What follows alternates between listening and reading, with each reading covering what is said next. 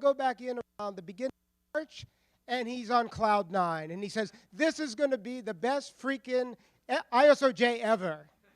And I would say, looking at the program and seeing all of you, it's going to be the best freaking ISOJ. So we're and have fun over the next 2 days. Thank you, RB. Thank you very, very much. I think we are having a little problem with the audio. But I want to also a partner has been with us in ISJ for many years, for more than a decade, since she was a graduate student here, and she's a professor at the San Diego State University, Amy Schmidt-White. She is the chair of the research component of ISOJ. Woohoo! Good morning, everyone. Is everyone ready for an exciting 2 days? Energized? Lots of coffee?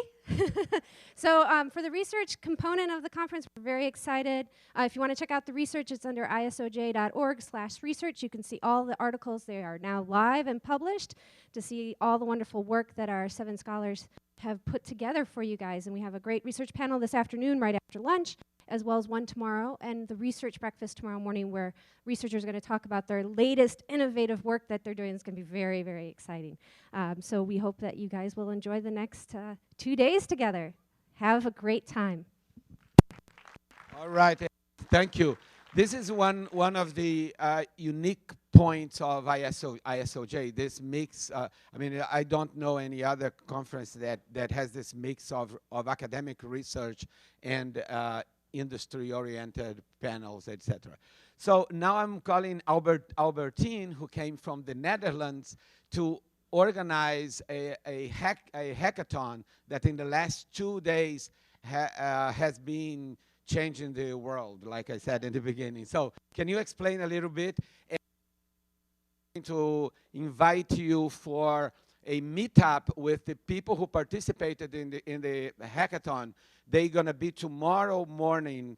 We're going to have the research breakfast on the 2nd floor here at the Capitol Room, which is the overflow room.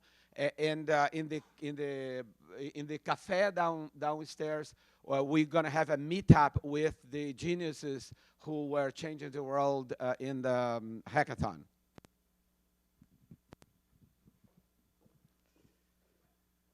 I love dancing. This is my very first tango. It was a couple of years ago in Argentina, and I was in the bar for only a couple of minutes until this guy with a little ponytail walked up to me and said, "Let's dance." And I'm like, I've never done this before. I'm this stiff Dutch woman. And I said, I don't know how to dance an Argentine tango. He said, "Don't worry, just come with me and you will learn as you go along." And he was right. I did learn. I can dance the Argentine tango, even on that first dance. And that's a kind of metaphor I always use when working in innovation and journalism. Because a lot of times I feel like this. No idea what I'm doing, especially when covering new ground. But you will learn as you go along. Do people recognize this? It's like I think 90% of all news articles look like this, right? And it's kind of strange because it looks quite similar to this. And we all know our world has changed and is changing rapidly.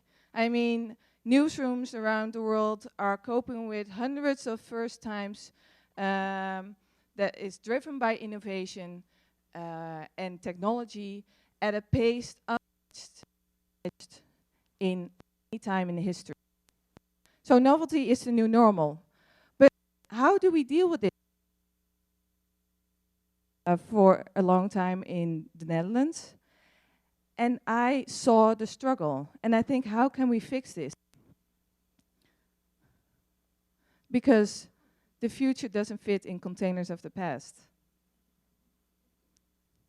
We need to work together And that doesn't happen like this.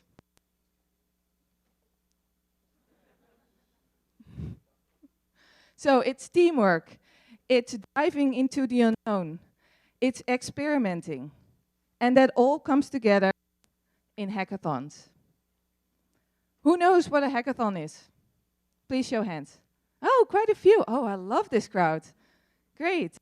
My mom was afraid I was going to do illegal stuff. She said, oh my God, Albertine, are you going hacking? I'm not sure if this is a good career switch. I said, no, Mom, no worries. A hackathon is like a pressure cooker. And in this pressure cooker, coders, designers, and in this case, journalists all come together and search for creative solutions for our problems and challenges in journalism. And we've done that a couple of times before, because we started Hackastory last year, and we've done 11 hackathons so far with 600 people all across the world. Where are the participants from the hackathon here in Austin? Please show hands. Yes. We stars. Nice. We had 30 people from 12 countries participating, and it looked a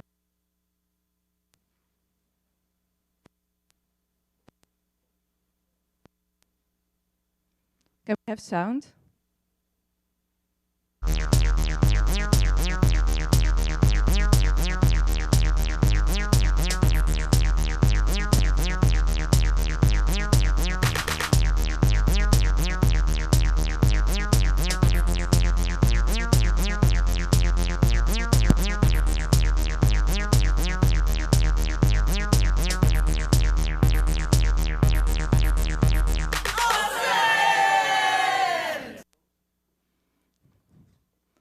So what was big?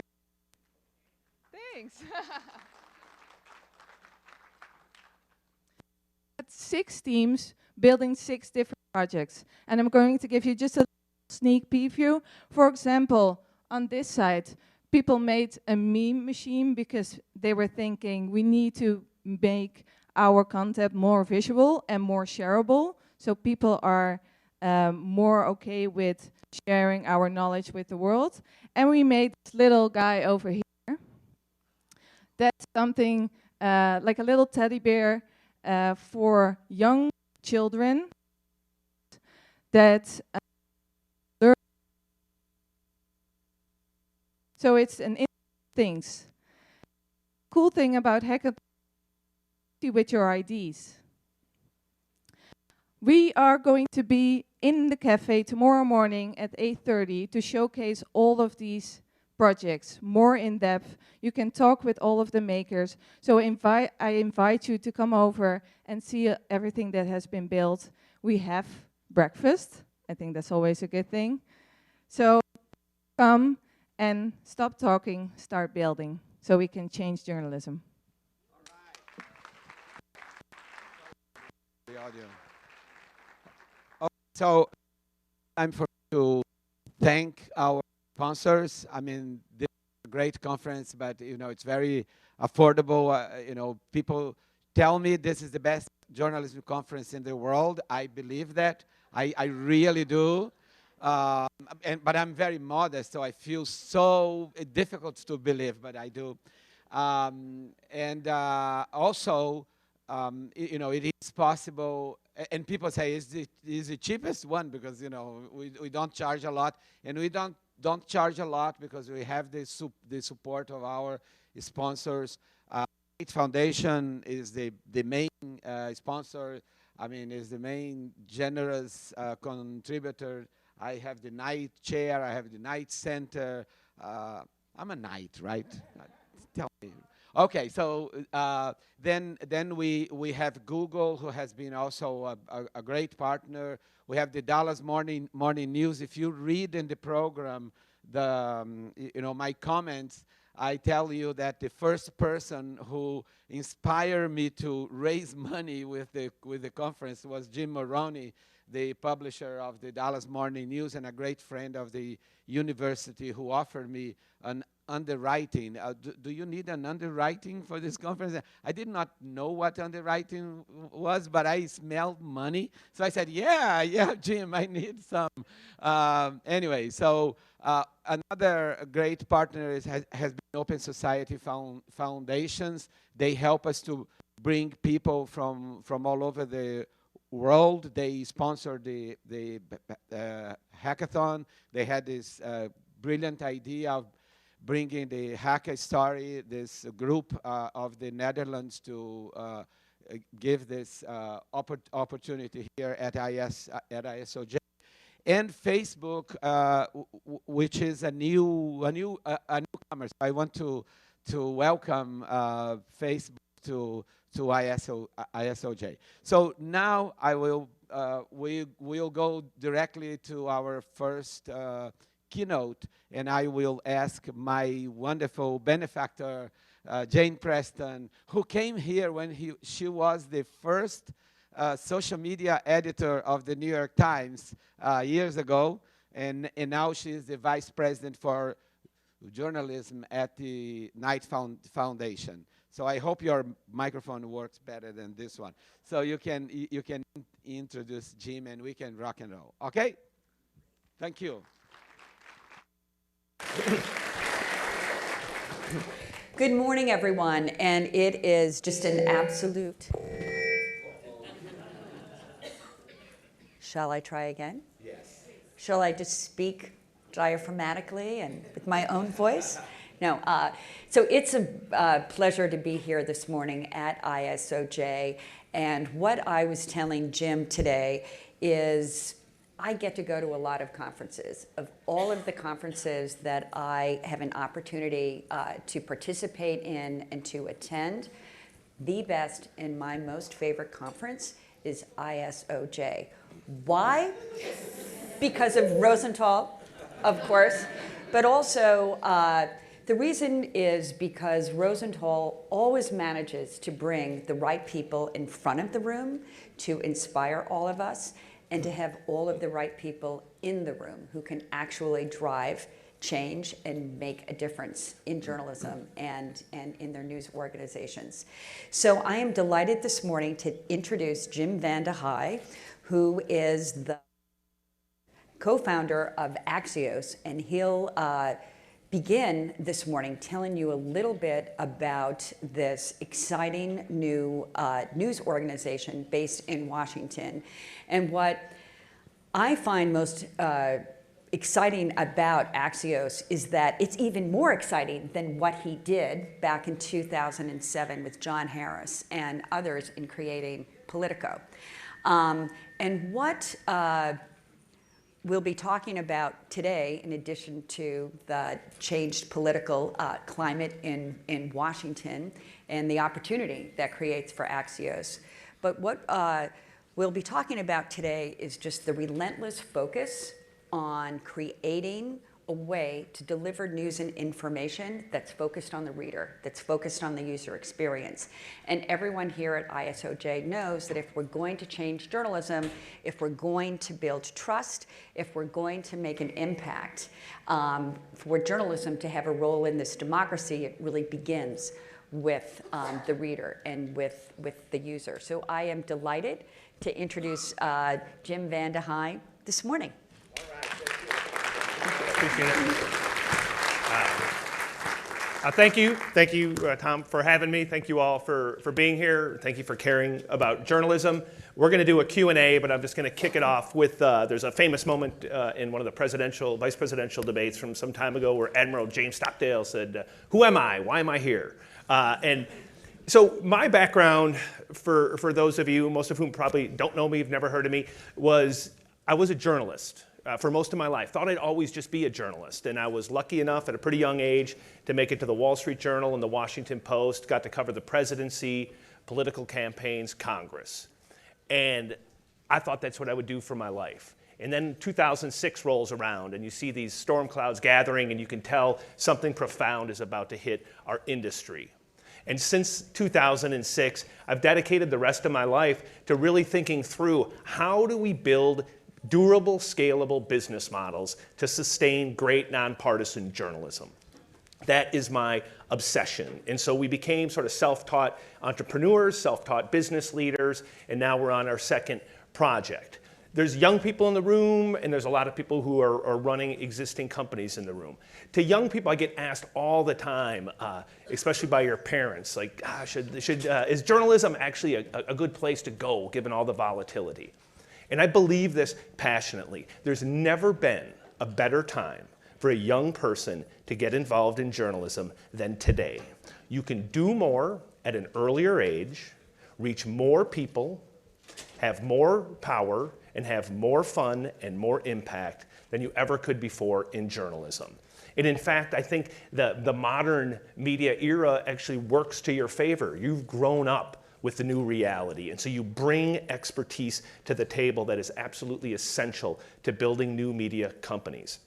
At the same time, I can't imagine a better time to build a media company. I think it's a hard time if you're trying to change an existing media company, but in terms of building a media company, the cost of entry has never been lower. There is awesome technology that you can get relatively inexpensively to get operating very quickly, and you've got tools that are free that you can use through Facebook or Apple News or through LinkedIn to be able to reach more people with more precision quickly. So I think this is nirvana in terms of creating companies. What we're going to talk about in our Q&A a lot about is, like, well, why Axios? Why now?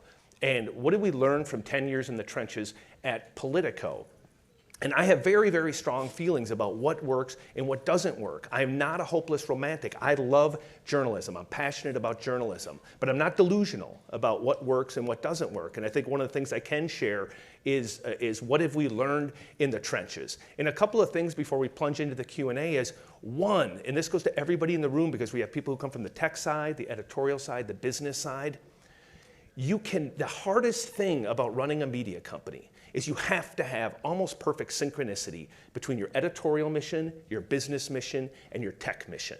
And it's no longer sufficient to just be obsessed about your own area. You better understand how the other pieces of your company are working. What is your business strategy? If you're working at a place that's saying, we're just going to build audience and then we'll find a business strategy, I'd get out.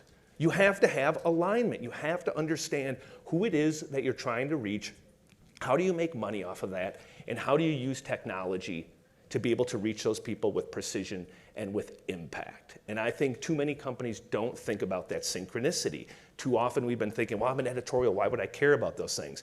I talk every week with our staff about, you should understand this is what we do in technology, this is how it works, this is how we sell it. The second one is, if any of you read the Jeff Bezos letter from the last couple of weeks, and he's said it in the past, but this obsession about the customer, about the reader. I believe as an industry, we've made a mess of journalism because we've lost focus on what actually works for the reader. What does the reader want? What does the consumer want? They want to get smart. They want to do it fast. They want to be able to share information. They don't want to be bombarded with pop-up ads and weird banner ads and things that distract from the user experience. So if you can put the focus on who your user is and try to build everything around that, I think you can build a really good business. And if you haven't gone to Axios.com, please do. Call it up now. Look at it, especially on your mobile. It was designed specifically for mobile, but it's based on all the data that our colleagues who joined us from the New York Times, that we found in all of our researches, that people just want a really elegant way to consume information. They want it smart, they want to know why it matters, they want to be able to share it, and they want to be the person that you're writing for. And my critique of journalism is too often we write for each other or write for high fives on Twitter, as opposed to trying to think about what does the consumer actually need. And if you can do that, and if you can align your business with your tech and with your editorial, you can create great businesses. So I'll bring Jennifer up here and we can do a Q&A and talk about different aspects of it. I would ask if you've not looked at Axios to look at it. The reason we left Politico and decided to start Axios is that I'm an optimist.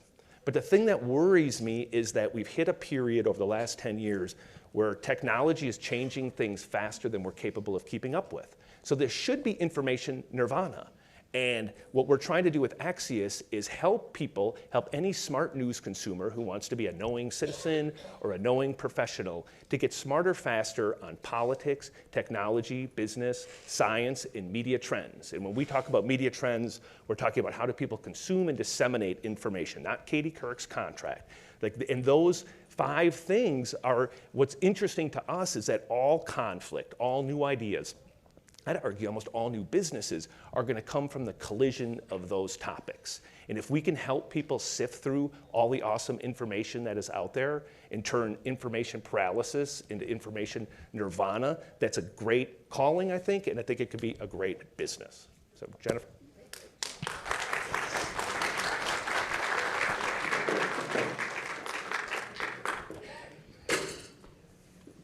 Sorry. Thank you.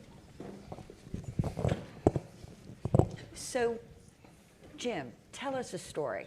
So let's begin. 2006, you're at the Washington Post. You have a fantastic job as a reporter covering the White House. Yep. You arrived in Washington just a few years before from Wisconsin to work on the Hill for a number of news organizations, including Roll Call, which landed you at the Washington Post. But it's 2006, and you have a great job. You're covering the White House for the Washington Post. So what inspired you then to make the leap? Our creation story is actually a great story, and it's a good lesson in life that just follow your gut. From the moment that we ever had a, hey, we should start a company conversation, John Harris and I, to the moment that we went live as a new website was 6 months. That's how quickly it happened. And it happened because we were looking around and we're saying, at the time, think about this, 1 decade ago, the Washington Post was 2 companies. The newspaper was in DC, .com was in Virginia, and nobody at the newspaper ever wanted to be on the web or even talk to the weird people at the web. And so you had this weird moment where you could see the data was showing you more people were reading you online in the newspaper, yet everyone wasn't paying attention to it. And I remember John and I had this awesome conversation revelation when I think Google was thinking about buying YouTube. And we're like, man, what if they said they wanted to own political journalism? How much would it actually cost them? And that was the germ of what became Politico, because we said it wouldn't cost that much. Most journalists at the time were grossly underpaid. I'd worked at the Journal, I'd worked at the Post, I'd worked at Roll Call, he'd been at the Post for a long time. We knew the handful of journalists who each and every day could tell you stuff you didn't know. We said, let's figure out a way to get them into one place, hook them up to the web, get them on cable TV, which had an insatiable appetite for political content. And we're like, we could build a business out of that.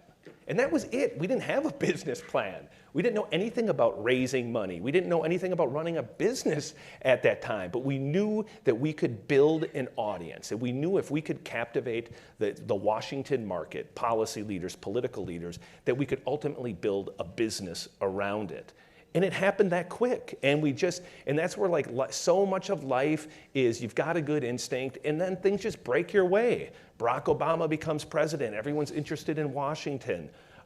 Everyone's worried about decline in newspapers, so we were kind of a good story, and we got a lot of free coverage and a great liftoff. And within 3 months, I think it was less than 4 months from our launch, we were on stage. I was on stage co-hosting a presidential debate with Politico, which no one had ever heard of. And so we were off to the races. And over that time, and this is where I think I could be useful to you, is I basically took the journalism skills of basically understanding, being able to sniff out what is BS, looking at patterns, trying to figure out who actually knows what, and became a self-taught CEO. And anything I didn't know, people are awesome. Most people are generous with their time. They want to be asked advice. So whenever I didn't know anything, I try to figure out who's the smartest person thinking about this. I'd call them, and next thing you know, I'd have an answer, and we'd little by little figured out how to run a company. And because we got the big things right, none of you know about all the things I screwed up for 7 or 8 years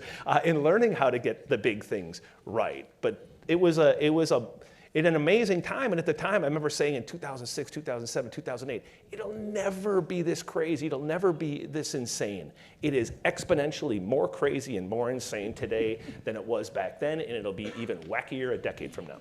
So let's jump ahead to now, and then we'll go back, because it is a pretty interesting time in Washington, D.C. right now. So tell us a little bit about that. How has the new administration changed the way that you do business at Axios Well, or not? at Axios, our mission is to, and if you look at the way we've allocated our resources, like as of yesterday, we hired our 71st person. I think we'll have 100 by the end of the year. I feel like as a company, we're really starting to cook with grease. But the purpose is to do politics and business and technology and media trends and science. And where Donald Trump changed things is like he's the biggest story in science, in technology, in business, in the world, in politics. So for the first like 90 days, he's just sucked up so much of the oxygen. So it makes it sometimes harder day to day to get people to pay attention to those other topics. The flip side of that is that Donald Trump has gotten many millions more people here and worldwide interested in US politics, interested in news. I think people now are starting to take news more seriously. You see it in the subscription rates at the Times or the Washington Post. We all see it in traffic to our site. So there's no doubt it's been a big boost. And then we actually had to move up our launch date by 2 days because about 60 hours before Donald Trump took the presidency, we got an interview. And so we're like, well, let's move it up and let's launch that day. And the beauty of technology and being a startup and being able to decide what you want to do, when you want to do it, we just moved it up and launched. It was a trip to interview him. I've interviewed other presidents. He's different than other presidents, that's for sure. I would say, we were talking about this off stage, one of the interesting things about the Trump White House is they are exponentially more transparent by manyfold than the Barack Obama White House, the George Bush White House, the Bill Clinton White House. Like, they all talk. It's like in real time. Like, it's like one of the things that's benefited us is like, it's a rolling drama that you can get like amazing insight into on an hourly unfolding basis, which as a journalist, it's super cool because you feel you have the visibility you always dreamed of. Sometimes at night, it's a little like, oof, it's a lot. It's a lot to take in and to sort of see the chaos around him. But it's just an interesting time in media. And the good thing about this last election is I do think people are taking what we do serious. Like everyone's, oh, fake news, fake news. I'm worried about the fact that people don't believe real news.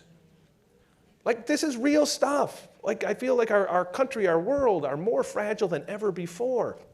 And what I hope is that we can utilize Facebook and Google and Apple News and our own platforms and newsletters to help people get smarter about topics, because I do think that information is just going to be, there's income inequality. I worry a lot more about information inequality. I think we're going to have those of us in the room that are just like almost like superheroes in terms of the amount of knowledge that we have, and then a lot of people that are just oblivious. And as those things get interconnected, that just puts people at a disadvantage. So I hope that all of us can just help people get smarter, that we can regain the trust of people, that we can get them to believe that news is news, information is information, and not every single fact is debatable. So when you look at the lessons that you've learned creating and developing and nurturing Politico, and the lessons that you brought to Axios to the launch, so clearly you are targeting an audience that wants to be informed, correct, that believes in news. What from the lessons of Politico and what you've learned of Axios might help news organizations across the country trying to serve a regional and local audience build that trust, build that right. It goes ability to reach? Yeah, it goes to a little bit of what I talked about. Know with precision who your audience is. Like at Politico, we used to tell reporters, tape a picture of Nancy Pelosi and the White House Chief of Staff at your desk. That's who you're writing for. And like now with Axios, we're going for what we call the serious news consumer, which we think is about 20% of the population that on a day-to-day basis is seeking out and consuming serious news. And so everything is in that box. Like, we're not in it for cheap clicks. We don't have to because of our business model. We're not in it to be deceptive about the headline that you read. We're in it to serve that reader. How do you serve that reader? You look at the data. You look at the data. The data shows that most people want almost all of their stories exponentially shorter. They want to know, why does this matter? And then they want to know, if you're going to write something that's 2,000 words or 3,000 words, quit duping me. Give me a story that's worth 2,000 or 3,000 words.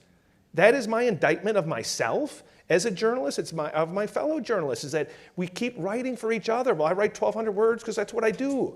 You shouldn't have written any words. It wasn't even that interesting. Or maybe it's worth 100 words. Or maybe you should have spent all of that time on 2,000 words that really would have told someone something they didn't know and something that mattered. So just figure out who your audience is and obsess about that audience. Then take advantage of all the tools that are out there to find that audience. There's amazing, and a lot of this stuff is free. There's amazing tools you could use through Facebook or through Apple or through LinkedIn or through newsletters or through buying lists. You can combine that technology to go and locate audiences with a lot more precision. And that's true, by the way, whether you're a local news source or whether you're an international news source. But you just have to figure out who is that audience and serve them. But then also realize that your consumer is not just that reader, it's your advertiser. If you go on Axios.com, especially on the mobile site, you'll see you're never going to find a banner ad. You're never going to find a pop-up ad. We're never going to do really long-form native advertising where you have to arbitrage traffic on Facebook to make believe that you're driving a lot of traffic to it. All you're going to find is native advertising that fits into our stream, that's clearly marked, that is a pleasant experience for the consumer and actually allows the advertiser to get real value. And I actually care about the advertiser. I do. I'm trying to build a business. I want anyone who, as a reader, I want you to say, God, they didn't waste my time. They produced something that was awesome. And I want, as an advertiser, to come and say, man, this thing actually works. And they didn't waste my time. And they're respectful of the fact that we're spending a lot of money to reach their audience. And when you do those things, I do think you can build a business. And I keep saying business because I think for so long our industry operated kind of with like a not-for-profit mentality. Like, you're a business. You're trying to make money. You're trying to grow. You're trying to be sustainable. So make sure that you have a culture that works. Like, we're not going to be able to hide things in the new world order. You're not going to be able to, wow, we just have 1,200 people, so we'll figure out a way to muscle our way through it. We're all going to be lean, mean, technology-driven machines. We're just going to be smaller, and we're going to be more agile, and we're going to have to just be more aware. And once you start to think of yourself as a company, you start to think, well, what do great companies do? They think a lot about culture. They think a lot about talent. They think a lot about talent retention. They think a lot about getting their employees to feel like they're part of something that's bigger than themselves. And when you can do those things, and as a journalist, I'm a pretty cynical guy sometimes. And I was so cynical when we started Politico about like culture and all these manifestos. And now I'm obsessed with them. And I see it. I see how people light up when they know what you stand for, what you expect, what you believe in, and how you're going to perform as a company. So thinking about yourself both as a journalistic institution but also as a company is really important. So going back to Politico's early days, 2007, Facebook was not the platform that most publishers were on looking to find, build, and engage in an audience. And Twitter was just starting. How did you, in those early days, find and build an audience? You know, it's funny, we're using a very similar approach now. Most people look for, like, I want a huge audience. I always look for, like I want to work, we call it radiate. I want the people who matter most in the areas that I go after hooked first, and then the people around them next, and then ultimately work your way out to a much bigger audience. So at Politico, when we initially launched, like I said, we were very worried about, I need members of Congress, I need members of the White House, I need political professionals to be addicted to the content. Because our theory was, if you could do that, then anybody out here who cared about politics would know that we had expertise and insight that was valuable to them, and we'd eventually get them. So in the early days, we were focused on a newspaper and a website, not that much traffic, not that big a circulation. You know, by the time you leave, there's 10, sometimes 20 million monthly uniques of people coming, consuming mass amounts of information. And going through that process, you just have to keep learning. Like there's nothing static. When we designed Axios, I've only twice to this day looked at it on a desktop. In the design process, I never looked at it on anything other than an iPhone. Because 80% of our traffic is mobile, ultimately it would be 90%, and that's where the future is. And then we think a lot about how can we make that content flow seamlessly, both the content and the ad, into the Apple News architecture, and then ultimately into the Facebook architecture. And then how do we do each one of those, not in a way that just benefits the social platform, but benefits us? And you have to think about that. And that's another point I would make. Like when you're You have to pick and choose. Like everybody, well, I'm going to do a podcast. I'm going to do some video. I'm going to blast out. I'm going to do some cheap tricks for clicks or whatever it is. Pick what you're going to do, and before you do it, like look at the numbers. Is this real or is it a mirage? When people, I used to always joke about like Facebook, like we've got all of this reach. Well, what does that mean? Like, is that resulting in people coming to your content and then you monetizing it? Or does that mean that Facebook's benefiting from you having a lot of content in their platform and they're monetizing it? Just make sure you really think with clear eyes what's working and then look at the metrics. Is it actually working? I think too many people in our industry chase mirages. So what is working? So you're putting focus and effort on Apple News, on Facebook. Are you using instant articles? Most recently, we've heard from many large publishers saying that they're going to abandon instant articles. They're not getting the return that they had hoped. And Facebook has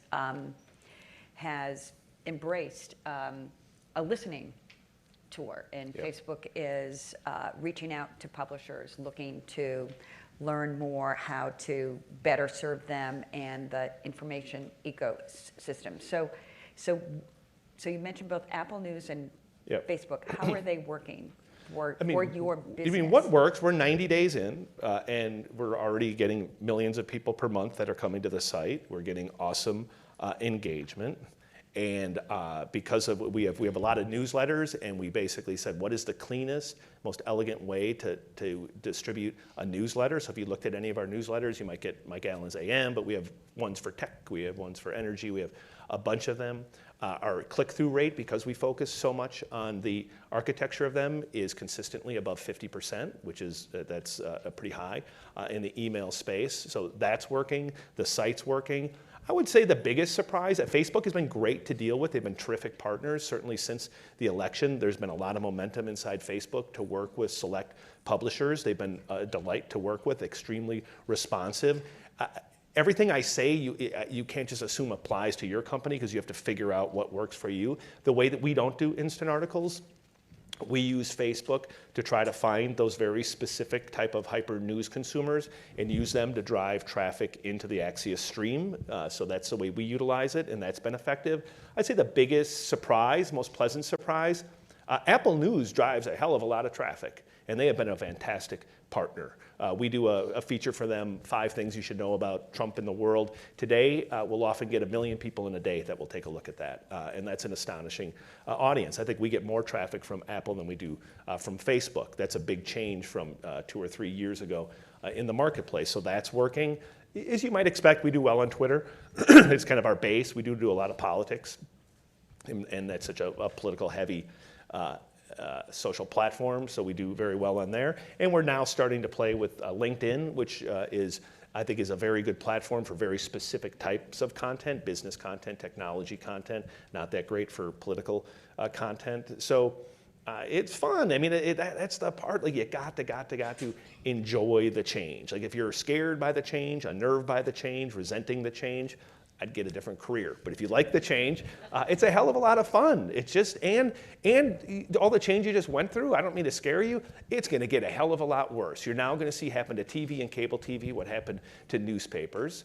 And then you're gonna see the introduction of whether it's augmented reality or virtual reality folded into the reading, listening, viewing experience for consumers. So there's gonna be radical change at a velocity none of us are probably capable of truly keeping up with, that creates both volatility, but in volatility creates tremendous amount of opportunity. So just you have to love this stuff, because you have to be a student of this stuff to be able to take advantage of these changes.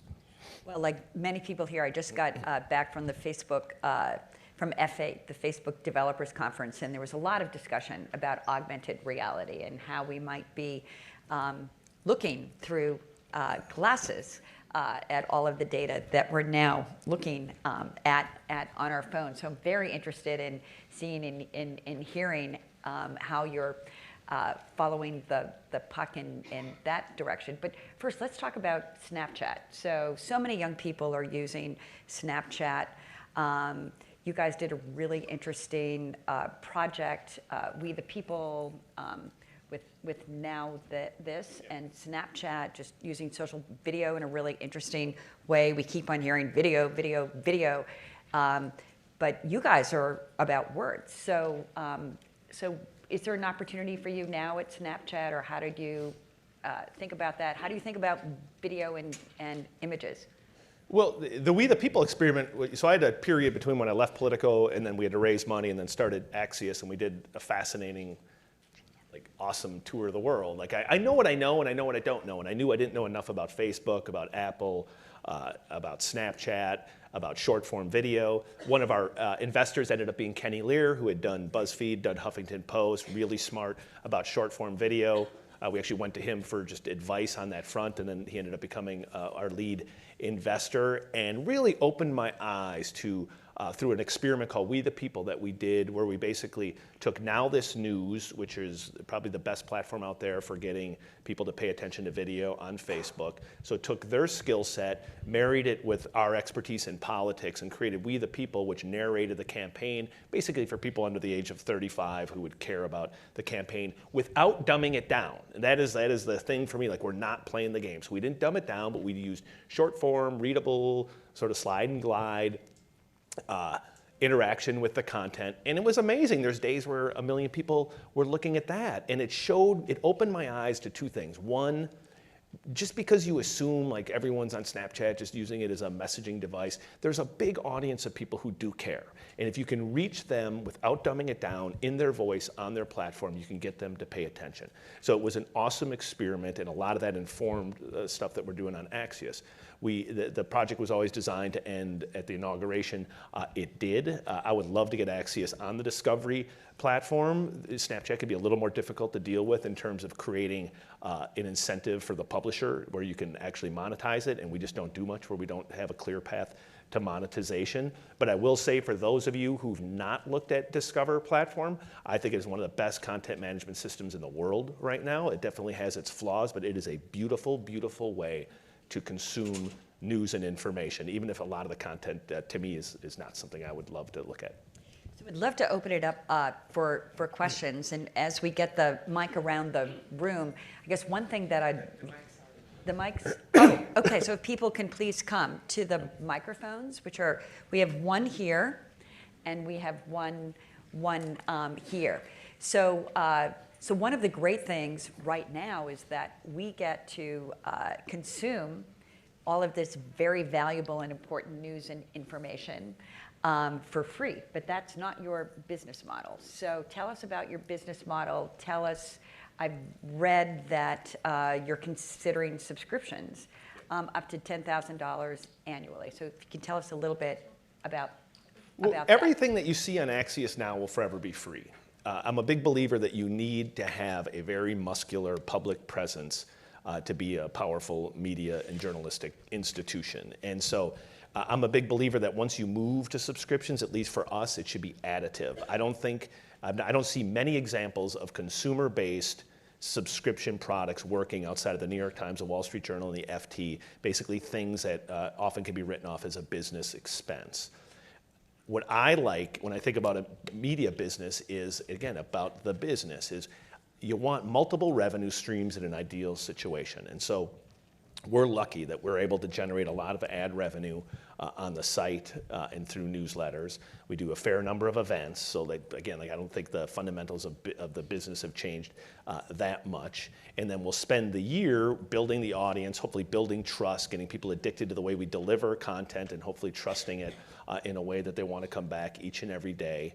And then we are in the field right now researching different high-end subscription products. So I have no idea what the price point will ultimately be, but what we did at Politico 5 years in is we did essentially a professional version of Politico for people who do this obsessively on the professional side. It turned out to be a great scalable business. And I'd like to do that here as well, because then it gives me, as someone who's helping run the company, the confidence that, you know, sometimes like ads are like stocks. They can go up and down based on the economy. Whereas if you can get the subscription part right, it's your annuity. You're kind of reliable. Once you get them in, as long as you keep delivering the goods, you're going to keep them with you. So long term, Axios in full will have both of those. But for this year, the good news is that we're getting a lot more traffic and exponentially more advertising interest than we dreamed possible. So I think we're going to have a longer period of time to keep experiment.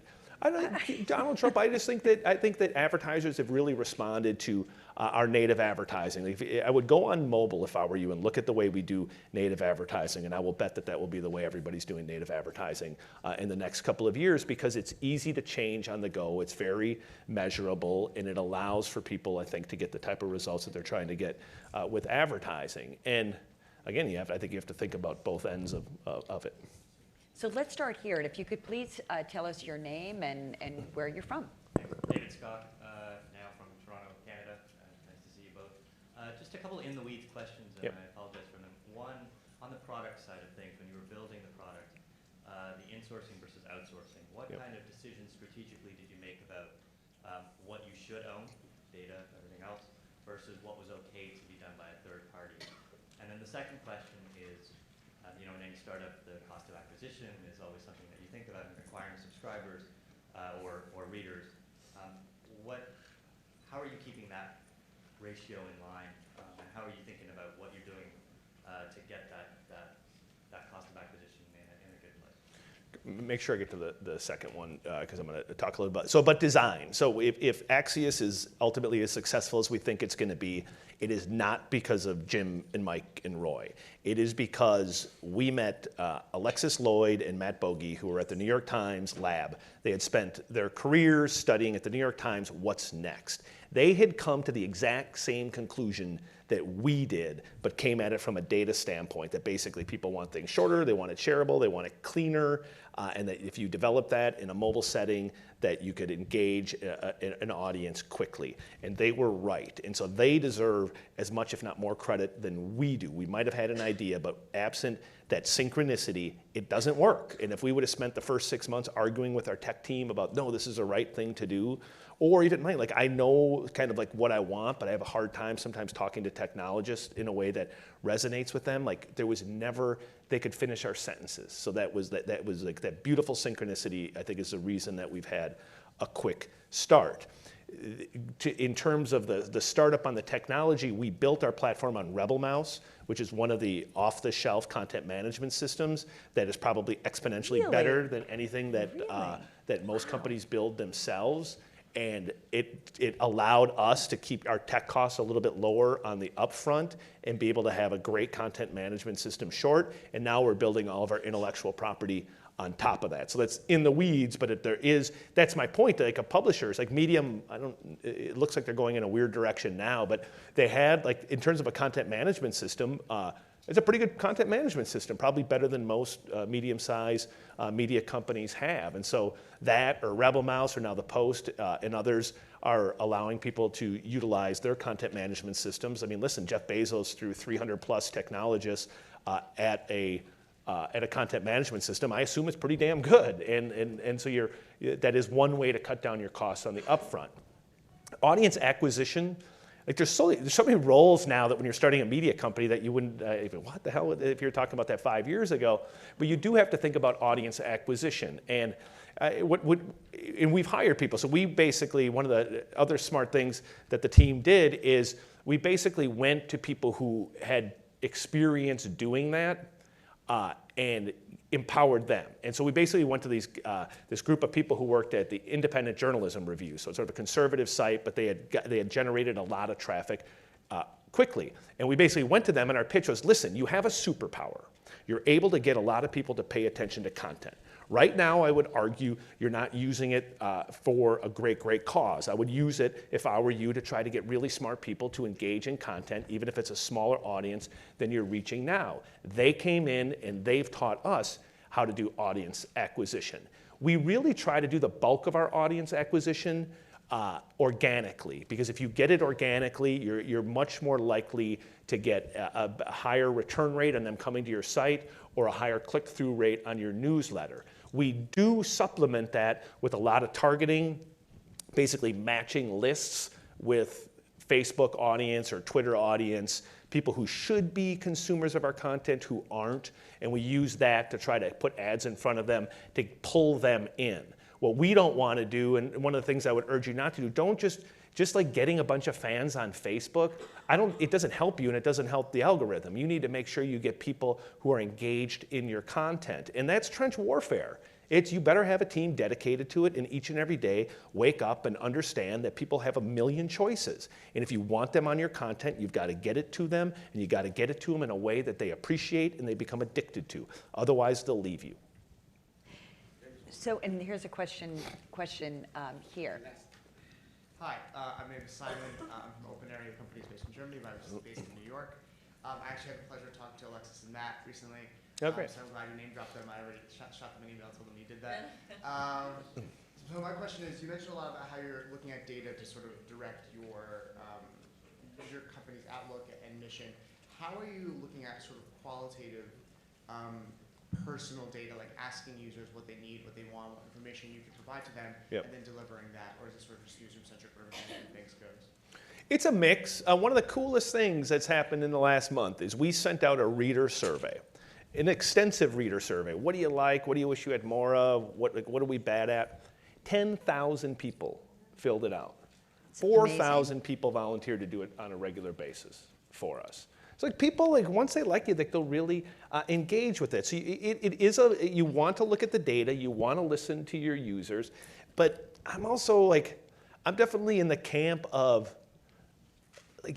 once you've made a lot of decisions, once you've looked at a lot of data, you got to go with your gut. Like information paralysis can hit you easily at a company. You've got to, if you understand your consumer and you're listening to them. So most of our decisions are made from, I'm just listening. Like I know, like I'm so interested in news, I'm so interested in media that I'm constantly in conversation with people, and they don't really know what they want. They might have a feeling for what they want, but you have to listen, and you can often hear what they want. And then just go with your gut and do it. And if it doesn't work, stop doing it. Like we really try to create a culture where listen, screw up and just self-correct.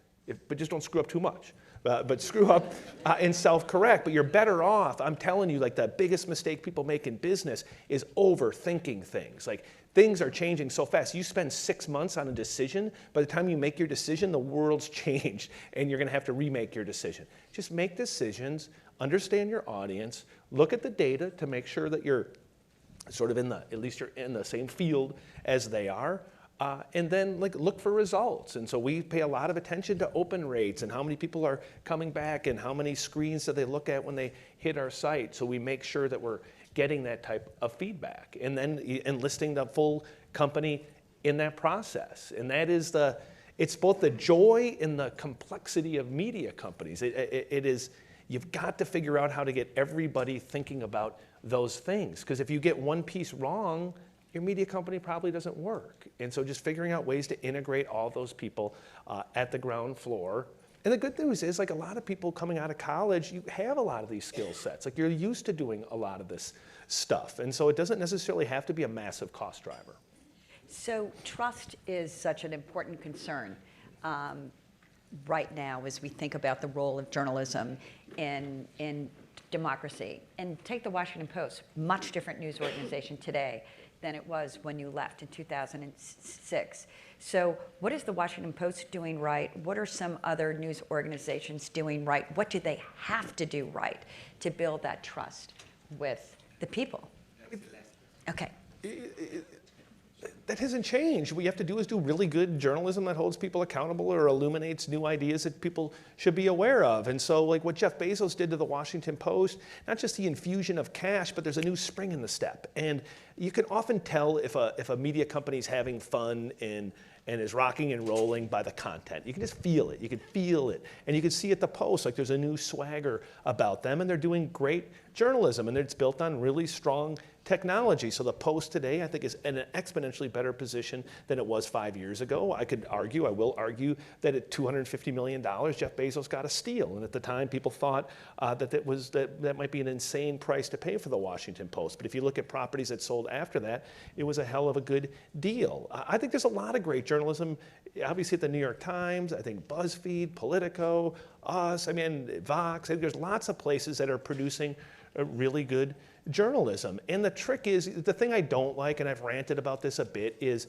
that Twitter has not been great for journalists. It's probably a good device to be able to be in touch with more people. But the number of journalists popping off in very partisan ways, in a way that I think undercuts their journalistic credibility, is eye-popping to me. And it's certainly true at the New York Times. It's true at other places. And I think, listen, we all have to do everything we can in our power to just deliver facts, help inform people, not tilt the scale, and regain that trust. One of the reasons we went with Axios as a name is it means worthy, and we really do, we want our content to be worthy. We want to live up to the ambition of that word, and I think that as long as most journalists do the right thing, they're trying to report, they're trying to be smart, they're trying to look at both sides. I've never bought into the, everyone's liberal and everyone's just slanting it against Republicans. That's not true, but there are things that people are saying on Twitter, on TV, that allow people who want to be critical of us to have evidence that, in fact, their instincts may have been correct. And so I think all of us just need to keep doing that. And never before has what we do been more important. There's nothing, I don't care about, we can argue all day about whether this populist surge that we're seeing here, seeing in Britain, seeing in France, seeing in Germany, whether it's a short-term thing or a long-term thing. All I know is that if we're 4G now, 5G, 10G, given the trajectory of life is everybody is going to be more hyper interconnected than anyone could ever fathom. And that means we have to be smarter about what's happening here, what's happening around the world. So what we do is way more important than I think it's ever been before. And I think that post-Trump, people are seeing that. And I think more and more people are engaged. So let's just live up to it. Thank you so very much. Thank you. Oh, thank you very much. This was fantastic. A great way to start. Thank you so much. Well, first of all, let me fix one thing. When I was thanking my wonderful, fantastic, generous sponsors, I forgot Univision. Univision has been a great sponsor, has opened my eyes to the simultaneous interpretation to Spanish. So thanks to Univision, we have been reaching out people all over Latin America. And the microphone is not working very well, but it will. Maybe better.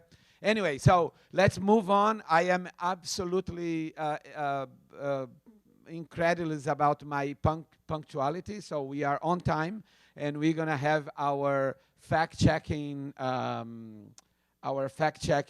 panel. This is one of the main topics of the moment. I think Jennifer Preston was talking about the trust and fake news and all of that. I did not put fake news in the title, but the idea is to how to do the fact-checking of the public discourse, right? It's a very important topic for now. And I will invite Gardner Selby, who is the PolitiFact Texas person, our local hero, to chair this panel, and he's going to explain that Angie is not coming, but he will make her presentation. So let's rock and roll. Come on out here.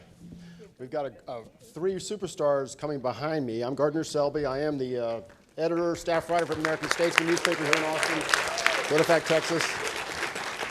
These three are going to introduce themselves when they have their chance, and I'm going to chat for just a few minutes. I get the first shot because we're going to talk about PolitiFact for a moment. But first, I got to tell you what happened the other day.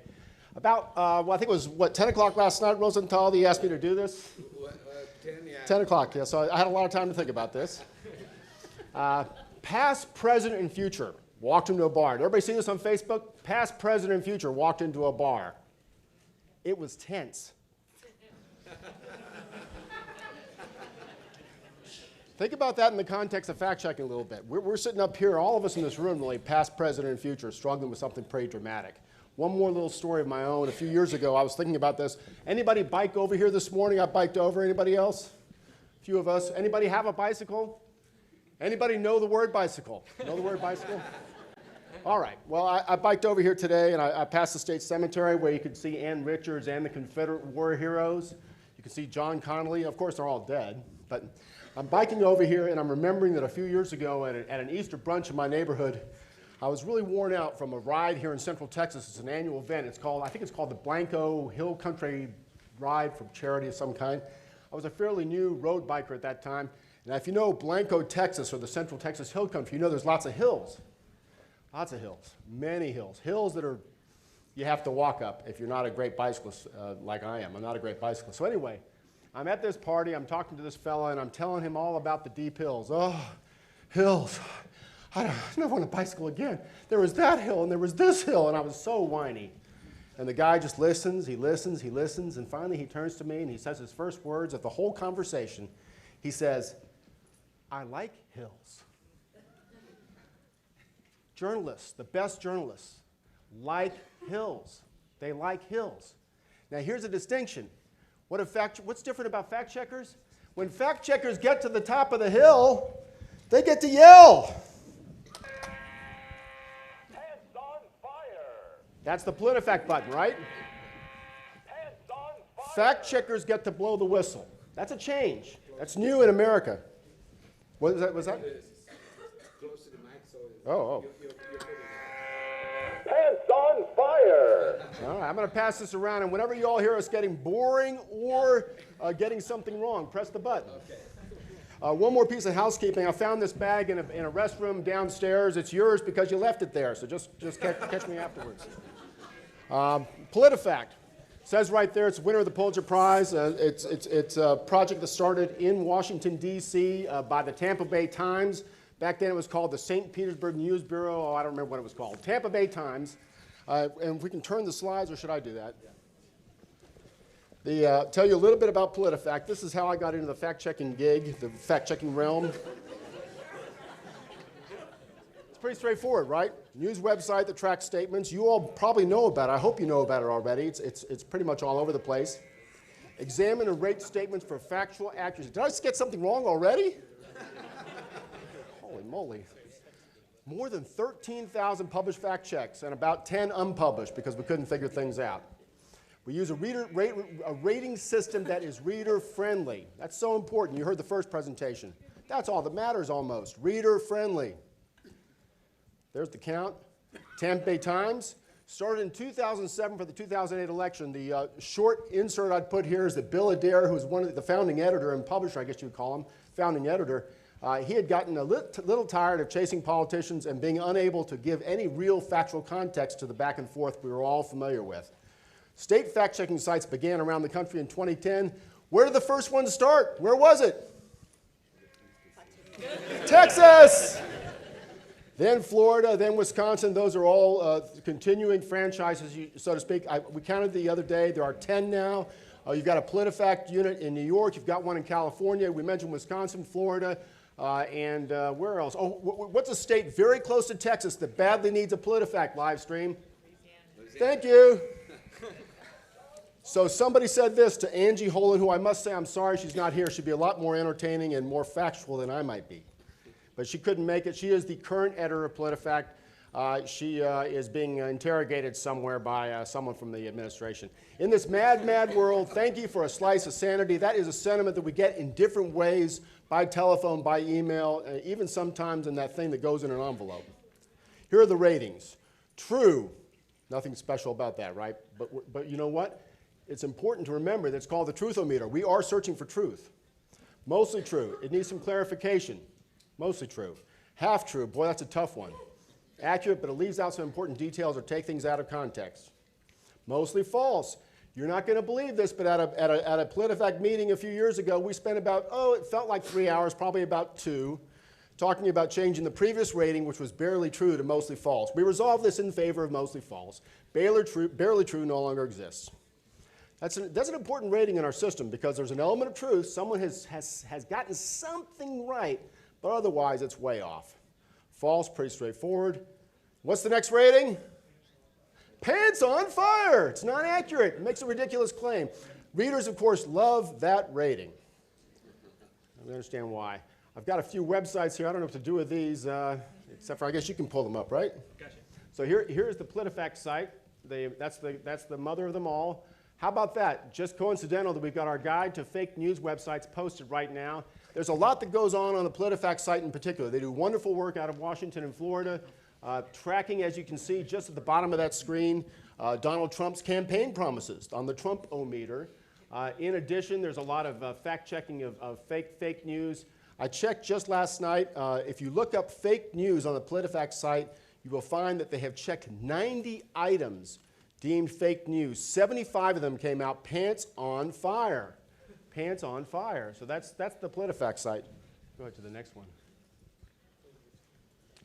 And this is the Texas site. See, it said it's dead. Oh, well, I'm sorry. Sorry to report that.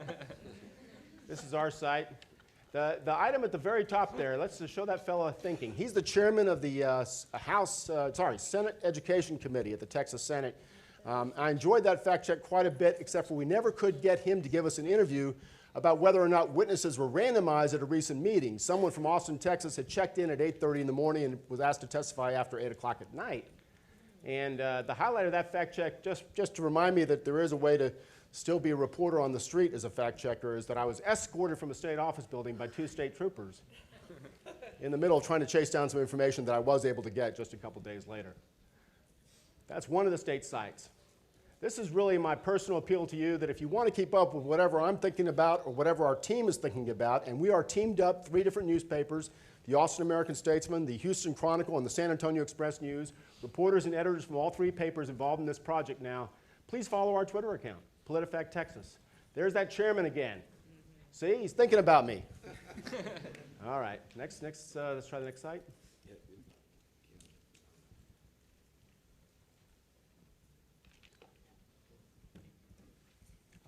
Oh, we'll save that for later. Let me yield the floor. I've had a chance to just glance at the presentations you're about to see. They're all fascinating. The first one involves a novel use of video that you're really going to enjoy. Take it away. Oh, I must say, I am dedicating my presentation today to my good pal, your colleague, Dr. Octavio Martinez. He has been inducted as I speak into the Austin High School Hall of Honor. I would ask that each presenter dedicate your presentation to anybody you please. Okay, thanks. Is this or is this? You can use that one. Okay.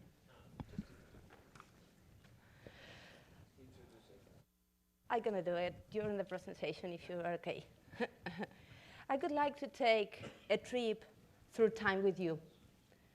Let's assess the cost of our flux capacitor for the year 2013 in Argentina, a country located in the south of the south. Why this year? Because in 2013, the government officially stopped measuring poverty because, allegedly, it was something too complex to do. After the most recent change in government, poverty was measured again, and records show that 3 out of 10 Argentinians are poor.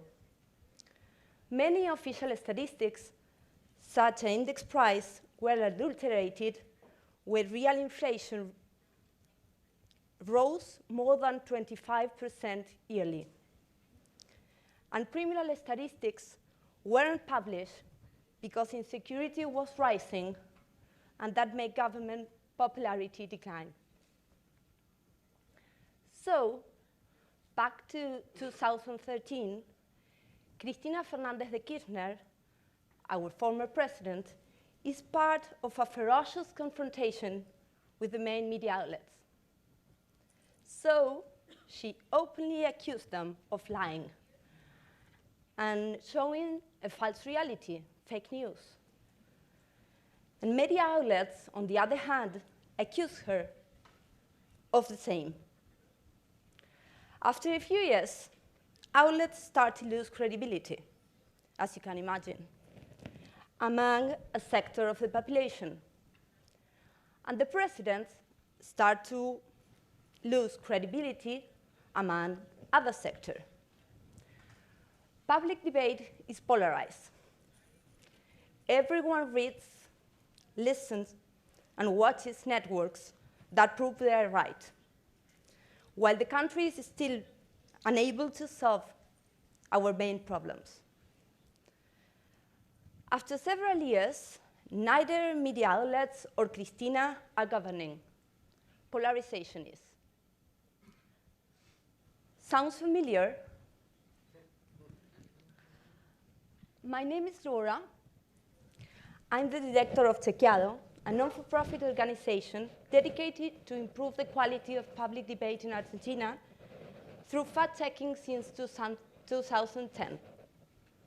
We were the first one in the South Hemisphere when data and fact-checking wasn't trendy or a guarantee of money or fame, but of enemies. I come from that Argentina that I just told you about, where the official statistic agency was intervened when it in 2007. In the south of the South, it seems that things always arrive a little bit late than in the countries of the North. For instance, 4G only arrived 2 years ago. However, in this case, it was different. The dynamic that we are witnessing with Trump in the presidency of the United States was a reality earlier for us. So I can say I come from the future. And I would like to tell you what we learned while doing this for the past 7 years. Fighting with polarization, institutional allies, populism, and the decadency, or perhaps the end, of traditional media outlets. In Chequeado, we had found, not without hindrance, that we believe are some answers to deal with these problems that keep globalizing. Would you like to hear them? Yes? Okay. We have found that in a context in which media and government are fighting to see who's right, audience lose focus. And instead of reasoning, they pick a side to follow, almost blindly. Because of this, we have decided that the key is to educate the audience, even though it's not easy, immediate, nor necessarily sexy.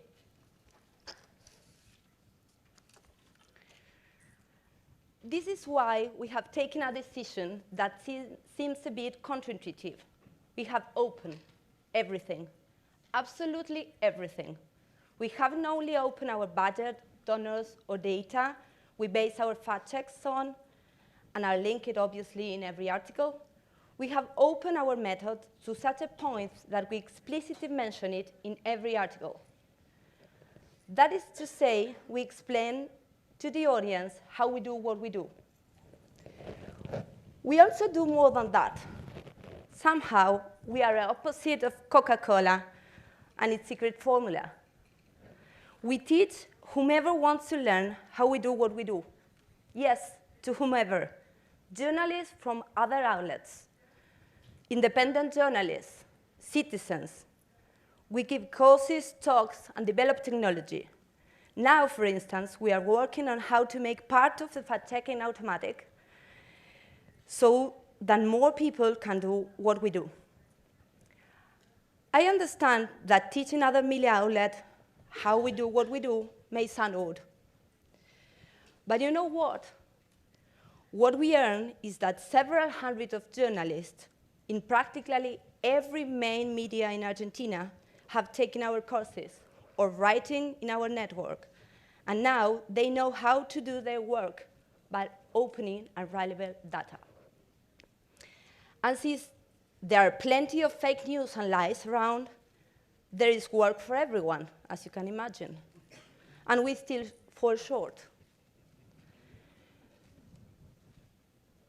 During this time, we also learned that we can't leave an emotional monopoly to those who deceive. We do not believe that seriousness is the same thing as credibility. In fact, we know that people base their decisions regarding what to share on social networks on their emotions. That's why we squire our brains thinking about how to use humor and other elements that appeal to emotion to explain how we check, without underestimating the audience. For instance, we made this type of gift. He's Macri, our president, and he's an opposition parliamentary.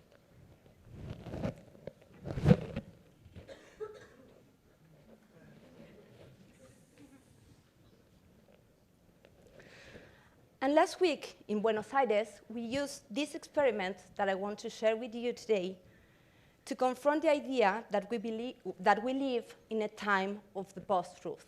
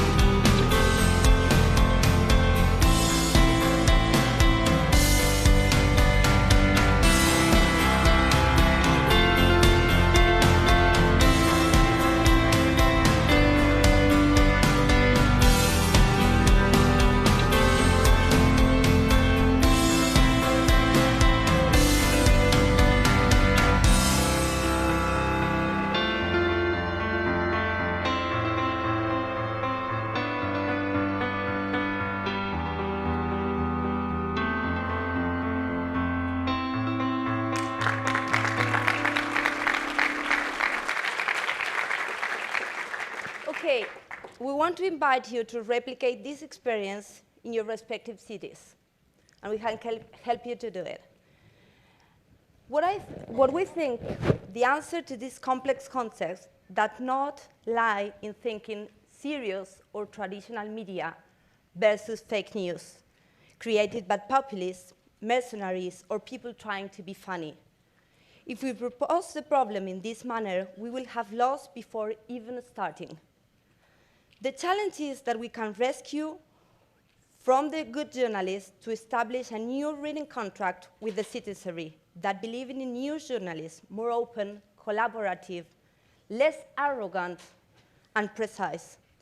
Let me tell you something else about tendencies. Tendencies realize on audience preferences. We fact-checkers, Chequeado, other 12 outlets in Latin America making fact-checking, and more than 100 worldwide, had been working for many years, earning more enemies than attention.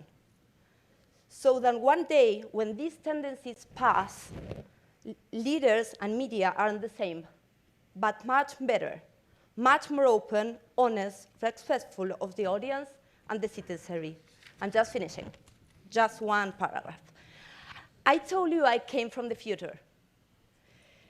Something I can tell you about the future is that it's not as right and beautiful as we would like to imagine. But it's definitely better and more rational now than if we hadn't dedicated last 7 years to systematically checking what leaders and outlets say and to awaken citizens so that now are more aware and immune to scams. Thank you very much.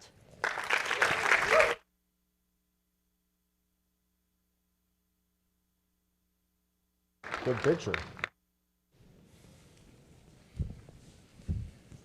Hi. How are y'all doing? So I get to go after Laura Sommer and before Craig Silverman. I'm like the lousy ham in between two really fantastic pieces of bread. So my name is Alexios. I'm here to talk to you about fact-checking in 2017. And if you're thinking, wow, he really half-assed his job coming up with a title for this session, you may be partly right. But I want to talk about fact-checking in 2017 because I think we are in a specific place. We are in a place and a moment where we do need to take stock, where we do need to realize what has worked, what has not worked, and that we are in that moment because 2016 happened. And I don't need to explain to a room as well-informed in the trends of journalism as this is what happened in 2017. But I do want to make sure that we spend the rest of this panel and our conversations about fact-checking dealing with it in a nuanced manner. And this has not been something that I've seen in commentary of the role of facts and fact-checking in journalism. Two things can be true. Post-truth can be a bullshit term. It can mean nothing, and we can look at why I think that in a moment. But fact-checkers can also face great challenges, right? We can have both those things being true at the same time. And we need to have both those things being true at the same time in order to actually make fact-checking a little bit better. And I'm not going to spend time on this because I'm going to get shouted at my time limits, but hopefully we'll talk about it, what happened in 2016 in the Q&A afterwards. But so both these things are verdaderos, but so we would ideally have a really scrupulous analysis and attentive research of what happens in fact-checking, which headlines work, which do not, do they matter, do readers care, are they reached? But what we're getting most of the time instead is this kind of meme, this lol, nothing matters anymore, this OMG, facts are dead, which is fine in the settings of a comedy show, but is not what we should be getting in media analysis, in trainings, in think pieces about the role of fact-checking in journalism. And if you are like me and read headlines, you'll have seen, and hopefully the articles too, you'll have seen this all over the place, right? Not just in America, everywhere. This sort of, we have entered the post-fact era. And I'm calling bullshit on that. I'm calling bullshit on it because of two studies. I'm a fact checker, so I bring my sources. The first study, I would bet most of you in this room know or have heard the term backfire effect. This is a concept that was found in 2006 by some researchers who seemed to suggest that when you correct people, not only do they not change their minds, they actually retract into the false belief even more. They more doggedly believe that. And so this has informed our understanding of fact-checking for the decades since, and you can still find it in editorials. What you don't find in editorials was that just last year, two researchers tried to replicate the study and failed across the board. They took 36 different topics. They asked 8,100 participants, do you believe this? They fact-checked them, and then they asked them again, do you believe this? And lo and behold, the curve went down. We went from a state of greater misinformation to a state of greater information. Fact-checking works. And what happened this year was that study was sort of corroborated by another study, and I would draw your attention to the bottom right of this graph, the dotted lines in the Trump column. So specifically related to Trump. And journalists obsess too much about Trump, but for fact-checking, he is an important case study, right? He butchered facts throughout 2016.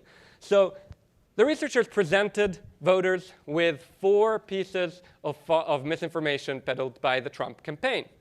And, the red dotted line are Trump supporters. They were asked, hey, how much do you believe this? And they gave a certain score, 5 or 6. Then they asked non-Trump supporting Republicans how much you believed it. The score was a little lower. And then they asked Democrats, the blue dotted line, and that was even lower. So far, so conventional wisdom. What happened next may surprise you, as some of those clickbaity headlines promise.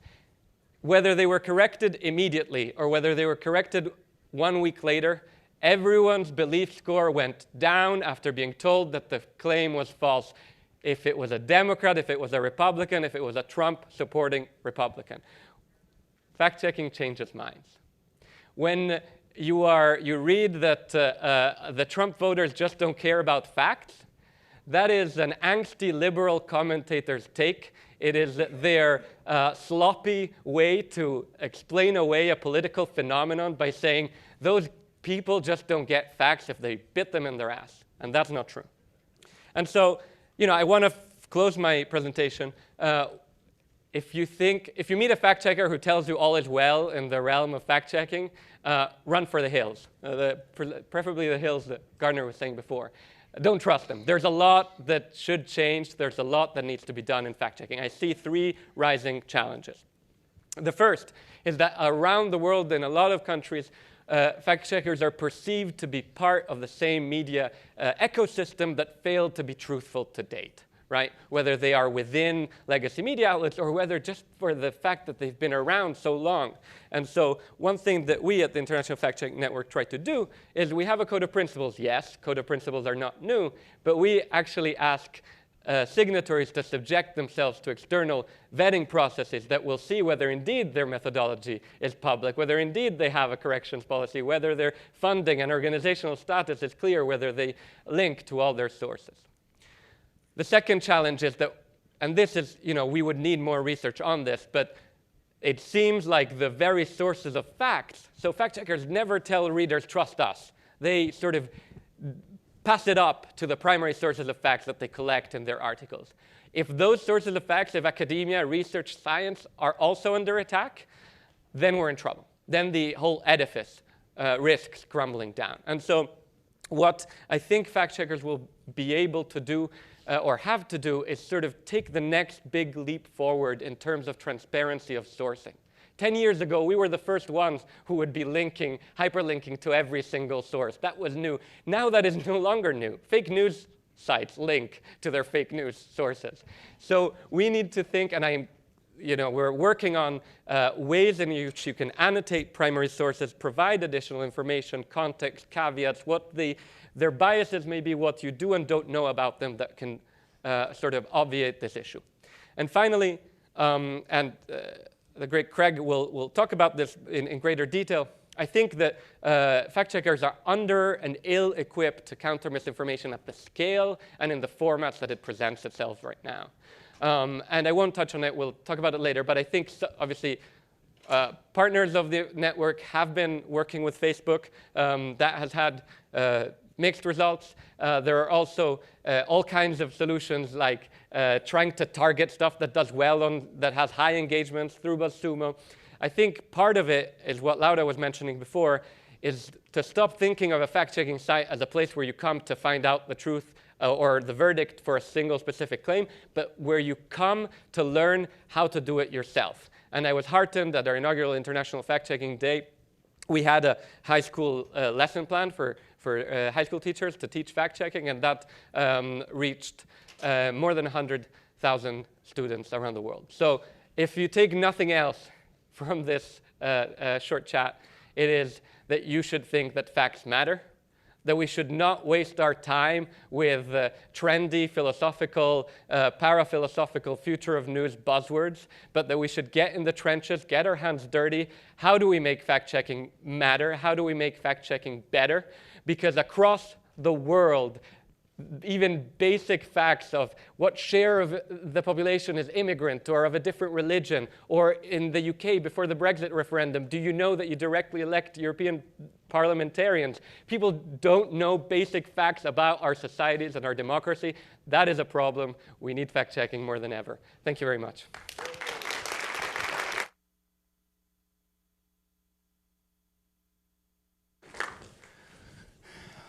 Hi, everyone. I'm Craig Silverman. I'm the media editor at BuzzFeed News, also known as a delicious piece of bread, apparently. And you are a delicious ham, Alexios, so thank you for that. We've spent the last year or so really building up our focus and attention and training internally to start tracking and countering online misinformation at BuzzFeed. And this is an area that I've been working in for several years, doing research and reporting. And so I want to share with you some of the things that we've learned, some of the things that we see. And because I work at BuzzFeed, I made a list. And there's also one GIF in this presentation as well. I would also like to say that. So one of the first things to realize about this is it is a very complex problem. There's a lot of different forms of misinformation we see. And there's also a lot of different motivations as to why people are creating them and why people are sharing them. And this is a really informative slide from First Draft, which outlines 7 different types of misinformation and disinformation. And you can see that it ranges all the way from satirical things meant to be funny or social commentary that maybe get misinterpreted, all the way up to people consciously creating and spreading false things. And at that end of it, that's sort of, everybody hears about fake news. That's sort of where I reserve the term fake news for things that are 100% false, created knowing they were false, and also for an economic motive, because I think if it's false and it's ideologically driven or politically driven, it's propaganda. And the thing for me about this slide is it just reinforces how complex it is. And for the average person to navigate a world where this kind of stuff is coming at them is really difficult. And I think it's also difficult for newsrooms, and we need to build these skills among everyone to try and counter this. So when I talk about motivations, what do I mean? What are some of the different things? Well, here's an example of somebody who's an average citizen on Facebook. This is from Hurricane Sandy. They saw this amazing image, and they wanted to share it with people. They say, nature is so beautiful, so powerful, and they shared it. And this has been shared hundreds of thousands of times. And the arrow is pointing to the moment where he realized, oh, wait a second, this is actually not a real image. And felt really bad about it. But this shows he had a genuine motivation. He wanted to share something with people. Turned out to be false. He felt bad about it, but it's already out there. This is kind of the opposite. These are two people who helped to spread the Pizzagate conspiracy. And they dug into those WikiLeaks emails from John Podesta and decided that references to food were actually references to child sex trafficking. And they helped spurn this up. And they knew what they were doing. They were trying to create this, and they were trying to turn this into something. And so that's a malicious motivation versus a person who had a more genuine motivation. And it's all mixed up, and it's all out there, and it's all spreading. The other thing that we're seeing, and we've made an effort for all of our bureaus, all of our correspondents, to make countering and tracking misinformation a part of their beat and what they do.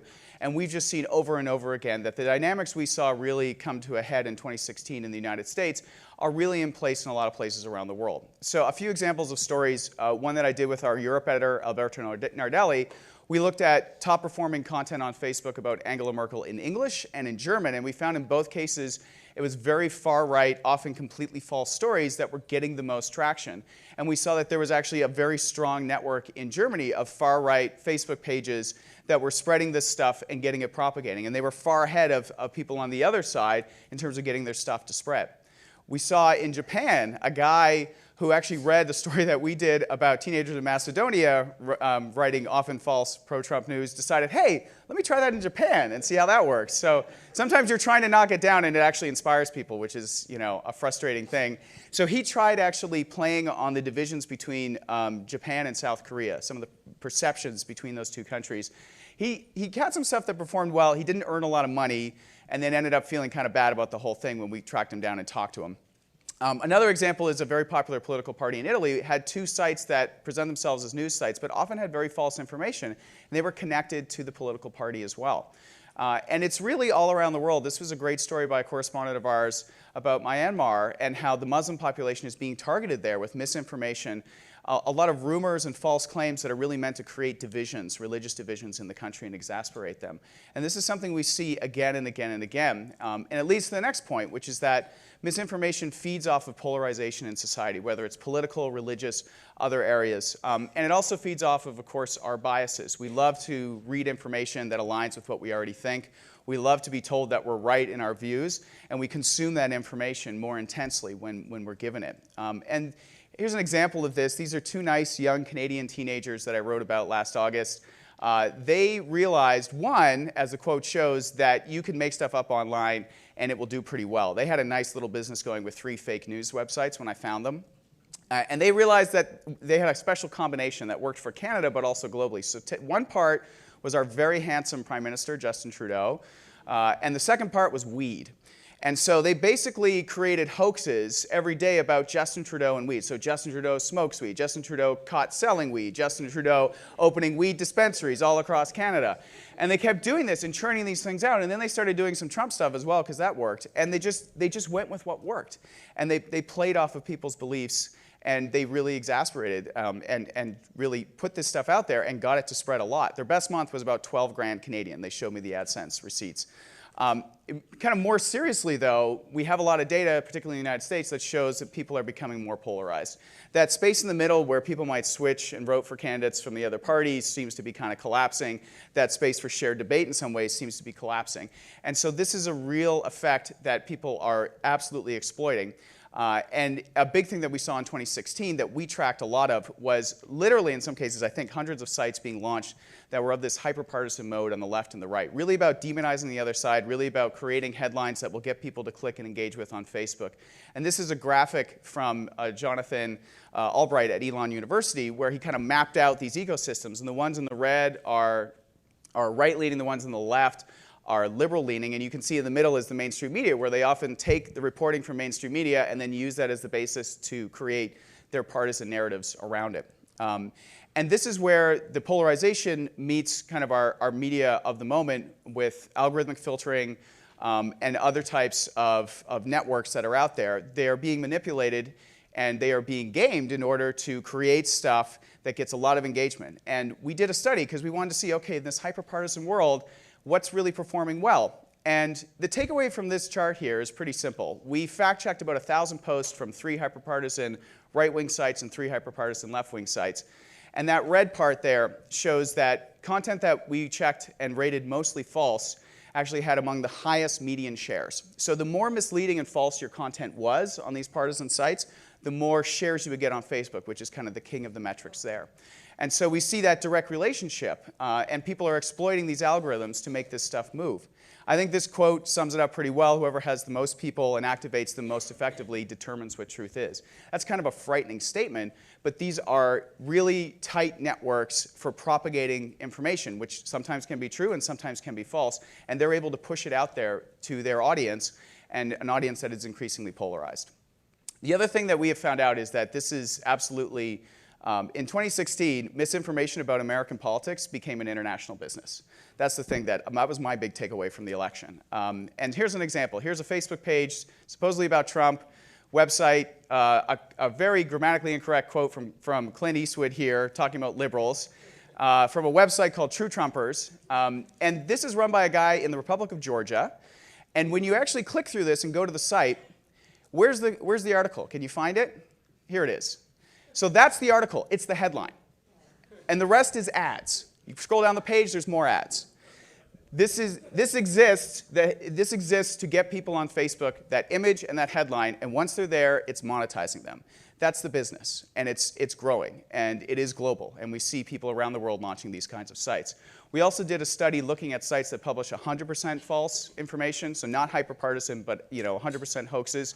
And we found that some major ad networks are helping monetize these sites. So we have an ecosystem here that is enabling misinformation from a financial perspective.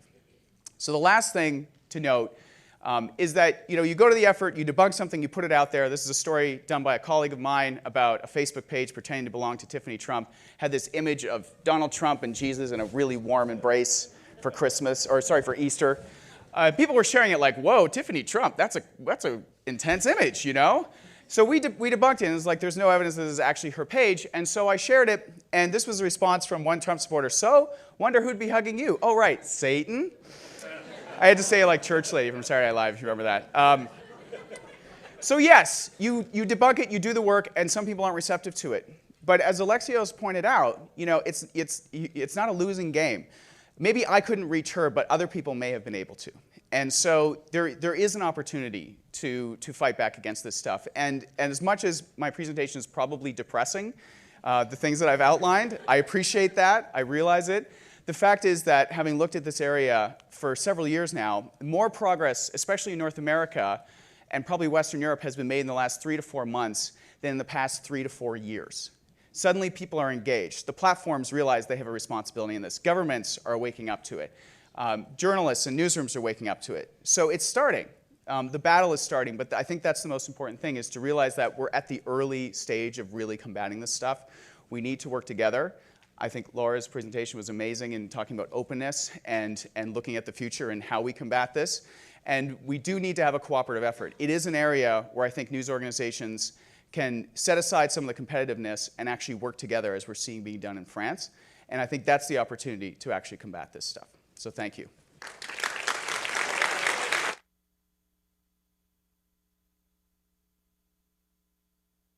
All right, we get to sit out here. This is our turn to chit-chat and get started here. Do you have a seating preference? It doesn't matter. Just grab a chair. Yeah. No one's going to get shot. You want to pull up that BuzzFeed page, and then we can get started with that.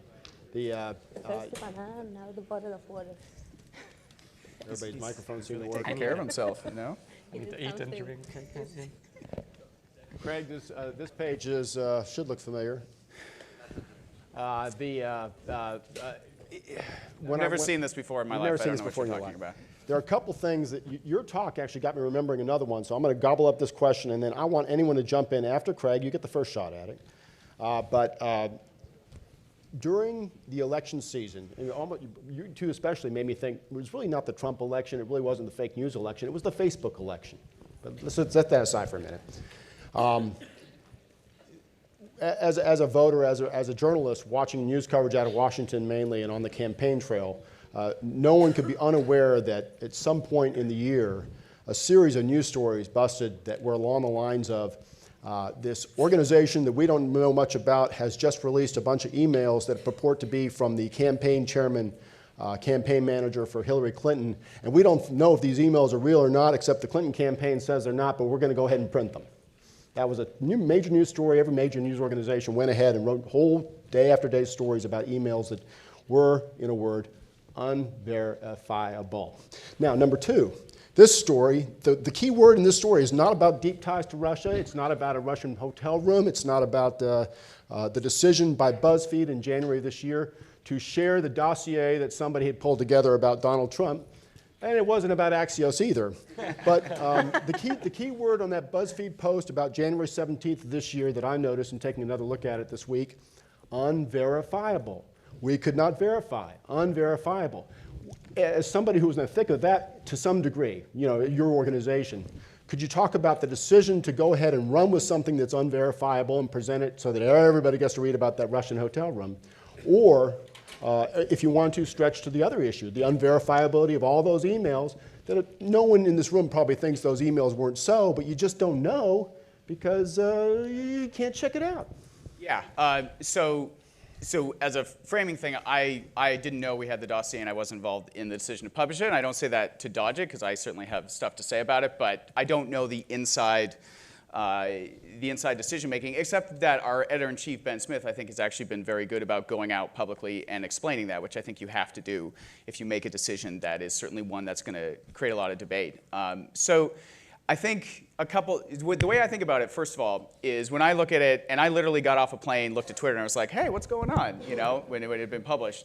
And so when I looked at it, and my sense of how Ben kind of made the decision is that once that CNN report, so apparently we had the dossier for at least weeks before that, and we had sent reporters around the world trying to figure it out.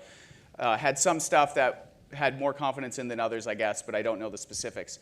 And it seems to me that when that CNN report came out and said, this dossier has been walked in and the president and the president-elect have been briefed on it. And at that point, I think it was also known that John McCain had walked it in to the FBI director. At that point, I think Ben Smith's view was, well, so the public now knows there's this explosive dossier about the man who's just been elected president. The intelligence agencies have briefed the two highest-ranking people in the country. And now we know that that's happened. His view was, we can't keep this document from the public now. His view was simply that there's two tensions there. Well, this is my read on it. There's two tensions. One is, absolutely it's newsworthy, absolutely involves important public figures, absolutely involves national interest. So those are all check marks of like, yeah, you publish this because it's hugely, hugely important. The other side is it's unverifiable. We don't know what's true and what isn't about it. And typically in journalism, I mean, obviously you try to stand it up as much as you can, but we do often publish things that are unverified. And we try to flag them to the audience. I did a research project looking at this about how news organizations cover rumors, and I found in a lot of cases, frankly, they report them as if they're true. They don't tell readers they're unverified. And I think for Ben, it was like this column outweighed that column because the urgency, importance, and the fact that it was already disclosed. Excuse me, but I think all that's public. We know that. We've all read Ben's. You said you had your own thoughts on it. Tell us. Well, that's my thought, is that it's the tension of the two things. Is that, and so looking at it, one, the fact that the discussion that came out of it was about the ethics of publishing something that's unverified. Of all the hundreds of rumors we analyzed back in 2014 at that research project, there was no discussion about any of those because I think, frankly, people were misled in a lot of the cases. And so I was happy to see that there was, as a result of it, a legitimate debate about do we publish unverified information or not? And I didn't see that a lot beforehand. I think there were absolutely legit criticisms saying we shouldn't have published it. There was a surprising amount of support I found actually over time having published it. But for me, it came down to these two core tensions of journalism, newsworthiness versus unverifiability. And Ben felt that one was heavier. And I can certainly see that. For me, it was really interesting to see the reaction where I saw some people actually arguing, well, journalists never publish unverified information. This is outrageous. And I was like, dude, like we did a whole research project. We do it all the time and we don't actually tell people that. So that piece of actually labeling it, I think was really good. That doesn't mean it was necessarily done perfectly and there's legit criticism of it, but I was actually happy to see for once a debate about, oh, this is unverified information. So what do we think about that? Okay. Is there something, Alessio, so you think fact-checking can't get to certain things? I mean, this is these two examples, the emails and the... Yeah, I mean, I think moving swiftly on from BuzzFeed, like I think the unverifiability is an enormous challenge for fact checkers. You know, some of the biggest issues of the campaign, or some of the most, far spread, were stuff like Hillary Clinton has a body double, or that kind of stuff that proving or disproving is really hard. What do you do? Like, do you go and find every like middle-aged blonde woman in America and like ask her, where were you yesterday during this time? You can't. And so unlike the atrocious, unemployment is 28, 40, 50, 100% stuff, which you can point to stuff, you can't point to stuff with unverifiable stuff. And so that is, I think, is a challenge. I may like balkanize Lau's response and say that once again, they come from the future. Checado and others in Latin America have used the rating no se puede probar, or insostenible in their case. And I think to show that we don't know stuff is just as important as that we do know stuff. And I've seen it across the media. NPR's breaking news box says we're going to get stuff wrong. And maybe Lau wants to talk about why they chose insostenible. I did notice and tweeted last week a fabulous fact check by Checado. Okay, this is not earth-shaking. DC doesn't care about this.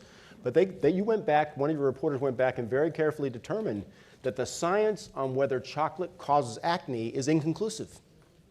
It's inconclusive, that myth that we all talk about maybe around Easter time. Fabulous article, by the way. but it turned out that the original story that suggested the link was, as you pointed out in your fact check, sponsored by a chocolate company. Right? Quite a story. Yeah. Well, all right. Well, let me give you a chance to jump in on the bigger issue. About the qualification on insostenible, in our case, it was the only way to, for example, during 8 years, all the statements about security were insostenible, because we don't have statistics about that. Then when a Ministry of Justice said that crime was increasing or going down, it was just that. We published the article just to make people to be awareness that they can believe or not, but it was just not a fact or not a confrontable fact. With the research study, we found a lot. We rated things either true or false or unverified, and a lot of them ended up, after months of research, still being unverified. We didn't know where they ended up. And as fact checkers, we may carry a responsibility for this conception, this misconception that you can, that there's a scale and that you can, everything will fit on that scale. I believe in that. And obviously, people ask us all the time to decide and say it is true or it's false. Why don't you say me that? Because I can't do it, and I don't want to lie to you. Then it's just that reality is more complex than we want to. It's a great acknowledgement, and I have to announce here in full disclosure that the truth-o-meter that you all hear about sometimes, it's not an actual machine. In the case of PolitiFact, very carefully designed from the very beginning. It's 3 editors who have not been involved in the research and writing of the article who discuss what the rating of the fact check should be. The reporter doesn't get to decide the rating. It's 3 other editors. Do you have that Gomert clip? Let's try that. Let's see if this works. This is my excerpt from C-SPAN, so it's probably fantastic.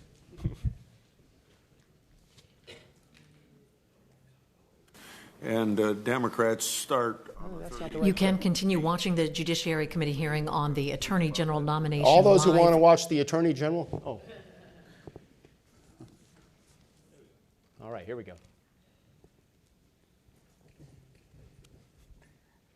Talk, Louis.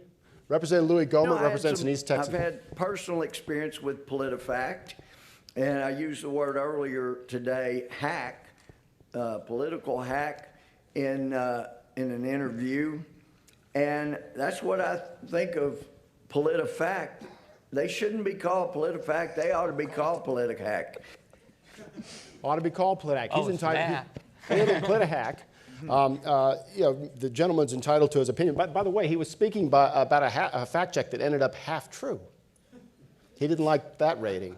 Now, earlier presenter talked about the importance of his project earlier, someone catering to making sure that Nancy Pelosi knew that she was being covered. Whoever wants to jump in, maybe we'll start at this end this time, especially in Argentina.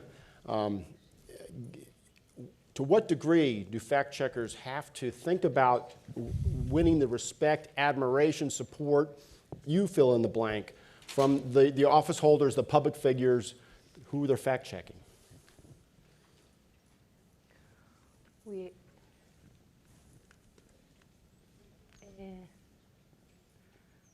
We all the time are trying to choose during a week a balance of what we fact check. And it's not that we don't publish the statement if there are, I don't know, 2 ministries and a president that are false in the same week. We publish it, but sometimes in the middle we find other statements to check and to balance. What we say that in a polarized context, we not just to be non-partisan, but also to seem to be not partisan. Because if not, people don't believe us. And the only way to be or to have the impact we want to have is to be reliable for the both sides of this war or this, I don't know, fighting. And then when we start to do our job, everyone in Argentina told us that it was impossible to check or to fact check media, because the media were going to we are a non-for-profit, small organization, and they told us that no one gonna pay attention if we're gonna check them. But in the context they were the only way to be legitimacy. Then all the time, we are trying not just to check the statement that government are saying, but also the position. And as Grace say, people just like falsies from the president or one of the most important journalists in Argentina. That's obviously, who want to have clicks, we know how to do it. But that's not our business. You have observations on it, noticing in your own realms?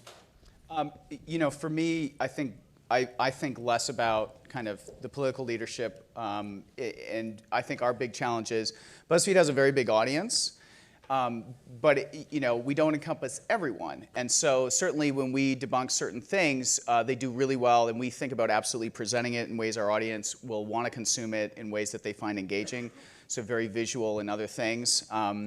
But I also increasingly think a lot more about, well, how do we reach the people who don't read BuzzFeed? And how do we reach the people for whom this misinformation maybe affects more than our audience? Maybe our audience is less likely to believe it than other folks. And so really thinking about that is one of the big projects we have going on right now. Does our brand actually hamper us from reaching certain people? I think there are cases where that's the case. And then the other thing that we're really engaged in right now, on next week we have a video producer starting on my team in Toronto, because we realize a lot of times it doesn't make sense to write an article to debunk something that is spreading virally on Facebook. The best thing you could probably do is like a 30-second video. And so we're just going to do that. And I think part of it is giving up your ego and stop trying to write something that other journalists will love, and what is actually going to reach people. And that often takes a very different form. That seems so smart to me, and it seems like that may be the best way, Alexios, to attack fake news. All this fake news that bursts on Facebook and other social media that it's almost impossible to catch up to. Yeah, and maybe I'll touch on that. I did have one thing to add to who's on our wall as fact checkers. I think more than the politicians themselves, it's their press officer, communications officer. They need to be tracking fact checking sites and not want to end It needs to incur a cost, right? And the people who know whether this incurs a communication cost is their communications people. What I think happened, which was, and so politicians will always shout back, get angry, and they're hacks. Checado, someone they printed the article and tore it apart in front of in a press release. People, you guys get attacked all the time. But I think what may have happened in 2016 in America, which wasn't great, is that to the attacks, some fact checkers reacted with an equally confrontational approach, and so got sort of dragged down into a pit out of which you don't come out, right? And so to say, all the fake stuff that Trump said in the past minute and a half, outrageous, that's not what fact checkers should be doing. I don't think that's the kind of emotionally charged attack lines that we should be having. In terms of the fake news, I hate to deflect, but I think,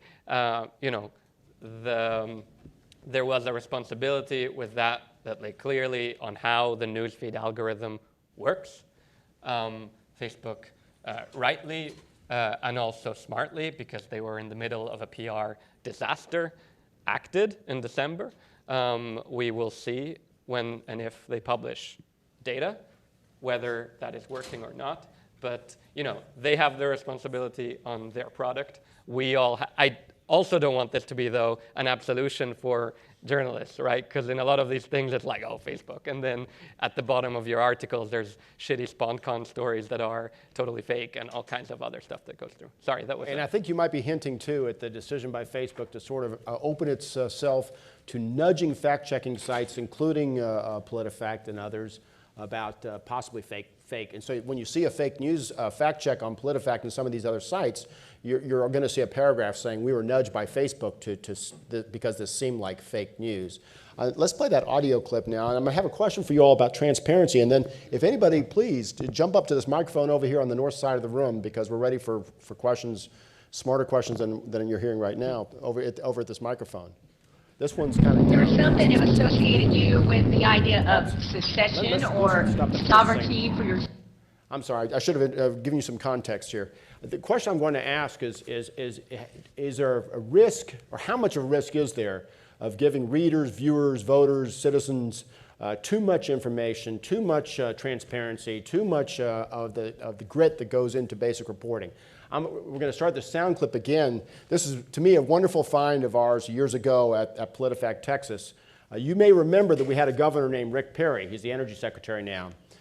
In April of, I believe, 2009, there was one of the very first Tea Party rallies occurred outside the Texas Capitol. Afterward, the governor was part of that cheerleading. If you ever find that video, you should enjoy that. But afterward, he talked to what they call a gaggle of reporters. Everybody knows a gaggle of reporters. One of those reporters was Kelly Shannon from the Associated Press Capitol Bureau here in Austin. In the back and forth, there had been some signs in the crowd that Kelly noticed talking about Texas possibly leaving the United States, seceding from the country. She asked Governor Perry a question. He gave his answer. A couple years later, he's running for re-election, or the very next year he's running for re-election, and then from then on, it came up occasionally whether or not Governor Rick Perry of Texas believes Texas can secede without any kind of going to war with the United States, or wants to secede, wants Texas to secede. So I'm going to share with you, we chased down the original sound recording from Kelly Shannon on her tape recorder of the question and the answer. You're going to hear it now. There was something that associated you with the idea of secession or sovereignty for your state. Well, I think there's a lot of different scenarios. Texas is a unique place. When we came in the Union in 1845, one of the issues was that we would be able to press leave. pants on fire. We decided to do that. You know, my hope is that America, and Washington in particular, pays attention. We got a great union. There's absolutely no reason to dissolve it. But if Washington continues to thumb their nose at the American people, you know, who knows what may come out of that. So, but Texas is a very unique place, and we're a pretty independent lot to boot. So there you have it. See, Texas can secede, right? Wrong. But anyway, let me ask you all, as far as that's an example of some content. I don't know whether we've had 12 clicks on that or maybe, gosh, in Texas World 2000. But as you, especially in Chicado, you made a point earlier about talking about your transparency. Is there such a thing as providing too much, and how do you make that judgment day to day and give the readers only what they need, really? We, as I told before, we are not BuzzFeed, and we, at least at this moment, perhaps because our ego, we don't just decide or take the decision of make gifts and small comments for the statement. We try to put on all the information that we can find just to the people that want to consume it. And obviously, we don't stop that in that just the article, and try with GIFs or videos and other strategies to go far out of the bubble to the people that don't care or don't read about politics or public policy. But I think the challenge is, for me at least, transparency perhaps is bad in the short period, but in the long one is the only way. Is you are fighting, like Alexios told you, with the government, and you are a media, and you are just fighting with the government, the only way to be credibility and reliable for people is explaining why you are different. And the only way to do that is to be transparent. Transparent about your problems, transparent about your challenge, transparent also about who you are, about what's your money come from, and all that. All the things that we ask the politician and the leaders, we have to do it before. If we are not doing it, then we have a problem. And as you discussed earlier, transparent about what you don't know, what you can't figure out. Craig. So we do a fair amount of kind of data-driven reporting around misinformation, and so increasingly at the bottom of these stories we have an entire section that outlines our methodology, and in some cases, and so for example, on a really small scale, at the end of last year, I tried to figure out like what were the 50 biggest completely fake news hits of the year. And so in order to get there, over like 4 years, I've been building up a list of sites that publish completely fake stuff. And that's, I mean, it's a little bit proprietary in a sense, like it's from my work in this beat, I've had it. But the only way I could publish that list was to explain my methodology. My methodology was like, part of it was keyword searches, explaining that. And then part of it was using my list and examining best top performing content from there. So the only way to publish that article was to also give my list to the world. And so we increasingly, like, we have these situations where we do a huge amount of data gathering and analysis, and then it's like, oh, we've got all this great info, but now we have to give it away to everybody, or else you can't trust what we put out. So I think it's essential. And the truth is, I don't think a lot of people go and read the methodology section. No one. And that's fine, but it has to be there, otherwise you can't support your work. And you know, we do hear a lot from academics and others who really appreciate it. I think that's the audience who really likes that stuff. But the other part is almost just letting people know it's there is almost the important thing in itself, right? Great, that's great. Alexios? Yeah, I think, I obviously agree. I think that not only a few people end up going, but in fact, oftentimes that you almost regret doing it, because the people that do go are going on purpose to sort of find something, whatever it is, that is a smoking gun to prove your bias. And so, like, if you share all your data, whatever, something and then they'll screenshot and say, ah, look. And so there's that sort of reticence, but I think it's fundamental, and I think it's what we're investing our time and energy to as well. Like, we want to build better sourcing mechanisms. I mentioned it before, like if it is a plugin, a library, whatever, that actually tells you not just, hey, I, as a fact checker, linked to the Bureau of Labor Statistics, but 50% of the time I link to government sources. And these sources, 20% it is from libertarian think tanks or whatever, that actually give additional information. And when you link to a UN data, there's immediately a caveat that says, hey, like, this data is collected by National Statistical Office, and so on specific indicators. If it's, say, abortion or rape, where there are very different laws around the world, you need to be aware of this and this and this. And so I think that's the next step for transparency. Just to avoid the bias that we've got with our own sources, we make a tool inside the newsroom just to track that. And then in each article, we tag the sources. And each month, we review if we use it plurally or not. And if not, all the writers are awareness not to call every time the same university or the same think tank. That's fabulous. Not only have to be, but only the people must believe us. Yeah, the habit can get you into all kinds of trouble. And this is an open source tool. Yeah, you're we just can share it, I'm coming down. I have one quick question more, and then I'm hoping that you all have a question or two. You can just walk down and step to the microphone. The video, that loving truth. I mean, brilliant. To me, just as a citizen, I just loved it. It wasn't staged, right? It was real. Those are real people. There wasn't. They are real people. Just want to make sure. Yeah. All the people ask us if that couple, that the man put the I don't care about it, and she goes after and put I love the truth. It is also. It's true. It's real. We just put the boxes. And we put a camera, and there were not many people. There were just 2 persons in each. There were 3 different places in the city, and we're gonna try to do this for perhaps the annual event.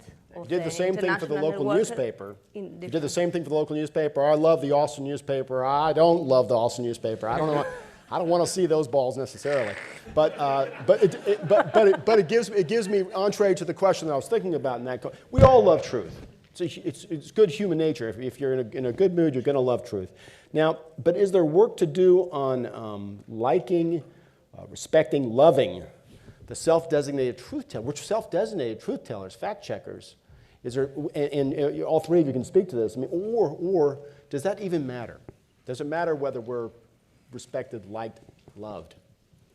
I believe, and I agree with Craig, that there are people that don't want to listen to the truth. And they are not going to believe on, and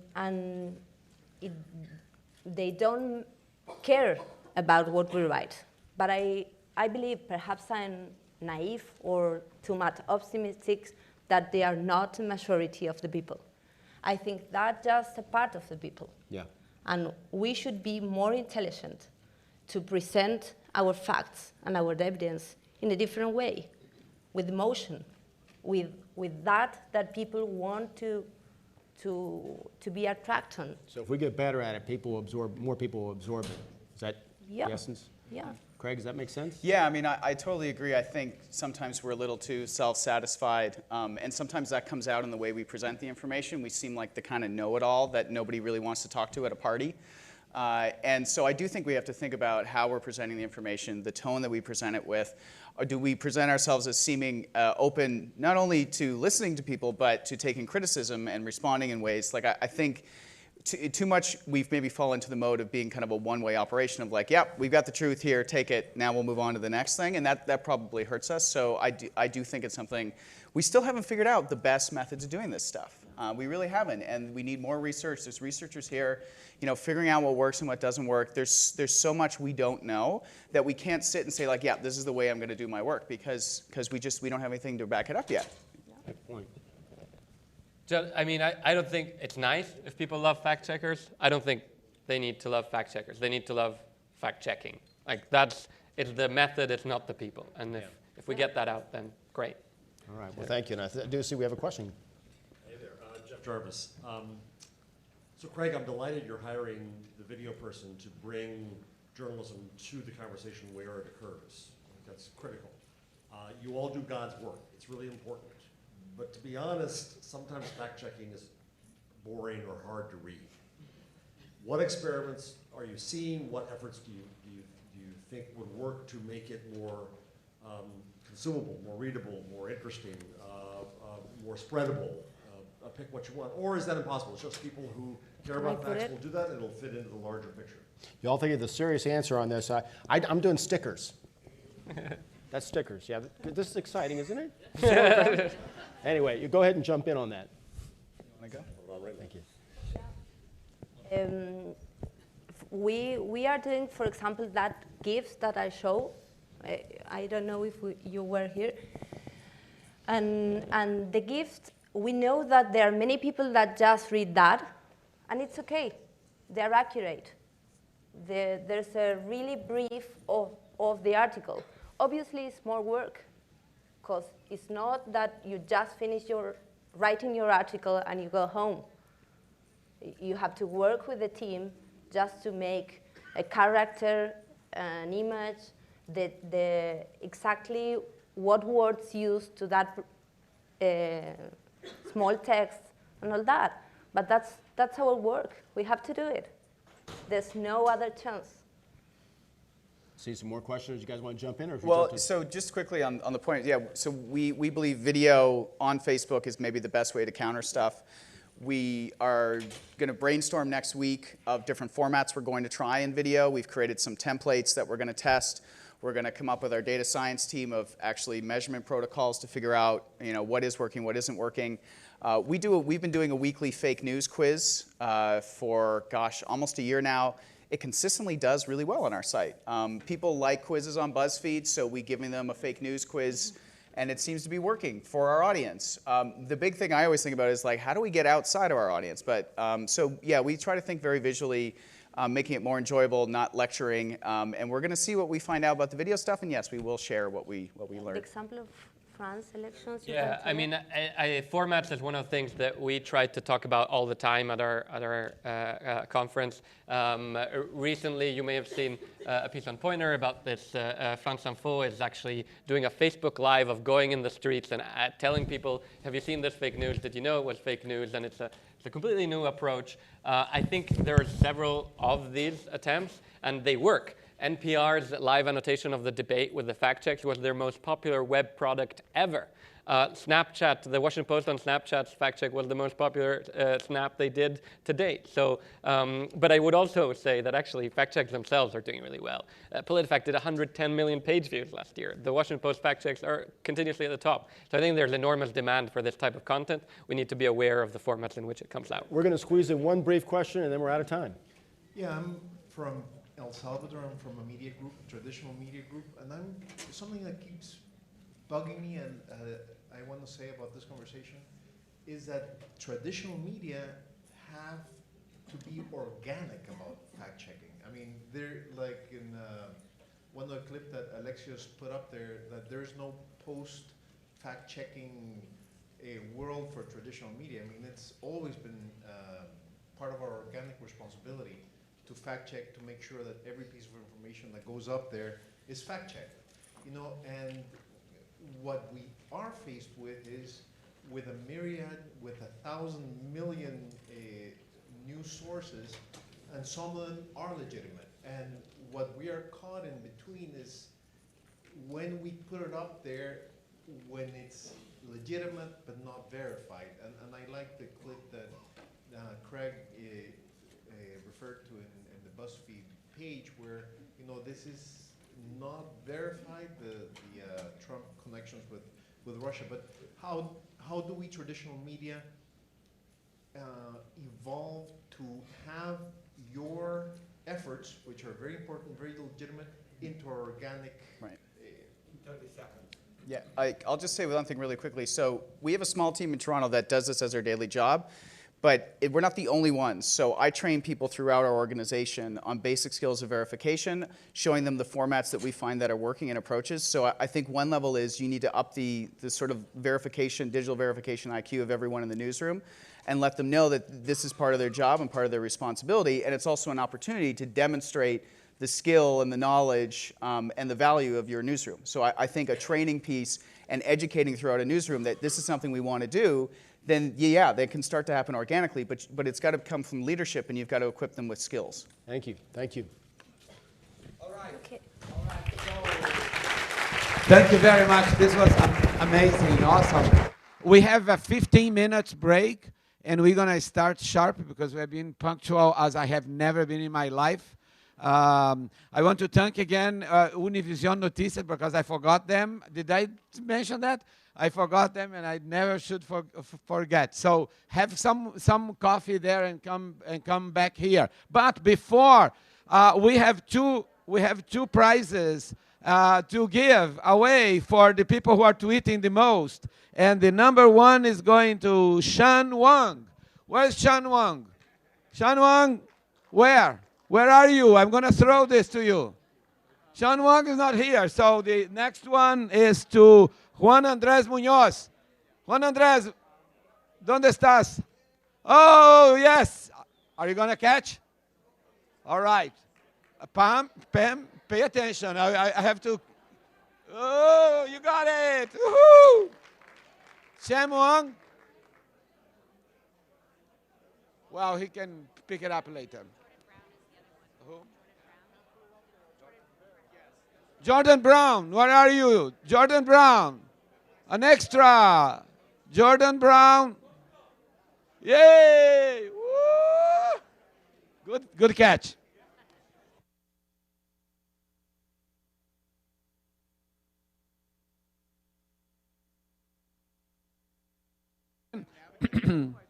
We want the pants on fire bottom back.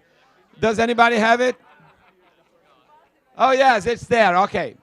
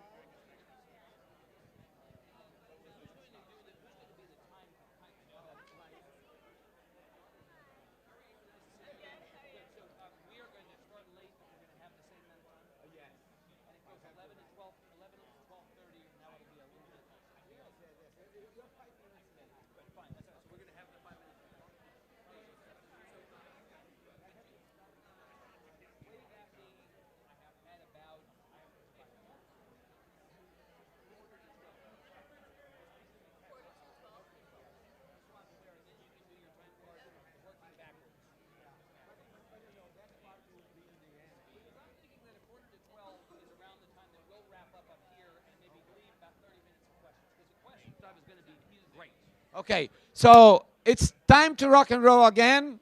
So please have a seat.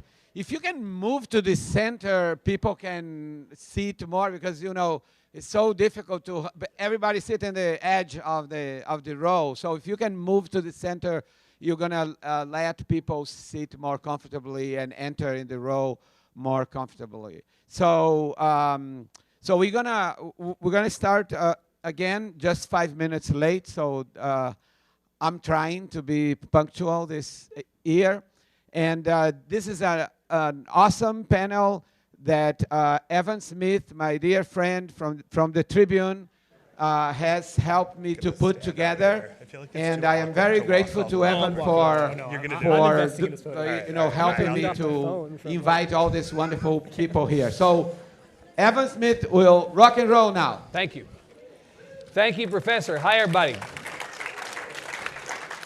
I am indeed Evan Smith. I'm the CEO and co-founder of the Texas Tribune. I want to welcome you to the next spot on the ISOJ program, a discussion of accountability journalism in the age of Trump, who would surely have a point of view about the panelists we've assembled today. We have at the very end a commentator on the Clinton News Network. We have the editor of a fake news magazine published in Nancy Pelosi's San Francisco. We have a culture writer for the failing New York Times. And we have a dishonest slob. Although actually, that last one is real. Donald Trump did actually call McKay Coppins a dishonest slob February 2014, and of course, he tweeted it. This is true. Never mind any of that. I'm looking forward to talking with this distinguished group. I'll say it, even if he won't, about the state of our profession and the future of it, where we are with all the disruptive change we've gotten good at pretending we like, thanks to technology and the changing competitive set and the unrelenting fire hose of news and the peculiar position we find ourselves in enemy of the people crosshairs and simultaneously never more needed or beloved than right this minute. We're also going to talk about where we're going and how we got here. And yes, we're going to talk about how we keep watch over the president because it's necessary and because it's fun. Let me introduce formally the 4 truly excellent journalists who've joined us on the panel from far and wide today. On my left is McKay Coppins, staff writer at The Atlantic covering national politics. He was previously a reporter at BuzzFeed News where he covered 2 presidential campaigns and before that at Newsweek. He's the author of the 2015 book, The Wilderness, Deep Inside the Republican Party's Combative, Contentious, Chaotic Quest to Take Back the White House, and he is a frequent contributor at MSNBC, CNN, and NPR. Sopan Deb is a culture writer for the New York Times, focusing on the intersection of politics and culture. He is also the king of Twitter. Before joining the Times, he covered Donald Trump's presidential campaign for CBS News as a campaign embed, covering hundreds of rallies in more than 40 states. His work has previously appeared on NBC, Al Jazeera, America, and in the Boston Globe. Clara Jeffrey is the editor-in-chief of Mother Jones, just named Magazine of the Year, and hooray for that, by the American Society of Magazine Editors. During her tenure, the magazine has won National Magazine Awards for General Excellence, Reporting, and Video, redesigned its print edition and website, and established bureaus in Washington, D.C. and New York. Before arriving at Mother Jones 15 years ago, Clara was an editor at Harper's Magazine. Finally, Matt K. Lewis is a senior columnist at the Daily Beast, a CNN political commentator, and the author of Too Dumb to Fail, How the GOP Betrayed the Reagan Revolution to Win Elections and How It Can Reclaim Its Conservative Roots, published in 2016.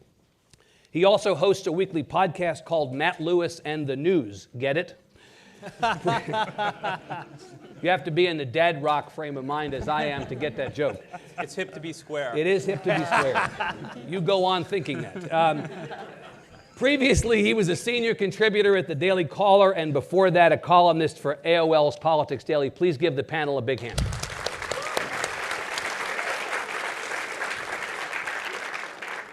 By agreement and negotiation, we're going to let each of the panelists say a few words at the beginning, about 5 minutes, to put themselves in the right place in this conversation. We're going to begin with McKay. We're going to work down the line. Then we're going to come back and have a conversation before we open it up to the audience. McKay, it's over to you. I hope you'll forgive my shunning of the TED Talk aesthetic, but I'm going to use the podium.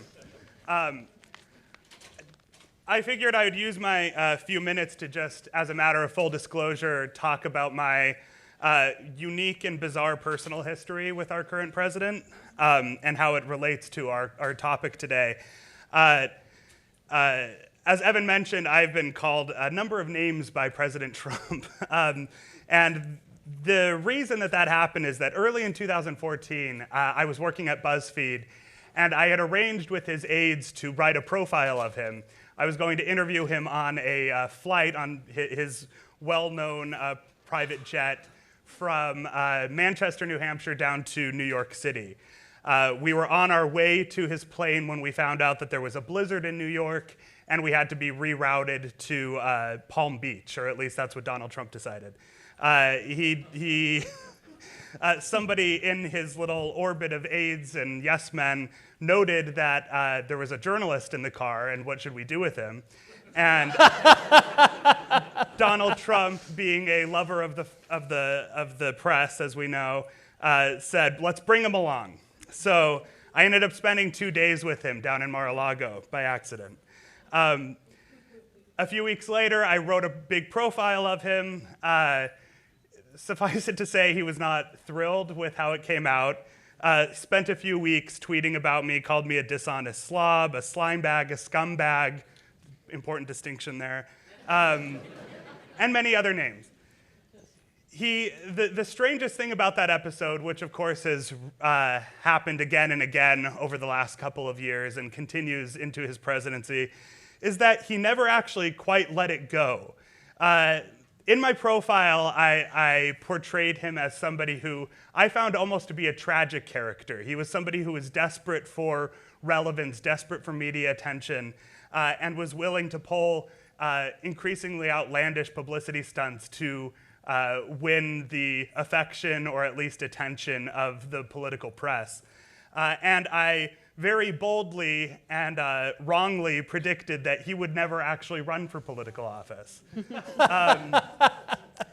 Donald Trump, of course, did run for political office and spent the entire presidential campaign taunting me for that. He called me out during a presidential debate. In multiple interviews, he would talk about me. And on the eve of the Republican convention, I received an email from him in which he wrote, "McKay, you got it all wrong, but I won't hold it against you." He then said, "Nor do you have to pay the 1-year salary to me that you guaranteed if I ran," a bet that I made on an MSNBC panel. "I will let you off the hook. Remember, not only did I run in the primaries, I won. Watch what happens in the general. Best wishes, Donald J. Trump." The point of all of this is that Donald Trump, I think, is a unique figure in the history of the American presidency in that he not only follows political coverage, but takes it extremely personally. We have seen reports in the New York Times and elsewhere that he has made a habit of watching cable news at night in his bathrobe and will frequently tweet based on the chyrons and coverage that he sees. I have talked to aides who work for him who say often their day's activities are shaped entirely by a headline or a story that has gotten under the president's skin. And we, of course, know that what he thinks of us on this panel and the rest of us in the fourth estate. All of which is to say, when we talk about accountability journalism, I think we have a special opportunity as well as a special responsibility in the Trump era. Because not only are our readers and viewers following our work, but the most powerful man in the world is as well. And so I hope as we talk about this topic and engage in this conversation, we'll be able to express what to do with that responsibility and how to make the most of it. So thank you. Thank you. Excellent. Stefan, good. Thanks.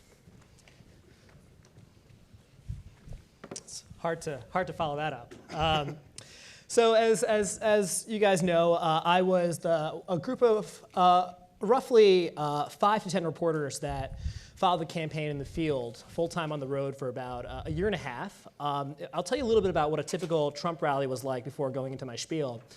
So it was always more of like a concert than it was an actual political rally. Like people would show up at like 6 a.m. and line up to get a good seat. And then there would be people dressed like him at every rally. You know, people were bringing signs. And then, you know, and Trump would come out and it was like Springsteen was hitting the stage, you know, and what would happen is, you know, he would say things like, we're going to build a wall. And it was like Springsteen playing Born to Run for this crowd. It was really something. It was unlike anything I'd ever seen before. It is unlike anything I will ever see in the future. I would talk to people, you know, hundreds and hundreds of Trump supporters in the last, 2 years, and I'd talk to them and I would say, is there anything this guy can do to lose your vote? And they would say nothing. One thing that always stuck out to me is after the Access Hollywood tape came out in September, we started seeing shirts at rallies that said, we need someone to grab us by the blank. And so that kind of dedication was something I've never seen. So something, with that in mind, something I think about often as we think about accountability journalism in the Trump era is, something that I've thought about is the amount of criticism that we in the media received after the election. And this has always bothered me. First of all, as reporters, it's not our job as reporters to win or lose elections. And secondly, when people say the media, I never quite know what they're referring to. There are many different types of journalism. There's sports journalism, fashion journalism, there's photojournalism, political journalism, magazine journalism, et cetera, and spread out across many, many, many different outlets. So when people say the media got Trump wrong, who are they referring to? Which ones? Taking the case of political journalism, which is broadly what we're referring to, not everyone covers politics in the same way. What we did at CBS was not what everyone at NBC was doing, or what CNN or Fox is doing. What the New York Times is doing was not the same as what the Washington Post was doing. Even within the New York Times, what the Upshot is doing is different than what Maggie Haberman is doing. So, whenever, my point is when people say that trust in the media is an all-time low, and they always cite this Gallup number that's in like the 40% range, I never know exactly what that's referring to. Trust in which media outlets? If you poll the 330 million people in this country about how they feel, whether they trust the New York Times, and then you poll that same number about how they feel about the National Enquirer, that number would vary quite a bit. Which brings me to my next point, which is, what fundamental changes do we need to make as journalists in the Trump era? And again, it depends on the type of journalism. But I dispute the premise that there needs to be fundamental changes to what we do as a profession. We don't need to change everything that this profession has done for centuries. And we don't need to change the rules because Donald Trump has become president. This is actually an incredible time to be a journalist. 2016 brought some of the best journalism that I have ever seen and ever will see. And I'm looking at someone like David Fahrenthold, who just won a Pulitzer. There are incredible reporters out there with many new and innovative ways to hold Donald Trump, Congress, House and Senate leadership, both on the Republican and Democrat side, accountable. And here's what I will say. Donald Trump does not get to decide what is or isn't good journalism. We don't need his affection. He's not journalism's father. For those of you who might be worried about constantly being characterized as fake news, stop worrying. Control what you can and just do good work. And that's what matters, because you'll never make everybody happy. And I'll close with this. A lot of people talk about the stakes being higher now. The stakes have always been high. The world didn't just start rotating on its axis. The need for great journalism was as great in the 90s as it is now. The need for accountability journalism will be as necessary now as it will be after Donald Trump leaves office. And for the most part, going back decades, the profession as a whole, and I realize I say that even as I decry generalizing in the media, the profession as a whole has risen to the challenge, and I have no doubt that this will remain the case. Excellent. Great. Clara. officially the shortest person on this panel, I say. We agreed by a sort of a mutual aggression pact not to make a PowerPoint. I was slightly into mine, so I thought I might throw up one slide that I think does a good job of. Oh, there we go. You violated the pact. I violated the pact, but I thought there's always one. A nice way to frame this entire conversation. Because this is a sort of statement from Trump that I think really gets to the heart of one of the things we're talking about, which is how do we hold Trump accountable when he's trying to gaslight the entire country? He'll decry the work that the four of us do and our organizations, the work that everyone in this room does, as fake news, no matter its qualities and its merits. And I think Sopan is totally right. We have to really not fall into the trap of listening to that screed from Trump.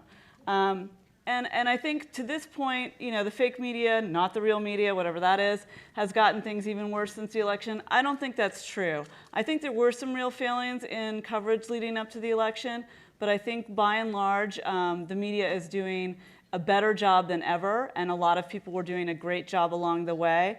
The lessons that I think that we all learned from the election season is not to engage in false equivalency. Don't follow the pack. Don't be afraid of pushback from Trump and for others. If you know you have a great story, you got to stick on it and not kind of fall prey to people's motives, political or otherwise, to push back on the narratives that you're putting forward. At Mother Jones, we had 3 storylines that we did sooner and deeper than others that I think have really come to the fore and kind of intertwined. The rise of the extreme far right hate groups. The incredible tendency and capacity for Trump and his family to engage in corruption and their debts to foreign banks and possibly others. Though you may have heard otherwise, David Corn, our DC bureau chief, was the first to report on the existence of the Russian dossier. And I think these strands, none of us really know where this whole story about Trump and corruption and maybe the Russians or maybe just incompetence is going. But those were very important things to report on along the way. And I'm really proud of the work that we did there. I think another thing that we at Mother Jones learned in what was a really seminal year for us is sometimes you've got to do pieces that you take great risks to do. Those risks can be personal, they can be professional.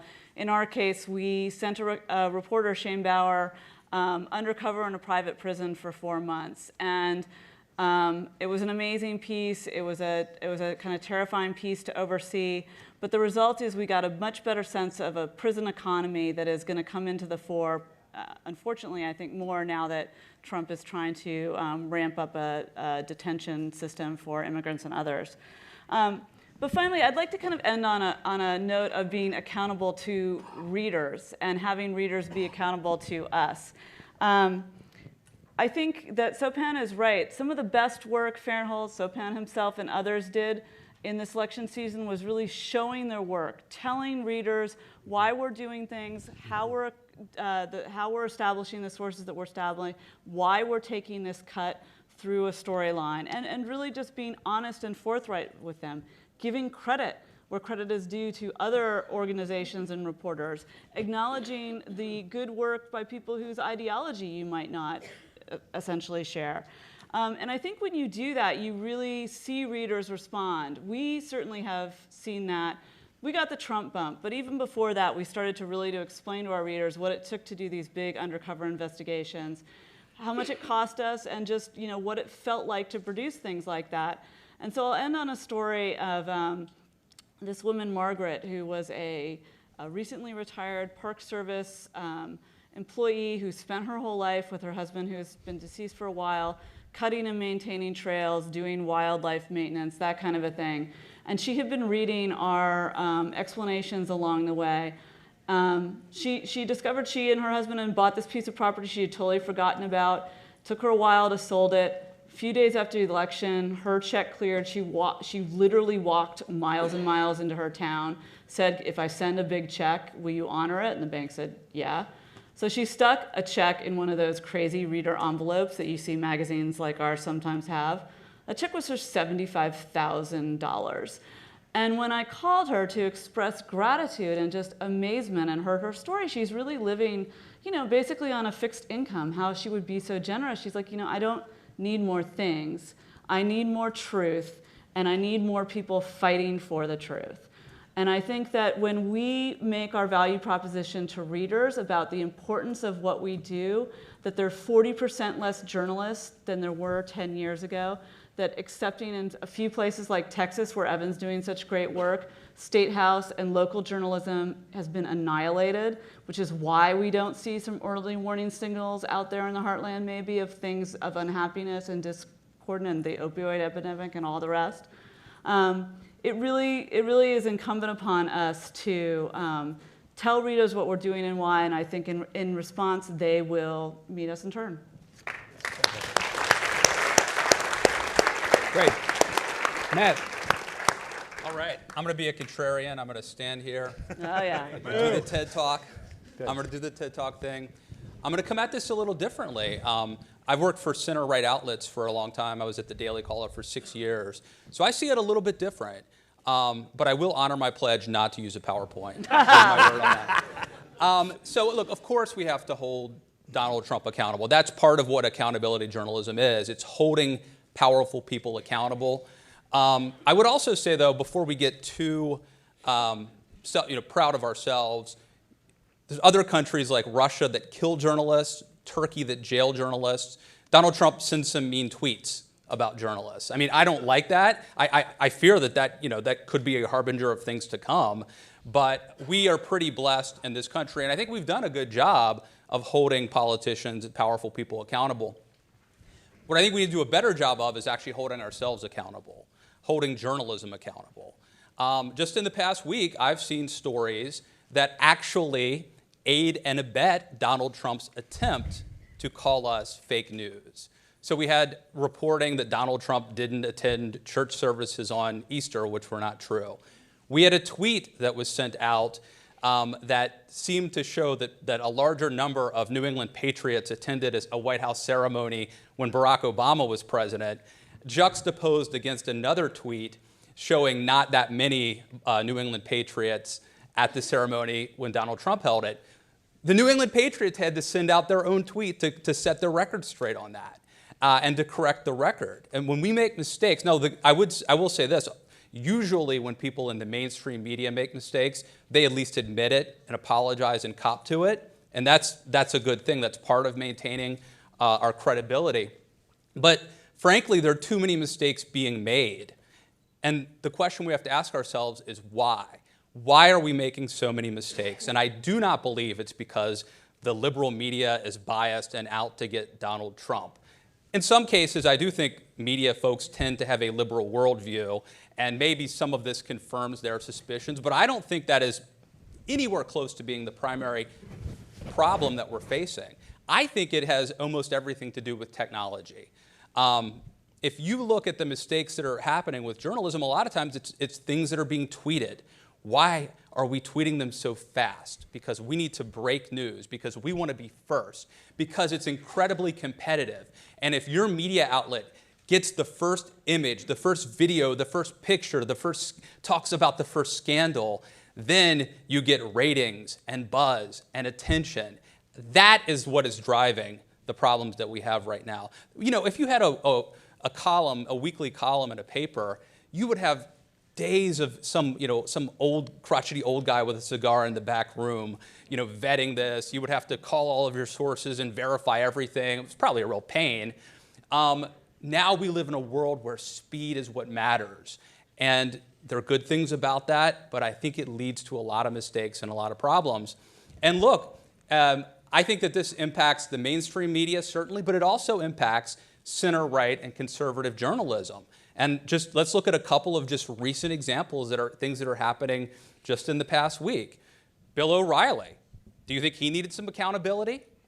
He got away, allegedly, with some pretty bad stuff for a long time. Why did he get away with it?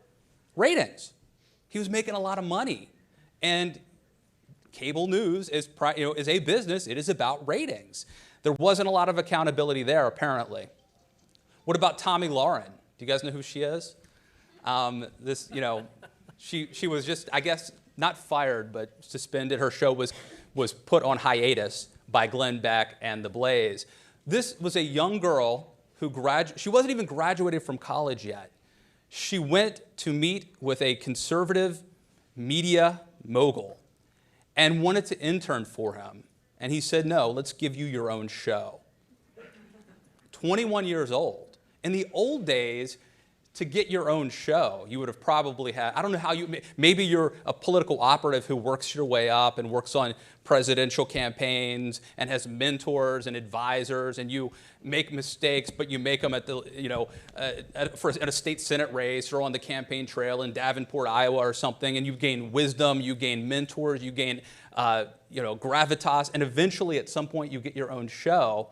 Or maybe you do it the traditional media, you know, route. You start off as a reporter at the Fargo Forum, you know, in North Dakota, and you're covering school board meetings. And then maybe you go cover state Senate races in Nebraska or something, and eventually you make it to the big time. And finally, maybe in your 40s or 50s, I don't know, you get your own TV show. But by then you've gained all sorts of wisdom, and you're holding yourself accountable. There's an infrastructure to hold you accountable.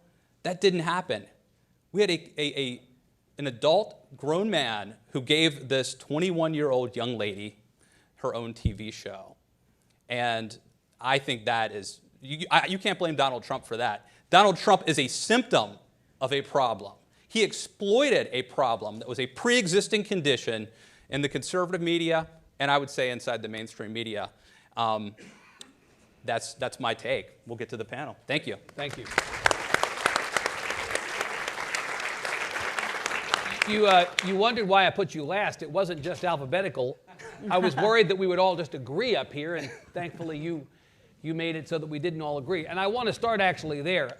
A theme that came up mostly in the form of consensus was whether the media has anything to answer for right now about its conduct during the election, and whether the media did a sufficient job of holding not just the candidate, Donald Trump, accountable, but anybody else accountable during the campaign. My question, Clara, is, you know, this has become an article of faith in some circles.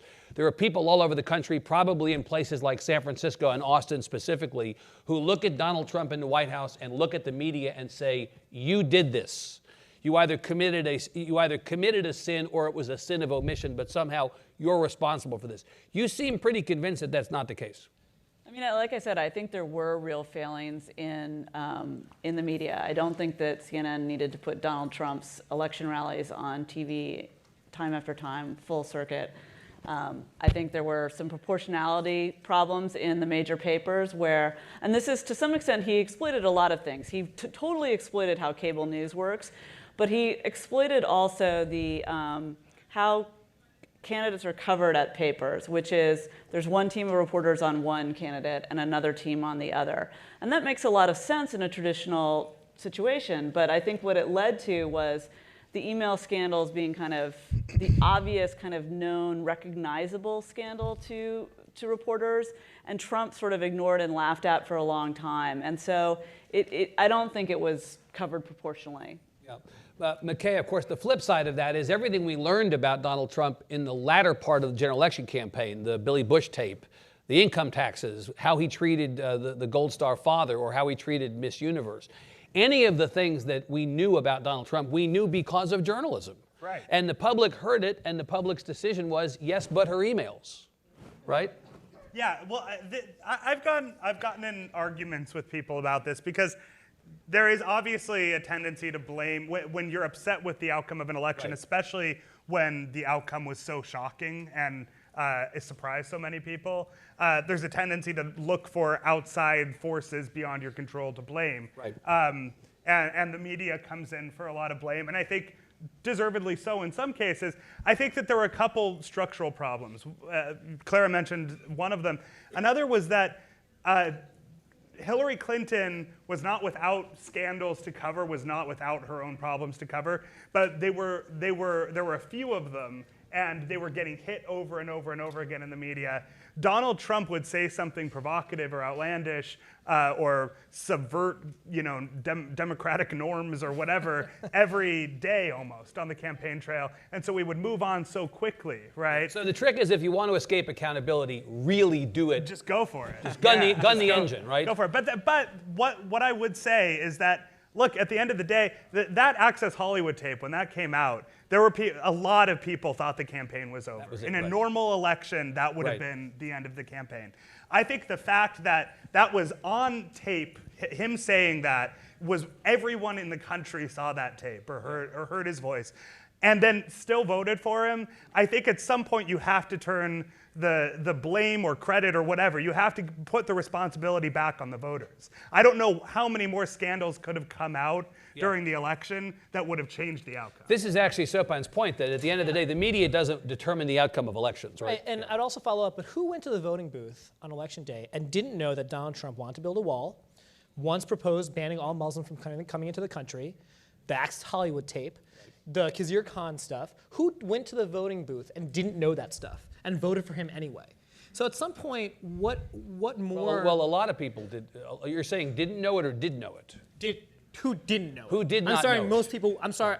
I'm saying the most people that the 60 million or whatever that voted for him. I'm saying all of them probably knew all this stuff. All of this. They factored it into their decision. Yes, exactly. So at that point, you've almost reached a point of no return of we're going to vote for this guy. Anyway, you mentioned David Farenthold, and Clara mentioned, I thought this was a very insightful point about process is now much more important than the relationship that the media has with the consumers of media.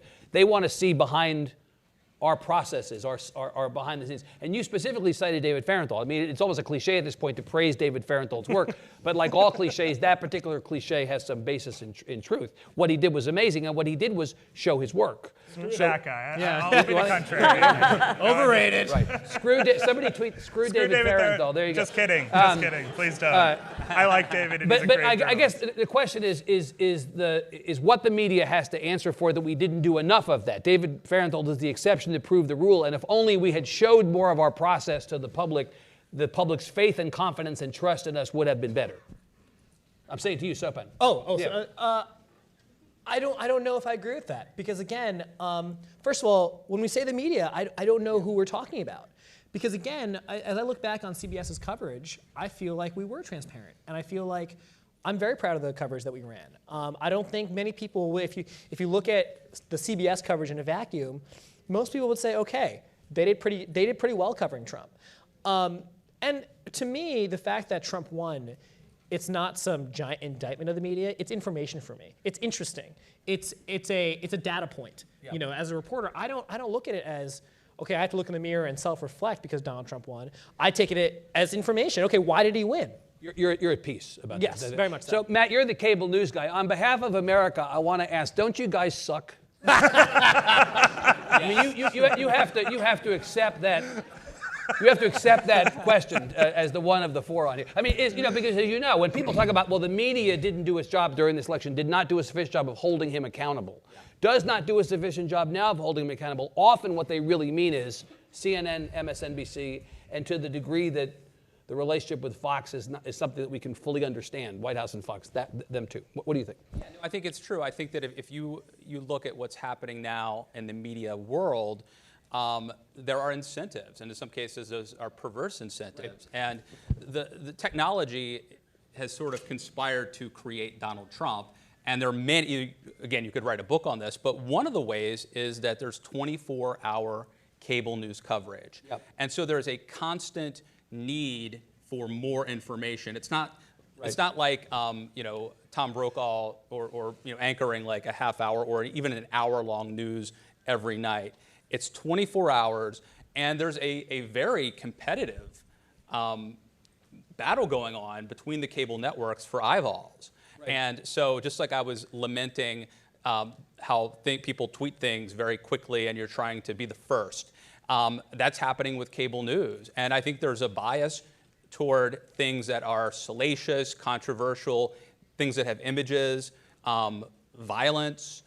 And Donald Trump, I think, with his very Trumpian way, was able to. He was actually great content. He's I mean, into he was very if good. it bleeds, it leads. Yeah. He's kind of in that same. He was great in that same for vein. business. The But showing. can I add, though, that there's also a bias toward things that are new in the news industry, right? And that seems like a dumb, trite thing to say, but Donald Trump exploited that, and Hillary Clinton just did not. And Hillary Clinton, by the way, is like 98% of politicians that I've covered, right? There is it's an article of faith in the political world and certainly in political consulting that your candidate should always stay on message, always be on message, which means, for example, I covered the Romney campaign in 2012. He was the embodiment of this. He gave the same speech 4 times a day, every day for a year and a half. And that left us with basically nothing to write most days, and we would go searching for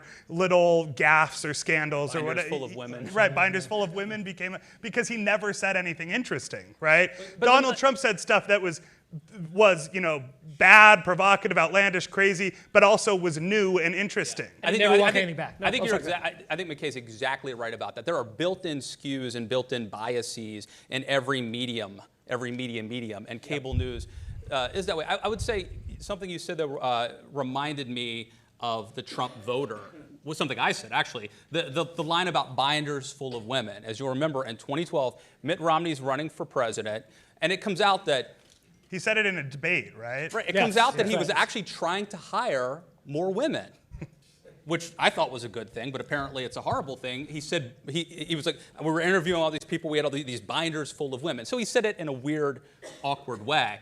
And that became somehow a huge scandal that we talked about for 2 or 3 days ad nauseum on cable TV. The Donald Trump voter who is turning off media, who is mad at us and voted for Trump despite us, part of the reason they're doing that is because they saw what happens when a good, decent guy like Mitt Romney tries to hire women, Or that the narrative of Trump that appealed to at least some swath of the electorate is the narrative that he and Jeff Zucker perfectly cast him for, and the one that he's always played, the sort of, erratic provocateur will say anything, whereas Mitt Romney and Hillary Clinton in similar ways really fell into the trap of being slightly awkward, too controlled, would make these awkward statements, and then Donald Trump would say something outrageous, outlandish, sometimes funny, and it would just swing the entire narrative because, it made for better TV.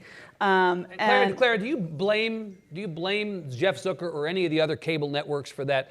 For showing the rallies, for showing the press conference at the hotel where he was supposed to be renouncing the birtherism and then ended up being an ad for the hotel?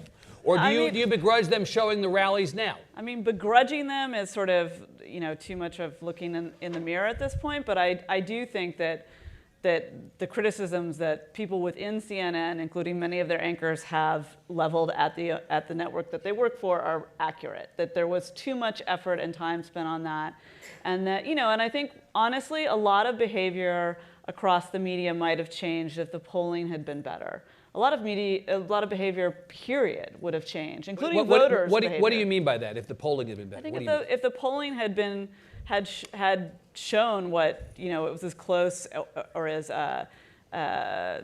possible for Trump to win as happened, I think it would have had far-reaching implications for media, for voter behavior. Well, let me say this, because I was somebody, I dealt with, I think some of my analysis in the general election was better than some of my competitors because I had already dealt with the mourning process, the grieving process of Donald Trump winning the Republican primary.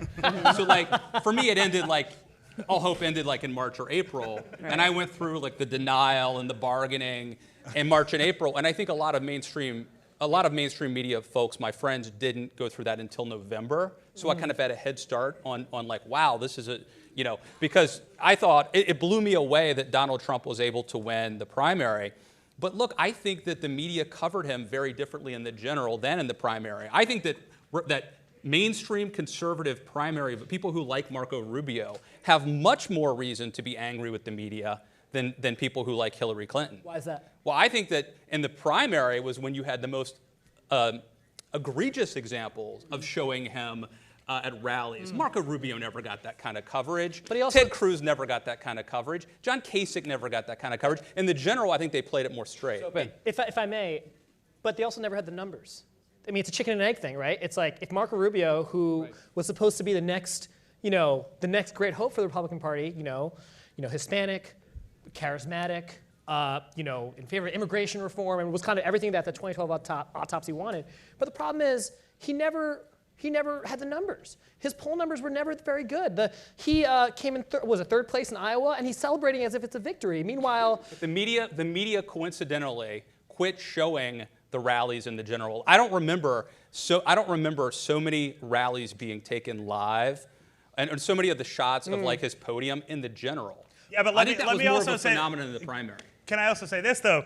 Marco Rubio, I've talked to the people on his campaign, and they'll tell you that remember that like 2-week period when Marco Rubio decided to become Donald Trump? And he was like saying ridiculous, like outrageous things about Donald Trump every day.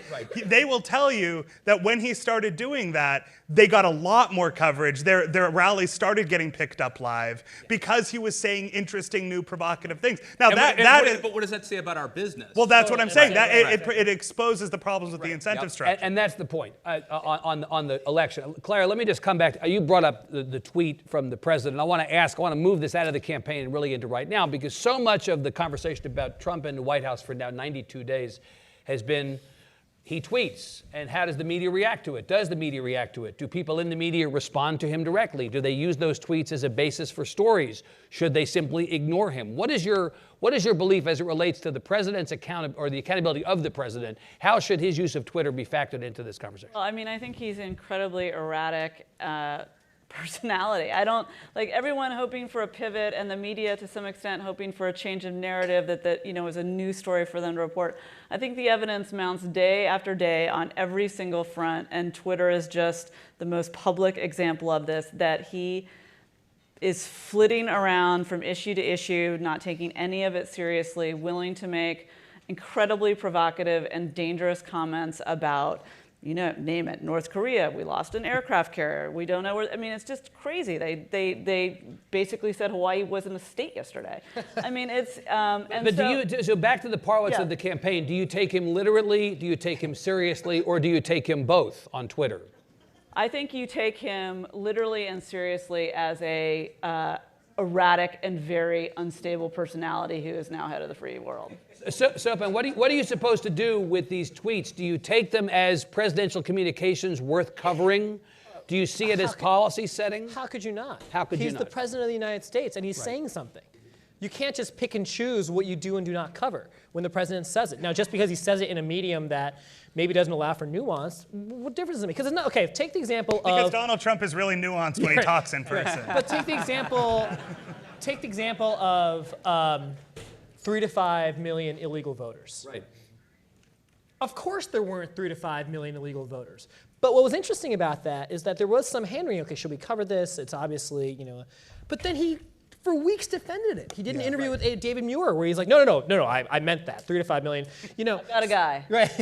So I can't think of a tweet that he sent out that received a lot of coverage that was unwarranted, that he didn't end up defending in some way, shape, or form. So you justify the media's quasi-obsession. It is really important, and the media has gotten a lot better at just saying, like, well, that is categorically, this thing that the president said is categorically untrue, or flies in the face of 50 years of foreign policy consensus, or whatever, and that's got to be just sort of said from the get-go. And that is our job. I mean, that of course, there's been a conversation around the New York Times, among other news organizations, but because the Times is hidebound, it's more noteworthy that the Times has moved here to where they openly use the word lie. They openly say in their headlines that the president used a falsehood, or in the chyrons on cable news, they now start to say lie.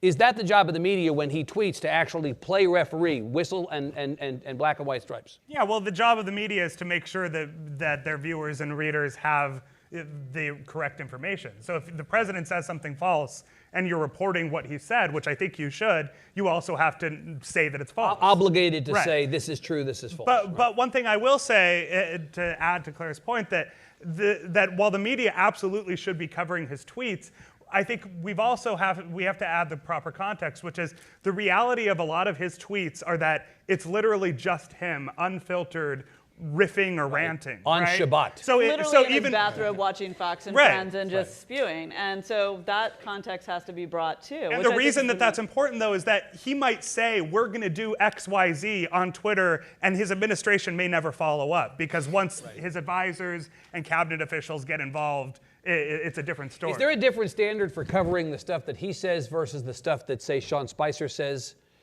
in the daily White House news briefing?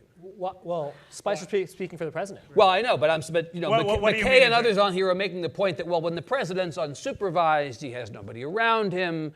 The Spicer briefings are more of a formal. I'm not suggesting that there should be a distinction, but I'm sort of responding to what you said. I'm not sure that whether Trump is in his bathrobe or it's on Shabbat and Jared and Ivanka are off someplace, I'm not sure it matters the context.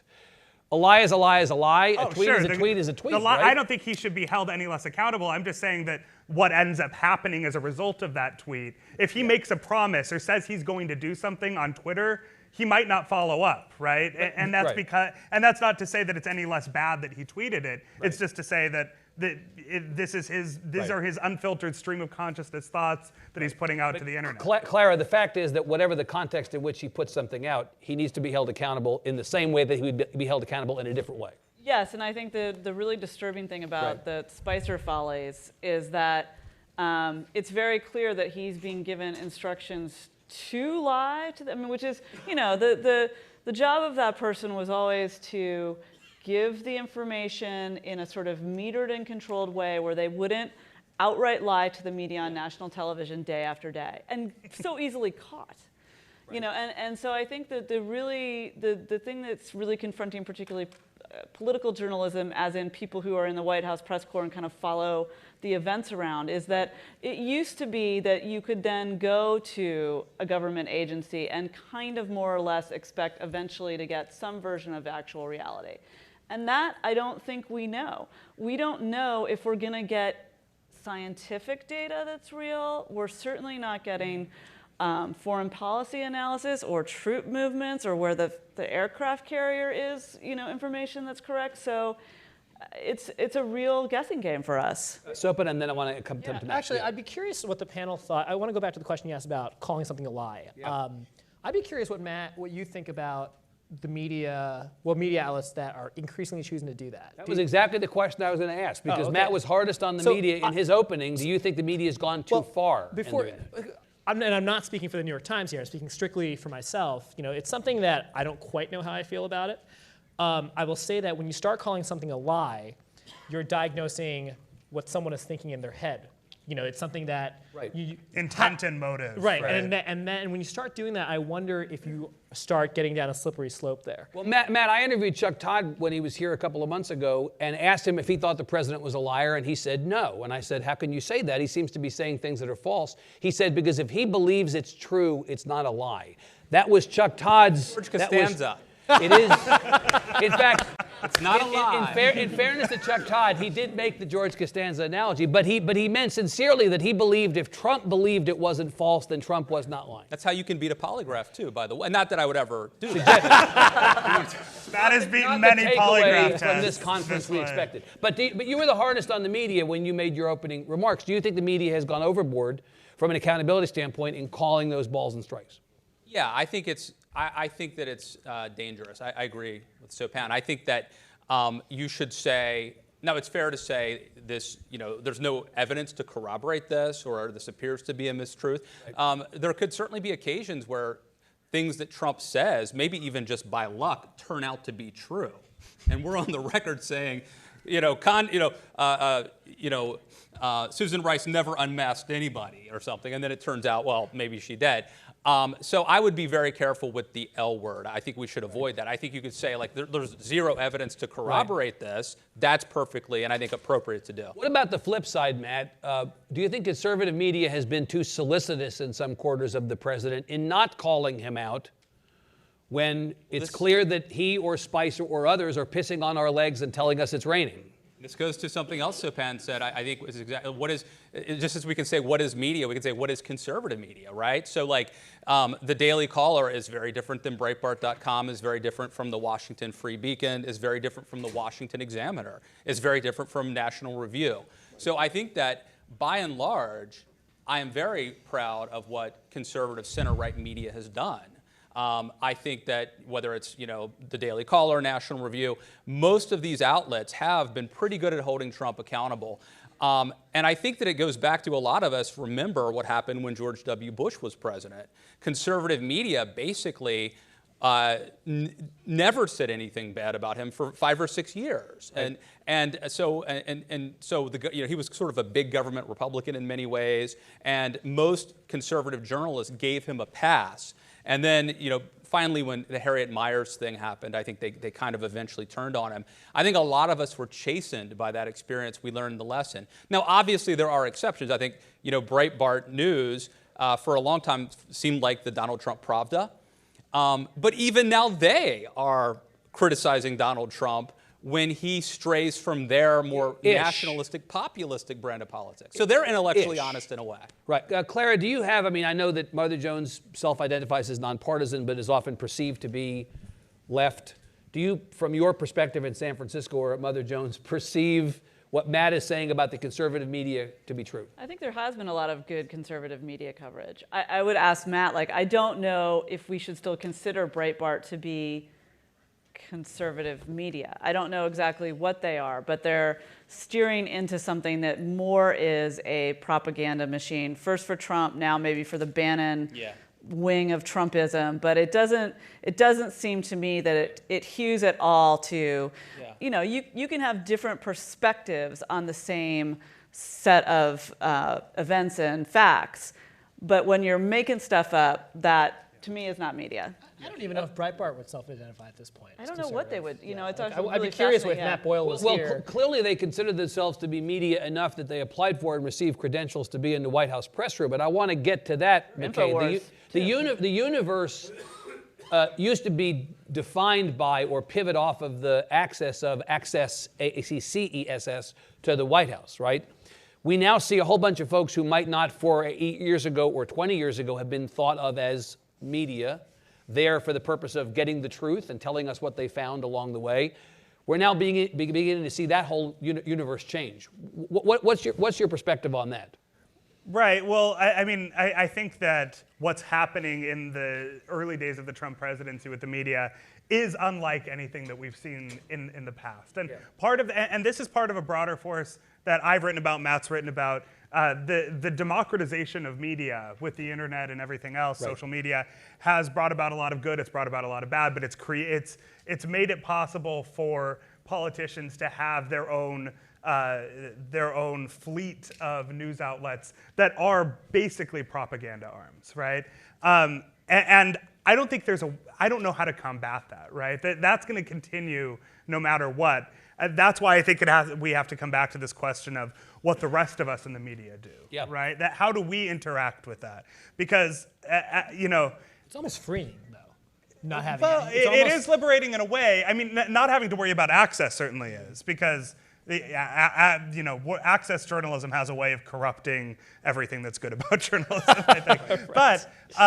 But if we want to be able to have our work that we strive to make sure is accurate and truthful and intellectually honest reach Trump voters, the Trump base, that becomes increasingly difficult when they have a fully formed media information bubble that they can live in. So I think but it does put the responsibility on us not to condescend to them, not to generalize or paint with a broad brush and condemning everybody who voted for Donald Trump. We have to find ways to report and reach them without alienating them. And Sopan, to this point, the reality is the rise of this group of people in your orbit who are propagandists, that was a word used earlier, enables people who disagree with the work done by traditional journalists to say, well, that's just fake news, right? Over here, you have this whole stream of content that we agree with that exists for the purpose of bolstering a position we already had. So everything else over here is fake news. Can you talk a bit about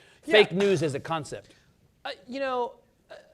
fake news has I guess very quickly became like the most overused, useless term. Right. Everyone started like, if you disagree with someone, that's fake news. Opinions became Remember fake news. for like 1 week after the election when it actually meant something? Yes. It was about like Macedonian, my click farms. Yeah, or whatever. right. And then it's quickly lost all meaning. And I'll go back to kind of what I said at the top, which is, McKay talked about reaching, Trump voters who are in a bubble of their own media diet. And I'll be perfectly honest, when I was on the campaign, it's not something I concerned myself with. I literally just focused on doing my job to the best that I can do it, and whoever it reached. And the notion, like you shouldn't condescend to Trump voters, but you shouldn't condescend to anybody. You shouldn't alienate anybody. So for me, I think the media, again, I keep generalizing here as I decry it, but we focus a lot on, well, how do we combat fake news and how do we reach people that we don't normally reach? And for me, it's just keep doing good work. And whoever it reaches, there's always going to be a segment of the population that is going to think because it's written in the New York Times or because that it's not accurate. And how can you reach those people? And if you should you bother? What's the point? All I can do is control the work that I'm doing. And if my editor's happy with it and I'm happy with it, then I think one of the we talk about accountability journalism. I think one of our things that we need to be accountable to ourselves is to make sure we're not condescending. Right, but yes, I agree. And also that so for example, there's a lot of talk in politics and everything about diversity. I don't know how many people that I know in the worlds of journalism in New York or DC were Trump voters or had friends and family who were. And this is an interesting panel. I don't know everyone on the panel, but I'm an evangelical. My dad was a prison guard. I went to college in West Virginia. We've got a Mormon from Utah, I think.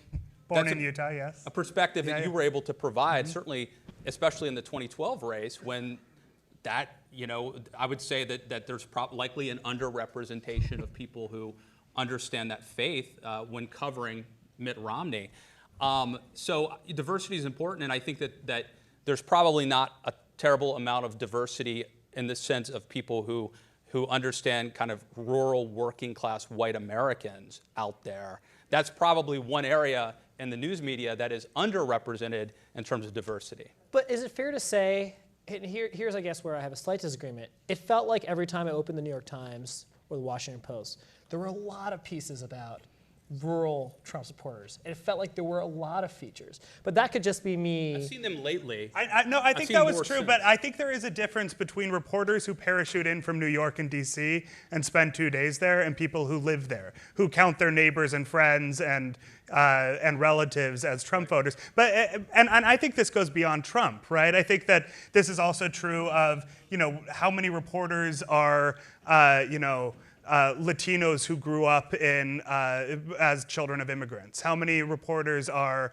grew up in inner near housing projects, right? There's all kinds of representation that's lacking in the national media, and I think we could do more to it. One quick thing that I would advocate for is there is no need, increasingly in the way that media works and technology and what we have. A lot of the work I did during the presidential campaign, I lived in Brooklyn at that time, and I traveled around the country. I could have lived anywhere, right? There's no need for 90% of the national media to be concentrated in 3 cities, right? We could be staffing up with political reporters and other kind of reporters who live all over the country, and I think it would make a difference. I want to ask Claire about this, and then I want to get people I want people to come on down if you have questions. We're going to go to questions here in a second. Claire, that is maybe a good place to end our part of this, is to ask whether the media organizations we represent and others like us need to rethink how they're doing accountability journalism, beginning by rethinking who's doing it. Do we have the right people at the moment to do the kind of work that we need to do to hold government accountable, whether it's the right technology-focused journalists, the right type of old-school investigative reporters? Do we have enough diversity of geography, enough diversity of thought? Do you think that there's a part holding us back that has to do with the way we've staffed these organizations? I think that's absolutely true. I mean, I think the first big phalanx into diversifying newsrooms was just not having them be all white and male. And that is a battle that has not concluded. But there are certainly other, and there used to be more working class journalists. They were mostly working class urban journalists, but in smaller cities when there were still vibrant smaller city papers. So I think there has been a loss of that, and I think really that sort of gutting of the regional press also means it's hard to.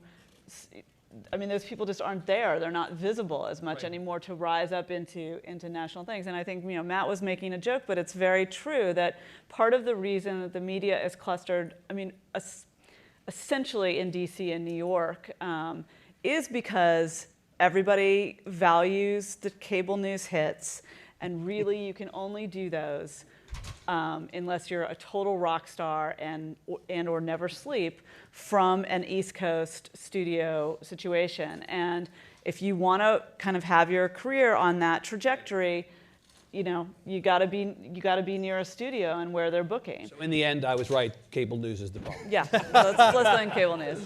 Let's go to questions. We'll kind of go back and forth and back and forth. Professor Jarvis, you go first. I love you guys, but here we go. Boy, who knew that was coming? Huh? Well, I sat up debating up there. But No, come on. I couldn't help it. Bring it. What's the impact of our journalism? And if you look at the quality, credibility, and civility of the public conversation we are meant to inform, journalism is failing America. Full stop. Yeah. And I absolutely agree that we do not reflect, I don't just mean the newsroom, I mean in our part of what we do, we do not reflect and thus do not have the respect and the trust of, and thus cannot inform at least half of this country. We've abandoned for years. Right. And we've abandoned us. So I guess what I'm begging for is more self-criticism and more awareness that we have to fucking change. We cannot say, oh, we did our job, it's their fault, they fucked it up the public, okay, here's where we are. That is an abrogation of our journalistic and social responsibility to this nation and the world, especially now. Do you believe, Professor, if the horse does not drink once led to the water, take him down a different path? Is that it? Because there's no horses anymore. So we've got to learn we're in a new world where we have to take the journalism to the people where they are, in their conversations, when and where they occur, in the context in which they occur. We have to do a much better job, sorry, I didn't shout, a much better job of listening to the public. Terry Brown is here, my colleague from CUNY. We started a whole new degree around this because we don't really understand, I don't think, the needs and lives of the public, so that we can then in turn inform. So I'm just clear, so we can then take the baton from you here. You're concerned about impact. I'm concerned about whether journalism is doing its job. One way to measure that, the way we measure that now is by reach. We have our old cable hits, reach, ratings, page views, unique users. That's how we measure ourselves now. That is an old mass media view. Google and Facebook are personal services companies. They're not mass, we still are.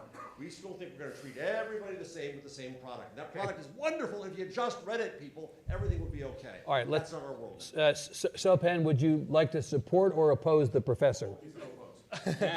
First of all, I dispute the premise that journalism is failing America. Let's start with this. The New York Times in particular after the election, now this is before I started there, had a huge surge of subscribers. The Washington Post, same thing. Why is that? It's because people, obviously, you don't hate subscribe to the New York Times. You don't hate subscribe to the Washington Post. Maybe you do. I don't know. I'm not. I dispute the premise that we're not journalists aren't. That people are. We're not doing a proper job of informing people. Now, again, you shouldn't, not you specifically, but you shouldn't generalize. When it comes to journalists. But I just. Again, I go back to my earlier point, which was who went to the voting booth in November and wasn't informed? Who didn't? What didn't they know? That would have changed their minds. And also, does it matter? I'm just not convinced that, that we need to wholesale change centuries of what we've done to make us what we are, because some of us don't like the guy that won. I'm sorry, please. No, I'm saying I want to say to you or to Claire, anybody else on this panel, if the result of the work we do is that the public does not stand up and pay attention. What Professor Jarvis is saying is we're doing it wrong. The problem is not them, the problem is us. Clara, what do you think about that? Well, first I would ask which half of the country, what you mean by that, which audience we're failing? Mind you, I'm liberal and I'm media, but we failed the conservative half of America. I watched my parents be brainwashed by Fox News because we left a vacuum that was filled by Rupert Murdoch and Breitbart and worse. And so what I just want to make, you have 1% of America pays for the New York Times.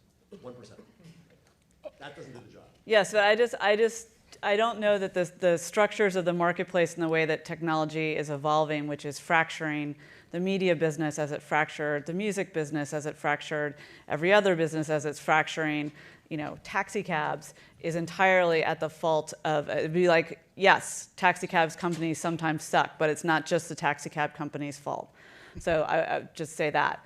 I think we need more journalists and more journalism. And we do need to have a public somehow, and I think this is partly the role of the media itself, but it's also partly the role of education to really put people out in the world who have a better understanding of what the various kinds, who can tell this is a well-meaning conservative publication that does this, and this is a total propaganda machine. Same thing on the left.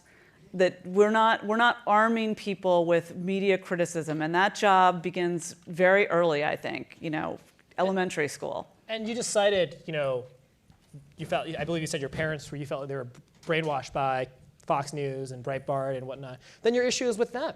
Then this is what I mean by not generalizing the media. Then your issue is with conservative media.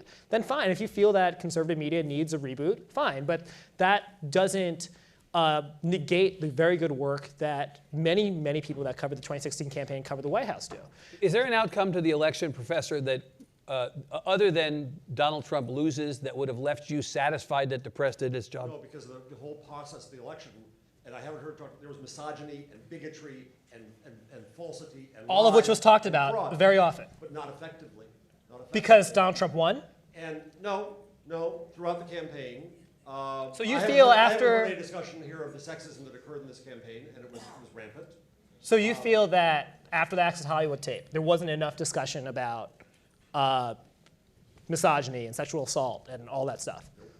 Because it was about Donald Trump's misogyny, not about the media's misogyny toward Hillary Clinton. There wasn't. Anybody want to take that? I think the solution is journalists need to be scolded by professors. I think that is clearly everything will be solved. But let's be honest. We bring you all the way from Brooklyn to Austin. If you're going to be scolded by a professor, we Jeff brought Jarvis the best. is the one. That's Let's true. acknowledge. That's fine. Fair All right, enough. let's go over here. Fair warning, Jeff was my teacher last year.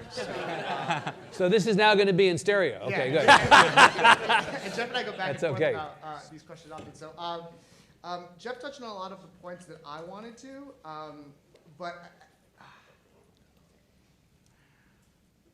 I think there's this idea that the media, all right, so we failed in this campaign, and we talk about why we might have failed, and we say we need to not be condescending. Meanwhile, we mock Donald Trump. In this room, we mock Donald Trump's character and ability to speak, and everyone laughs. So I think there's a hypocrisy here that I think Jeff would agree with. We have to identify and stamp out. Then the second. Just so I'm clear, you believe this group was mocking and contemptuous of the president? Yes, which I think we all do, because it's easy to do. And I mean, of course, I'm liberal and I'm the media, like Jeff says, so I mock Donald Trump too. Maybe because I'm just scared, maybe that's the reason why I do it. But the thing I want to get to is this idea that the vote, that people in the voting booth were informed and said, hey, misogyny is fine. And we think that this is a decision they made, on their own without any influence from the media. For decades, the media has been misogynistic, racist, othered people of color, othered Muslims, and actively supported this mentality. And I think what Matt says about the incentive structure is really valuable here. I think there's an incentive structure that pushes us to do this. So I think if there's a question, a takeaway here is, A, how do we change that incentive structure? How do we move away from for-profit to sort of, to social journalism, as Jeff's program is, as the program I graduated from in December. And then the second question is how do we begin to dismantle these structures that allow this sort of misogyny to occur over the long term, not just Right. in a single McKay, do you believe, again, let me ask you about the premise. Do you believe that the press has been, over time, by the by, racist, sexist, and so on, in a way that has given the public permission to act at key moments, election time? We have not done our job sufficiently in messaging that you should not be racist, you should not be sexist. In fact, we have reinforced the idea that it's okay to be those things. That's essentially the premise. Do you buy the premise? I buy the premise that there's been racism and misogyny and sexism in the media for a long time. I'm not going to dispute that. I think it's gotten very gradually better, but really the way to fix it is, one of the ways to fix it is to add more diversity, more gender diversity, more racial diversity. Sure, we need more self-awareness. I guess I dispute the premise of something else you said, which was that making jokes about President Trump is, what gives voters permission to ignore us and vote for him. I think that the condescension that I'm more worried about is the condescension toward Trump voters and people who support him. And I think that was rampant during the election in the media. It continues to be rampant now. I remember it right in the wake of the election, there were like a few days where reporters and pundits and people in political circles all realized that we need to be more self-aware, and it lasted until Donald Trump started tweeting again, and then everyone said, how could moron voters vote for this guy, right? So I think that we do have to, that is what I'm most worried about, and that's why I'm advocating for more people outside of the liberal affluent bubbles of New York. Coastal elites. And in places like Austin. Every state we're a coastal elite. Don't worry. You're not going to get in the argument. Look at Bob. Clara, would you woman-splain for us, please? You have a bunch of men here asking questions about sexism and answering questions. I would like to ask you point blank, to Jeffress' point and to our questioner's point, do you believe that sexism by the press elected Donald Trump?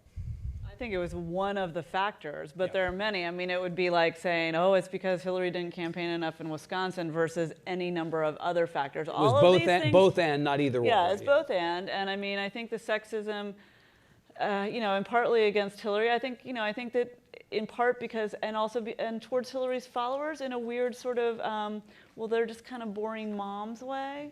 And I think a lot of women were cowed from speaking up as much as they felt this was really important. Either they really admired Clinton herself, or, were okay with her, but God damn it, having a woman in the White House was something they really wanted.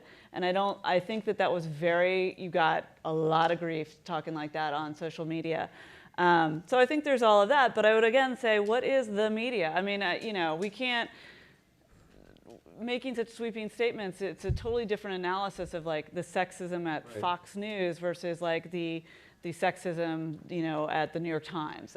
Those are two very different things. Well, the reality is anybody gets a blue check today, right? So they've even, that used to be the way you could figure it out. Sort of. Hey, Matt, so let me get to the condescension question. Do you believe that the media is, in general, condescending to Trump as opposed to Trump voters? And if so, which is more problematic? I think we are, but I totally agree with what McKay was saying. I think that the real problem is the condescension toward the voter. Yeah. Right. And do you remember there was that one great Saturday Night Live? And by the way, I think media, when we talk about media is also movies and TV entertainment late night talk shows. Late night talk shows, Saturday Night Live, movies. Donald Trump is a media creation. The press made him famous. Tabloids and also the entertainment press made him famous and in a way created that problem in a different way. But there was that one great SNL skit where you had the Jeopardy, the Tom Hanks skit. Black Jeopardy. Right, where you had African Americans and Trump voters actually agreeing on a lot. And that was a really funny and also, I think, important statement.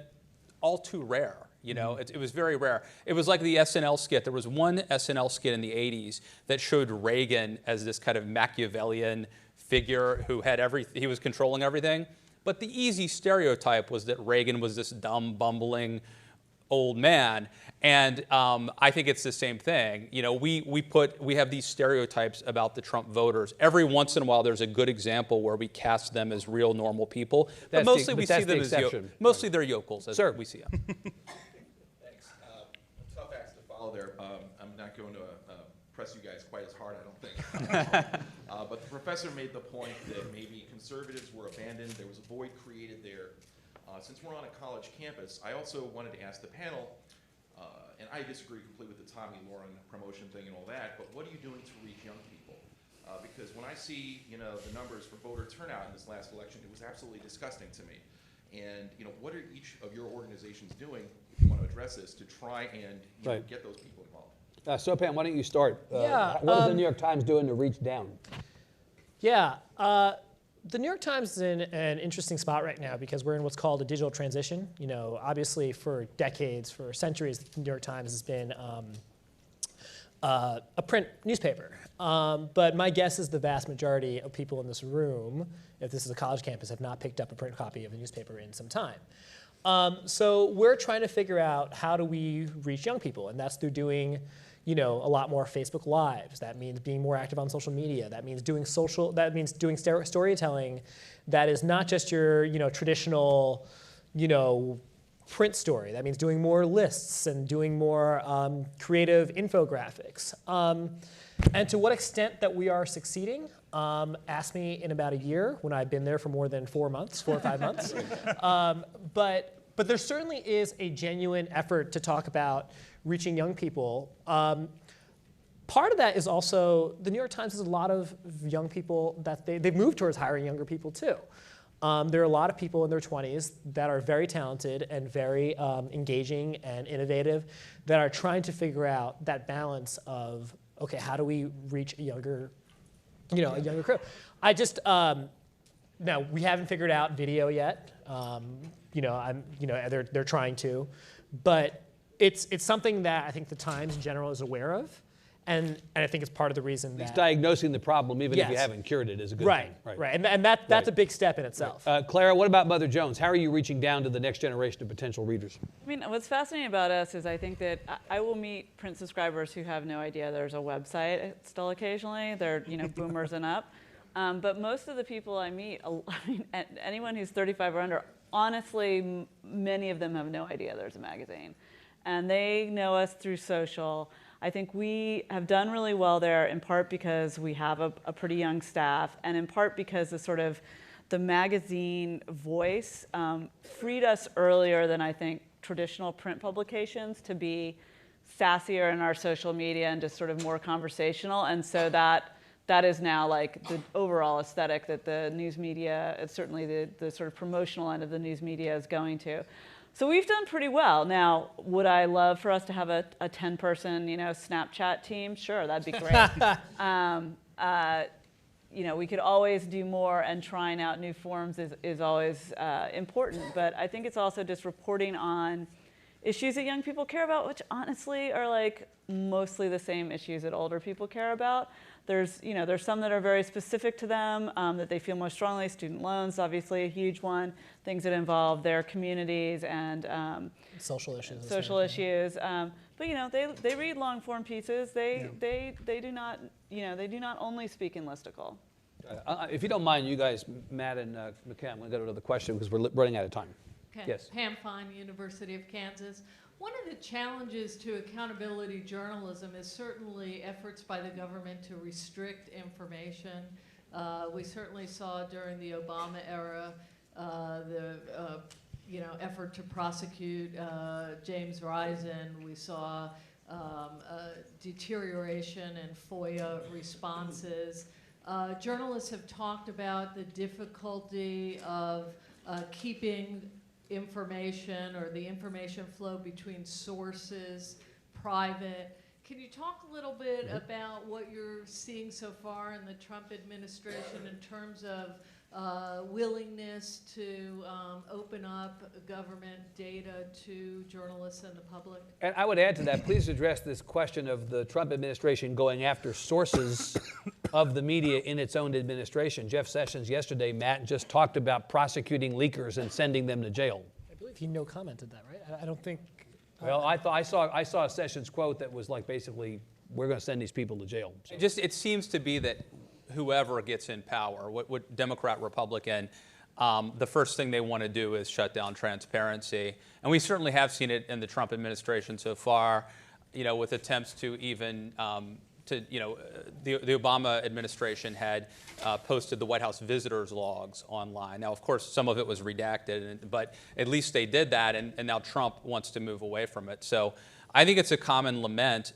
People who are powerful don't like it when people hold them accountable. I think it's important that even if you spent the previous years complaining that the person you're replacing in office was himself not accountable. Yeah, totally. Right. And both sides do this, of course. Right, but I was at the Daily Caller when my colleague Neil Monroe, who's now at Breitbart.com, yelled at President Obama, and he yelled out a question, and he did this partly because President Obama used the press corps basically as window dressing.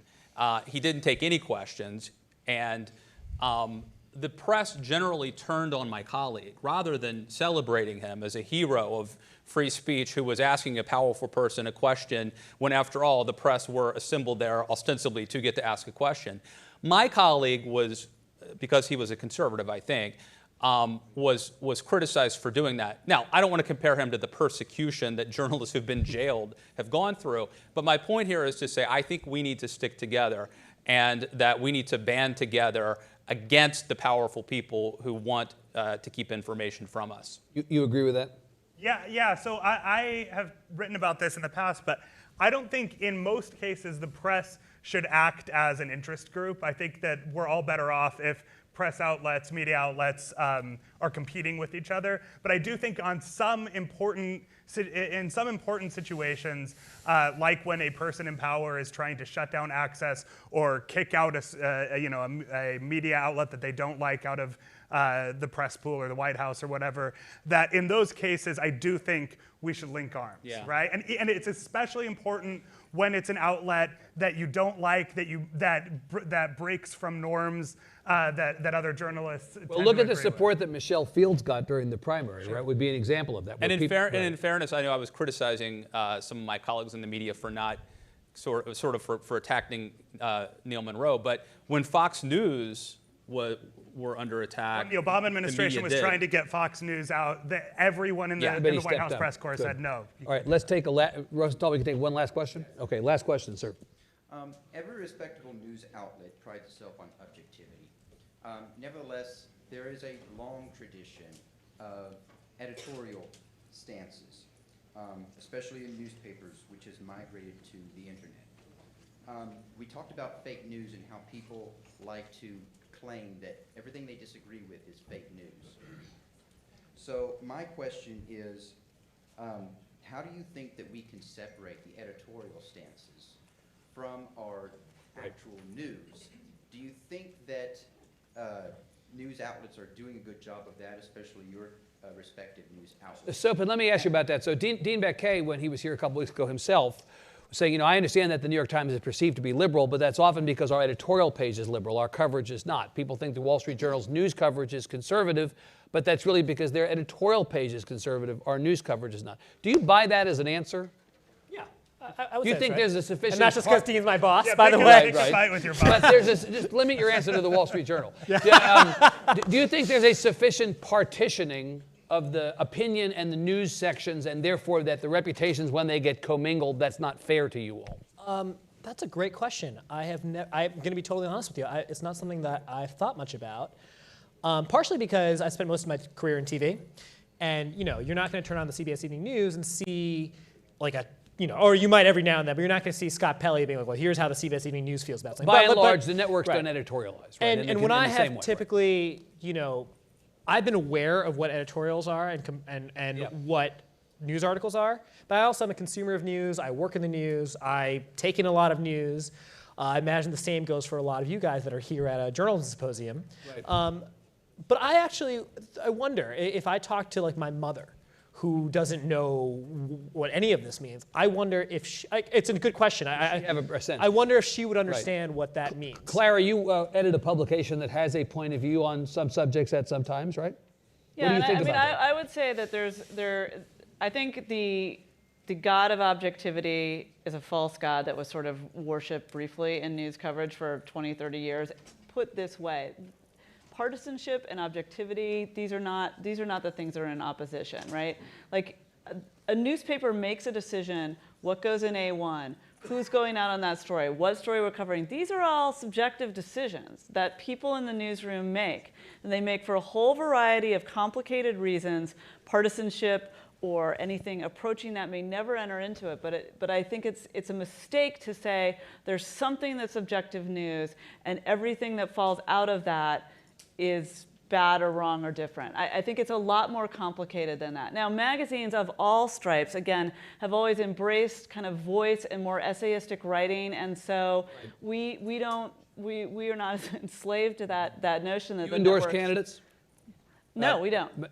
McKay, your magazine, you were not working there, I think, at the time, but your magazine actually took the unusual step of, I think it was the first time in 100 years, endorsed a presidential candidate. They endorsed Hillary Clinton, they but did. their editorial was really an anti-Trump editorial. They've only endorsed 3 candidates. But so does that put the Atlantic in any weird position in terms of the view that people have about its objectivity? I think it could in some cases. I think that in the Atlantic's case, because it's such a rare occurrence and they trumpeted that fact, people recognize that. But I think that increasingly, and especially at magazines, but definitely online, there has been a blend of commentary and analysis and reporting and news all in the same articles that for a very savvy news consumer can be parsed, but for the average news consumer maybe can't. And I don't know the answer to that, but it is something we should be aware of. Many people will discount the actual news based upon, well, the An opinion column that they stance read. of all of the opinion column. And so the second part of my question is, do any of you believe, and I think we've already got Clara's answer on this, do any of you believe that the idea of having an editorial stance at all may be something that needs to be re-examined in our day and age? Let me let Matt answer that, and that'll be the last word. What do you say? Yeah, I think we should re-examine it because I think, first, so I was at the Daily Caller for 6 years. I don't think they obviously have a point of view as a center-right conservative outlet. I don't think ever editorialized. Different people would write opinion things and have different perspectives. But I think Sopan has a point. Like, we're all pretty savvy, sophisticated consumers of media. We can understand that there is a firewall between straight reporting and an editorial position. I don't think the average person gets it. And if we really are concerned about the credibility and sustainability of journalism, then we need to be open to the notion that if your brand is that you are ostensibly an unbiased mainstream straight media outlet, that taking editorial positions undermines that brand. Yeah, I would just challenge the assumption that a newspaper full of just news articles, but all written essentially from very similar kinds of people, is subject to the same. In fact, is a less transparent way, perhaps, of bringing a certain set of identities and assumptions and whatever to the news, as an editorial. What is subjective is, in fact, subjective. Yeah. I get that. This has been a long flight. We didn't refuel, but we've landed the plane safely. Wonderful to have these guys here. Please thank McKay Coppins, Sopan Deb, Clara Jeffrey, Matt Lewis. Thank you very much. Wonderful. This was really great. Look, thank you very, very much for this wonderful panel. We have the lunch break now, and I have some very important logistics information for you. Some of you have signed up for the Google workshop, Google Tools for Journalists, and the workshop will be at the overflow room next door, the Capitol room. There will be a session in Spanish, así que va a haber una sesión en español en la sala al lado del Capitol Room. For those of you who are not registered for that, you're going to have to go to the AT&T Center, which is 1 block away. Very, very easy to go there. And there you should look for a restaurant called Texas with J, right? And there will be a wonderful, lavish, fantastic, delicious buffet there. You know, some foreigners were complaining in previous ISOJ that we'll just give sandwiches here. So this time we're going to have a big lunch with tons of food and hot food, whatever. But another point important, this auditorium is going to be locked until 1:20. So, you know, be mind that this auditorium is going to be locked until 1:20. And enjoy your lunch break. Go to the Google workshop if you have a chance. Bye.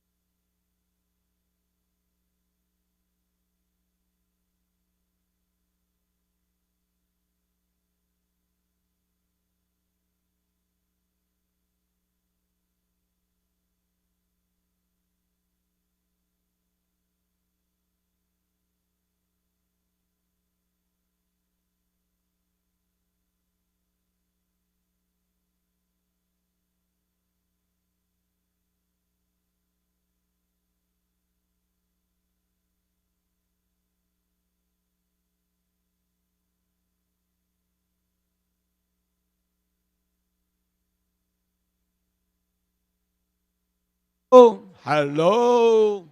Okay, did you like lunch? Was lunch good? Yeah. Okay, I told you the story, right? People in previous years complained that I was giving just a lunch box and said, this is not lunch. You know, we need lunch. So today we got real lunch, brisket. Yay! All right. Okay, so now we have the first of the two research panels. I want to tell you that tomorrow we're going to launch officially a book that Robin, is Robin here?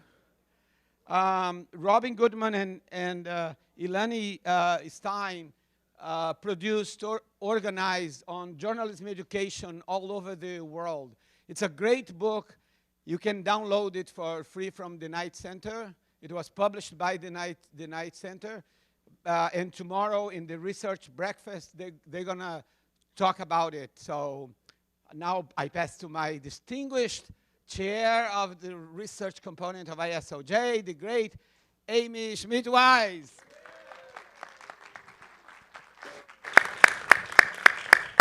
Good afternoon, everyone. Hope you're feeling replenished from this morning and have energy for the afternoon based on your lunch. So we've got an awesome research panel here ready to go. 4 great scholars that are going to share their work that they've been doing in digital journalism. But we have 2 announcements that we want to make before we get started. The first announcement we want to make, and this is a new thing, as we're always doing new and innovative things with ISOJ, and we're always trying to be on the cutting edge, one step ahead of everyone else. So I'm very excited to let you know that we are going to be doing a guest-edited issue next year. So in lieu of a call for papers in general, we will have a guest-edited issue by our particular scholar, Jane Singer. And she is at City University in London, so we're very happy to have her being able to guest edit. And in particular, she has set the theme for the guest edited issue, and I just want to give you a brief summary of what it will be focused on. So you can start thinking of ideas now to submit, because the call for the articles will go out within the next month. It's looking at the subject of how attitudes and thought processes, as opposed to work processes or technologies, are changing in today's newsrooms or not. When journalists think or talk about change today, 2 decades into the digital era, what do they mean? Are they thinking critically about what they do, why they do it, or are they continuing to focus on how they work? That is, on the practices and processes involved in producing news. Empirical work that explores the presence or absence of new or evolving perceptions among contemporary practitioners about social roles, occupational norms, audience relationships, and other aspects of journalistic culture. So this is a first for ISOJ to have a guest-edited issue by such a renowned scholar. We're very excited to jump into this and have this as the inaugural year. We already have a guest editor set up for the 2nd year, so this is part of a new beginning for the ISOJ, for research in particular, so make sure to get your ideas going, and we will let you know when the call is available to submit your article. These articles will also be published online as well as in the hard copy of the journal. Our hard copy of the journal didn't make it in time for the printers, but we have, the hard copy will be available next week. But we do have, of course, the online version of all the articles for the conference available on isoj.org research. You can look at all of them up there. In particular, Marcus Funk has his own podcast, our first podcast, as part of our ISOJ research journal, which is very cool. And a lot of really other great cool things about the research that's been published up on the 7th volume now of the ISOJ journal, which is fantastic. It shows how much people appreciate doing this kind of work, and a big kudos to all the scholars over the 7 volumes for all your hard work, and many of you are here in the audience, so I want to give you a big round of applause. Okay, the other announcement, of course, is at every ISOJ, we always give out a top paper award. And the top paper award is based on the high scores that we have received from reviewers. For the ISOJ articles, it's a very rigorous peer review process in which they go through. And in particular, this paper stood out amongst all the rest in terms of the highest scores that it received. So when I mention the person's name, I'd like them to come up to receive the plaque. The top paper award goes to, drumroll, to John Wibby and Mark Coddington for knowing the numbers, assessing attitudes among journalists and educators about using, interpreting data, statistics, and research. Come on over. There you go. Thanks very much. Congratulations. Thanks. And Mark Coddington is a UT alum, so we're very excited and very happy for that as well. So, yay. Okay, so without further ado, let's jump into the research presentations. We have Karen Osman, who's going to be talking about audience engagement editors as newsroom intermediaries. The floor is yours. Thank you. Hi. Congratulations. Not intimidating at all. My name's Karen Osman. My co-author is Nick Diakopoulos. We're both at Merrill College of Journalism, University of Maryland.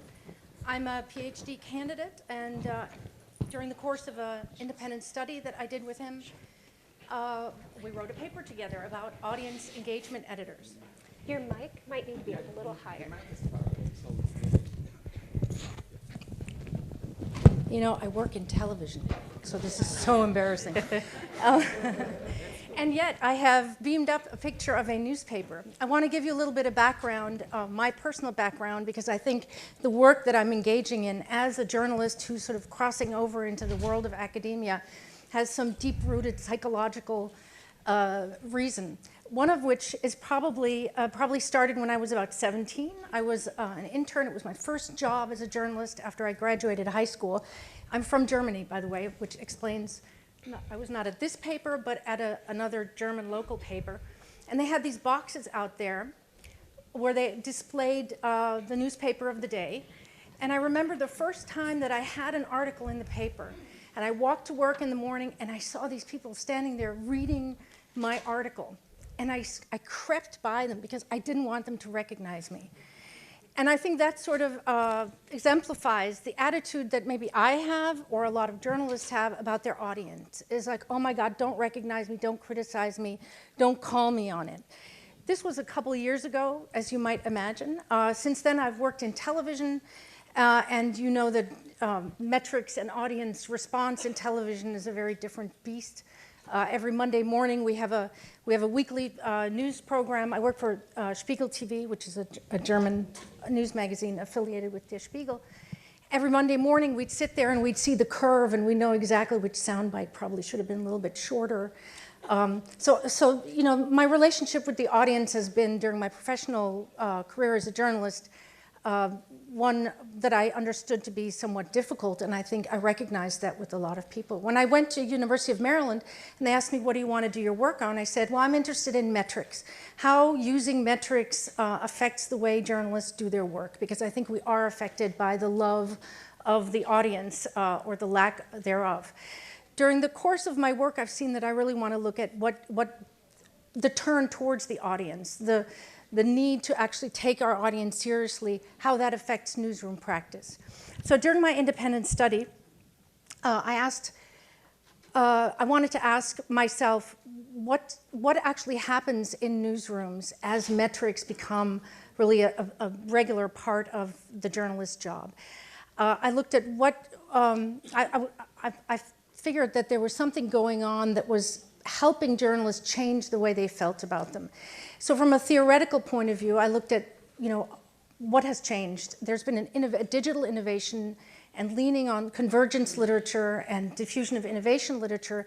I looked at how metrics is both a technological change, meaning there's a dashboard on some journalists' computers in some newsrooms, but it also means really that they have to, when they write or when they produce a story, think about who they're doing it for. So I wanted to look at the newsroom culture. And as I was talking to people about that, they said, well, we have these editors now that take care of that, these audience engagement editors. But most people I talked to, when I said, well, what exactly do they do? They weren't really sure what they did. So I figured if I'm going to write a dissertation about how all of this changes newsroom culture, I better look at what are these editors doing in newsrooms? And so my really simple research questions were, what do they do? And how do they conceptualize journalism and their role in journalism? Are they journalists? Do they think of themselves as journalists? Or are they sort of technical innovators that are just bringing a change to the newsroom? And how do they actually define audience engagement? I did a very simple LinkedIn search in the United States. Who calls themselves audience engagement editor in the following industry: online media, writing and editing, newspapers, media production, and publishing. I found 55 people who actually call themselves audience engagement editors.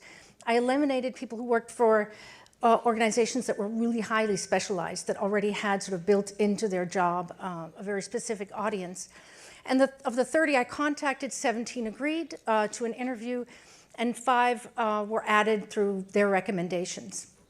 So I interviewed 22 people in 20 newsrooms, because there were 2 pairs that worked in the same newsroom with 1 person working in video only. Only 5 of them agreed not to be anonymized, so I decided to anonymize everyone. And I do want to say, without going too much into detail, that of the 55 results, there were more women than men. But exactly 11 women and 11 men said yes. And I think that's really worthy of looking into, because that was a theme that went through my interviews, is how come there seem to be so many more women doing this job? But this is something we only have anecdotal non-evidence about. It would be great to maybe talk to some of you guys what you think would be a good way of figuring out, how can we actually figure out how many men versus women work in social, and how we could write a paper about that. So one thing what did I find? One thing they all had in common, of course, was using metrics. There was one audience engagement editor who was most interesting. He worked for an investigative nonprofit organization, who said that he tries not to show the metrics to any of the journalists because it incentivizes weird stuff in the newsroom. Another one actually said that he loves showing it to them because sometimes it brings out some interesting competition in the newsroom. So I think you have these two, obviously it is making an impact, and it is something that I want to look at. And what do they do besides working with web analytics? And I want to tell you, these are just, this is like cognitive background, my audiovisual cognitive background. It doesn't map on, but these are some, I wanted to share with you some of the quotes that people gave me without actually reading them. So what do? There was a wide spectrum of activity. First of all, the people that I found were lone wolves, a woman in the Midwest who's the only one in her newsroom doing this work, hopelessly overworked. And then on the other side of the spectrum, somebody in a huge newsroom who was just one of many, many, many who had a system of embedding audience engagement editors with the journalists. So you have to imagine 1 month long, you have one audience engagement editor next to a journalist, coaching them, telling them, look, what you just wrote, that would be great on Facebook. I'll make that snackable. Next time you write something, think about your audience in that Facebook group, if Facebook is your thing. So you have this spectrum of really highly, I would say well-funded, and therefore very specialized work. And on the other hand, people who are really struggling to get everything on social, to make sure that they can fulfill all the needs, and at the same time do what the other thing that they all had in common, which is work at convincing journalists that what they needed to do in order to engage the audiences was necessary. So that's another common thread that I found, that a lot of people had to really do coaching and do a lot of convincing. Convincing of their, that means that's how many minutes I have left, correct? Okay, thank you. You're not making me do math. They had to do a lot of convincing. Another thing that I thought was striking was the answer to the question that I asked, do you consider yourself journalist? Again, a wide spectrum. One person said, my heart is bleeding. I am not. I wish I was. I used to be. I wish I was. Another person said she wanted to hang up because she thought that question was so insulting. Of course she's a journalist. So I think this shows that the field is still really wide open. And and I think I did, in this slide, you can see some of the things that they say their identity is. Story sellers, trading in stories. They really define journalism in new and interesting ways. So when I asked them, who is your audience? They really answered in a lot of interesting ways. That's the next slide. They said, anyone with a digital device. It went from, anyone I can get to everyone we already have, to, well, I just look at the numbers, to I go out and find them. I go out and research where they're at. The question about engagement, I thought was also, it was the one that solicited the most laughter, with a little bit of frustration, because nobody could agree on what it really was. So my goal in this paper was to really set out kind of topography of audience engagement in American newsrooms. It's in flux, it's changing as we speak, but I think what is very clear is that the audience engagement editors are translators, and they are change agents who are explaining to the journalists what they need to do. The language that they use, and this is one of the most important points, I think, really is, and I don't think it's a secret to anyone, it's the language of marketing. It's teaching journalists how to brand themselves, and hopefully the journalism, which kind of ties into some of the things we've heard earlier, branding themselves, branding their outfit, branding the journalism that they're doing. And I leave you with this wonderful network graph of the different outlets. I once did a paper about Bill Cosby and how people were talking about him. And to tell you that it is a network society, newsrooms are understanding it, and they are using these audience engagement editors as intermediaries between the world of marketing and the world of journalism. And my caution would be is to take a really close look at how we're defining journalism, how we're defining marketing and promotions, and make sure that where these audience engagement editors are taking us is really where we want to go. Thank you.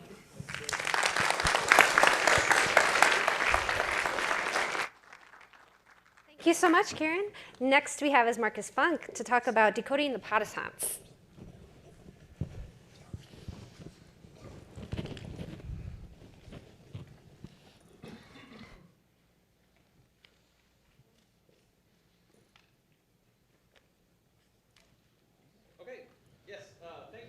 I'm stoked to be here. Whoa, okay. I'm stoked to be here. Usually at academic conferences, there are about 6 people in the audience, and you've known them all for years because you're all doing the same kind of research. So this is really encouraging and also mildly terrifying. So we're going to charge ahead. I'm Dr. Marcus Funk. I'm assistant professor of mass communication at Sam Houston State University, not too far from here. And we live in a curious time in media history, as you all know too well, because last year, faith in mainstream media plummeted to its lowest recorded point in modern history. By a variety of data from Pew and Gallup, credibility and faith and trust in traditional news is in the toilet. And this contributed, dare I say it, bigly to the election of President Trump, contributed to an active shooter in Washington, D.C. at Comet Ping Pong last year, and to the creation of, quote, alternative facts earlier this year, whatever that means. Now, this would be noteworthy and important in any year, particularly after a presidential election, but it's especially curious this year because as the majority of mainstream media credibility tanks, interest and popularity and profitability of podcasting is spiking dramatically. In April, The Economist declared it the year the podcast came of age, which is curious since podcasts first debuted in 2001. You would expect media to, kind of wander off after that long, not suddenly find their footing. And it was so dramatic that later in that year, Neiman posed itself a rhetorical question: how hot is podcasting? Stupid venture capital money hot, which is bold for any media format these days. So my question in pursuing this paper was, is this a coincidence, or is there something innate, something interesting or curious or weird about podcasting that's letting it go up while everything else goes, nyeh? So I want to back up to answer that, and I want to ask, what is podcasting on a more basic level? Now, both in the field and the academy, It's actually supposed to be vertical. Vertical comparisons are much more common. What we'll find is, how is new radio different than old radio? And there are some key distinctions there. We know, for one thing, that time shifting is very easy to manage in podcasting. And podcasts are succeeding for many of the same reasons that Netflix and Hulu are succeeding. But two, fewer gatekeepers, fewer barriers to entry, lower costs to entry, and a variety of reasons why you can, right now, you can go home and you can start a podcast. You probably can't go home and start your own conventional radio station. And so that's all true, and that scholarship is worthwhile, but at the same time, there are limitations to those ceaseless vertical contrasts. It doesn't really answer what is radio. It just tells us how new radio is different than old radio. So I made a better comparison, or what I perceived might be a better comparison, to old school traditional community journalism. These hyperlocal, rural, and suburban papers that have a real, clear, fundamental connection between readers and producers, where there's a clear connection between the community, what the paper reports as community news, and what the community wants and hopes to, imagines as their own community. And a big part of that is the accessible nature of community journalism. Everyone in town knows who is writing the community newspaper. Everyone knows how to contact them. And as many of y'all can attest, I certainly can from personal experience, if somebody walks in to the Elgin Courier or the Tell Tribune and says, hey, I have a problem with the story you wrote, you drop everything and you go deal with it. If you're at, say, the New York Times or the Houston Chronicle, maybe not so much. There's a bigger gap there, a bigger distance, the bigger the medium. Accessibility and personal affiliation between the reporters and the community and the product are absolutely key.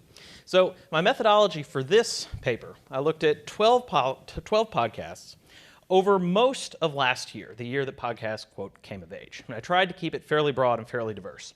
Looked at 6 newsroom podcasts run, hosted by conventional journalists of different types, and then 6 avocational podcasts, everyone from Dan Savage all the way down to, some guys making fun of bad 90s movies on the weekends. I also wanted to look at male-hosted podcasts versus female-hosted podcasts, and I rotated through them throughout the year until rhetorical themes began to repeat themselves. So let's break this term down a little bit. What is community, and then what is journalism? Well, community is defined by a couple of things. One, niche focus on a particular topic or identity. Now, this is not necessarily geographic. Media imagine community, independent of the nature of that community. So arguably, a Reddit, a subreddit, Reddit conversation about, say, the San Antonio Spurs, who are going to win it all, by the way. Just watch, it's going to happen. But that fundamentally is not a structurally or functionally different community than the Elgin Courier, a little out of town, imagining what is and is not Elgin. The fact that one is a digital community, one is a terrestrial community, doesn't change the community nature, and certainly doesn't change the role that the media play in shaping and designing that community. Another one, what I coined external community. How much conversation between podcast hosts and guests and listeners is there? How much community is there between the podcasters and the people listening to the podcast? So how often are emails or tweets read on the air? How often are social media conversations cited? That sort of thing. Conversely, we have internal community, which is community within the podcast. So frank, congenial conversation between the hosts, personal disclosures, personal sidebars. How often are they people versus how often are they professional stand-up hosts? Well, going through here, newsroom podcasts, fantastic focus on a niche. The podcast was about what the podcast was about. Ditto avocational podcasts. This we expect. External community, newsroom, how do we think we did? Not great. Not great. Avocational podcasters did a better job, but still not what I would consider a passing grade. So feedback, tweets, that sort of thing, were not really given the priority that I felt like they should be. They weren't necessarily ignored, but they also were a lackluster priority at best. Typically, emails and feedback were saved to the tail end of the podcast, if at all. And usually there were, in very many podcast guests, where people would call in, that sort of thing. But at the same time, typically those were curated guests. They were people that were invited by the podcast hosts, by the journalists, and so it's hard to consider them average listeners. They've got some celebrity or notoriety of some sort. Internal community, a little better, but still not a ton. What did happen in newsroom environments quite a bit was a candid personal discussion. You know, tone communicates a great deal. Cadence is incredibly evocative in a lot of ways. So there was never any effort to sound robotic or sound stilted. You know, they would say what they were going to say as they were going to say it. The difference was what they were going to say. There was this sense that the journalists had to be professional journalists and not have any personal opinions of any kind whatsoever until they were giving a sidebar about high school or about how they're workaholics or how they thought it was pronounced Kanye West instead of Kanye. There was a sense that the avocational hosts, meanwhile, could be very personally connected to their subject, very innately fused with their subject matter, and to the point that it almost felt like journalists couldn't be people. They had to be journalists, whereas the avocational hosts, they could be themselves, no big deal. And then the journalism, we talked about this briefly earlier, but sort of the hallmarks that the academy and the field identify as journalism. Is it current? Is there conflict? Is there timeliness? Is it new and shiny? Across the board, that was all there. That was all there. So the takeaway here, as journalists, you need to share. And I don't want to be that journalist or that academic that gets up here and says, you're not doing your job right. We've all heard that academic say you need to share more, you need to devote more time to your audience. But what does that look like? Well, first, if you don't have a podcast, make one. Now is the time. There are a ton of resources out there for it. Two, there's something about, this is true of academics and journalists, but more importantly, it's especially important given that the community nature of podcasting. There's a lot that you can tell by listening to someone that even if you read those same exact words, you would feel much more personal affinity for the individual if you're hearing them. You know, that old saying, talk is cheap. No, talk is great. Words are cheap. So instead, double down on podcasts.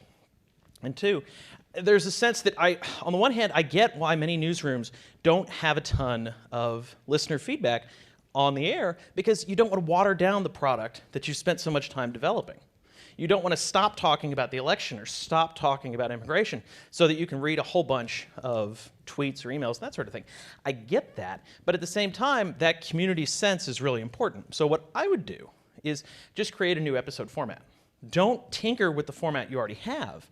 But once a week, once every other week, I would just sit down, gather your regular podcast hosts together, and spend an hour just reading emails, just reading tweets.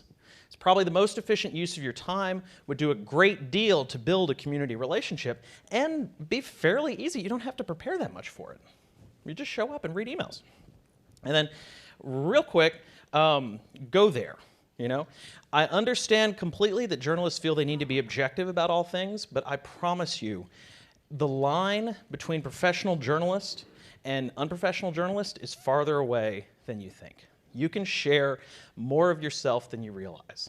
And you can go into more feedback, more personal ideas, more perspective than you think. And even if you think, okay, well, this egghead from Sam, he doesn't know what he's talking about. Okay, that I get. But if you just want to retain that, I can only be a person when I'm talking about personal stuff. When I'm talking about the news, I have to be super professional. Then fine, detour into the personal stuff more often. Give more little sidebars about what you did over the weekend or what your kids are up to or what happened the last time this issue came up. Don't be afraid to be people because that makes a huge difference. And that ultimately makes audiences much more open to your work and your journalism. So, and then real quick, I would say let's all think about this. If avocational podcasters present the same community journalism principles, they're building community and they're occupying those same journalistic tropes, then are they journalists? That's something that I think that both the academy and the field could think about more.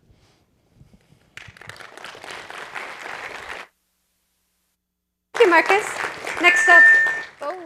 Next up we have Cindy Royal, who's going to be talking about product management in newsrooms.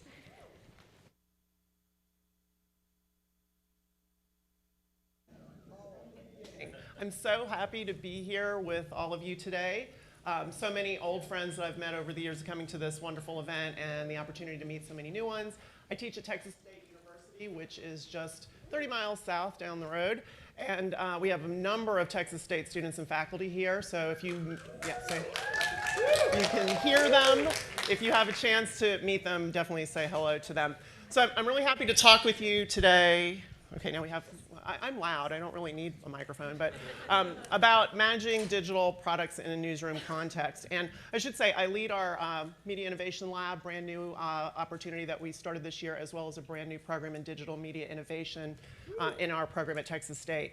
And so I started thinking about this topic almost 2 years ago. I started having students who would go out into the world and become product managers, in some cases at technology companies.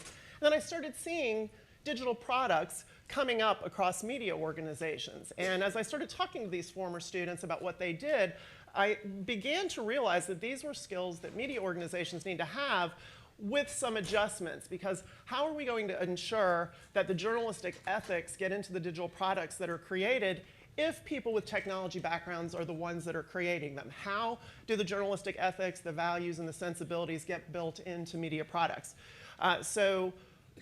For 2016, I projected in the Neiman Lab predictions that they do, so shout out to Josh Benton in the Neiman Lab, product management is the new journalism. And I really love those predictions because it really gives a chance for some new provocative ideas to get out there. And that is exactly what I posited, is if we have these digital media products, how are we going to make them journalistic, and how are we going to assure that the technology resources are responsible for what they're creating? And now that we've got this sort of fake news and authenticity issue in the environment, it becomes all the more important. In that same issue of predictions, unbeknownst to me, we did not collaborate on this, but Bert Herman, who's the founder of StoreFi and Hacks Hackers, and now he's the founder of LenFest, he also said the new hot job was going to be product management. And he defined it as the editorial and business coming together to create better products, stealing a page from Silicon Valley's handbook. So technology meets journalism. And just as Karen was saying, that marketing, there's a marketing language, there's a technology language now that we have to understand in journalism. So shortly after that, the American Press Institute put out a report where they interviewed a lot of people that were in this product management role, and they defined the role as one of control and creating projects that are specifically targeted to succeed, so they need to have strategy associated with them, and they need to deliver a satisfying experience to the users. And then also, about January of last year, the New School and CUNY convened a group of product managers, and there was an online version that they had a talk with several people, one of which is Aaron Pilhofer. Is Aaron here yet? He's coming. He'll be here tomorrow. He's up there. Hey, Aaron. Oh. So in that talk, he said it was a few years in that it dawned on me that I was actually running a product development team, as he was running the New York Times Interactive News Technology Group that was making all these really cool digital journalism projects. I'm running a product development team. I need to figure out what the aspects of that are for a media organization. So in my research, I talked to 14 different people who were in product management roles, kept everybody anonymous. They come from places like New York Times, BuzzFeed, ProPublica, NPR, here in Austin, the Texas Tribune, the Statesman. So they cover a wide range of media organizations, and they were all doing some form of product development. And so in terms of defining what is a media product, one of the comments was, we used to know what a media product was. It was a newspaper or it was a TV broadcast. Now it's much broader. And so I kind of put together this idea that in most cases it's an audience-centric mission that provides opportunities for a number of constituents to participate, contribute, and interact with the media, and it often composes now the primary platform that people engage with and consume journalism. And so here's some examples. We have Dollars for Docs from ProPublica. Texas Tribune has their Schools Explorer and many other really great projects. New York Times did that cool quiz that you would take about your language patterns, and then it mapped it on a chart. So these are more sort of data visualization, data journalism projects.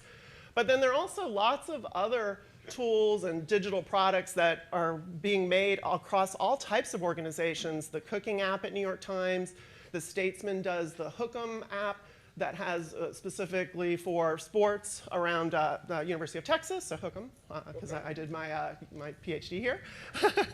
And then we have things like the Purple Politics bot and Quartz. I mean, there's any number of things that you can go online and see that they are very interactive projects.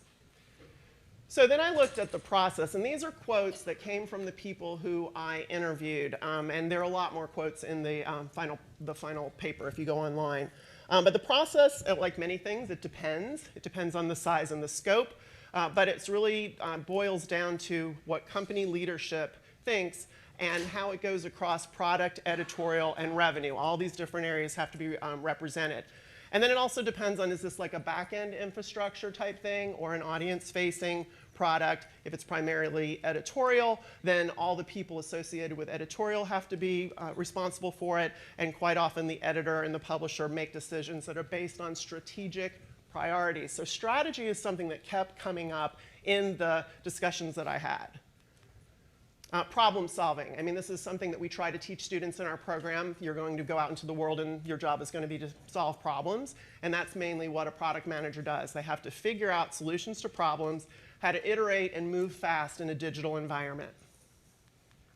Collaboration is also a very key role that a product manager has to demonstrate. They have to work across a lot of different teams. They have to facilitate the conversations across the team and then reconcile, again, across all these different functions, business, marketing, strategy, editorial, but also be very user-focused. And that brings up this idea of empathy. Obviously, data and analytics are very important in a digital product environment. Everything we do is data informed, said one of my respondents. And they look very closely at analytics platforms. They also, one of the subjects even said, beyond just data-based analytics, they want to see real outcomes of their products. Did it change some sort of legislation? Did people's lives change because they were able to use this product? So this gets into a much more specific area of data and analytics, improving the value of digital products. That is something that has to be catered to in this environment where we're making them in journalistic organizations. Obviously, storytelling can be a very important part, so there's still a story. In many cases, these products have leads. They're visual stories, but they want the user to be able to use their own examples to be able to help them make the story more meaningful and personal for them. So in terms of the skills that people identified that a product manager needs, you have to be a great communicator. You have to have empathy and understand your audience. You have to be a good leader because you have to lead a lot of different organizations and lead people from those organizations. You have to be able to collaborate across them.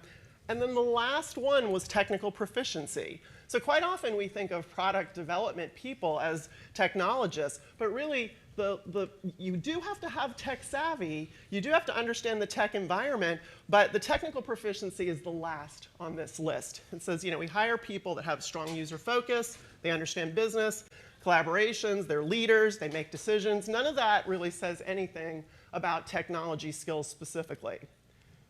So if we talk about technology proficiency, it's a broad range of what people need. Technology proficiency, design aesthetic, user interface. But one person said, I think there's a much closer fit with entrepreneurship, business, and design than there even is with computer science. So we have to really think about the backgrounds of the people that we bring into these roles.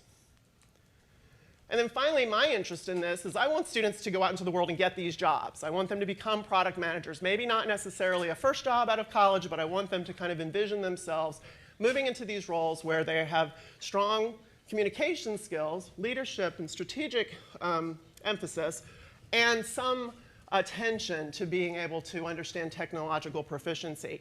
And then one of the things that one of the respondents said was the importance of experiential learning, making sure that you would put students in a situation as they would be on a professional team, that they would be actually working in an environment very much like our SXTX State project, which for the past 10 years we've sent students to South by Southwest. The students have run an entire digital product and a social media strategy around it that gives them actual experience in doing these kind of things.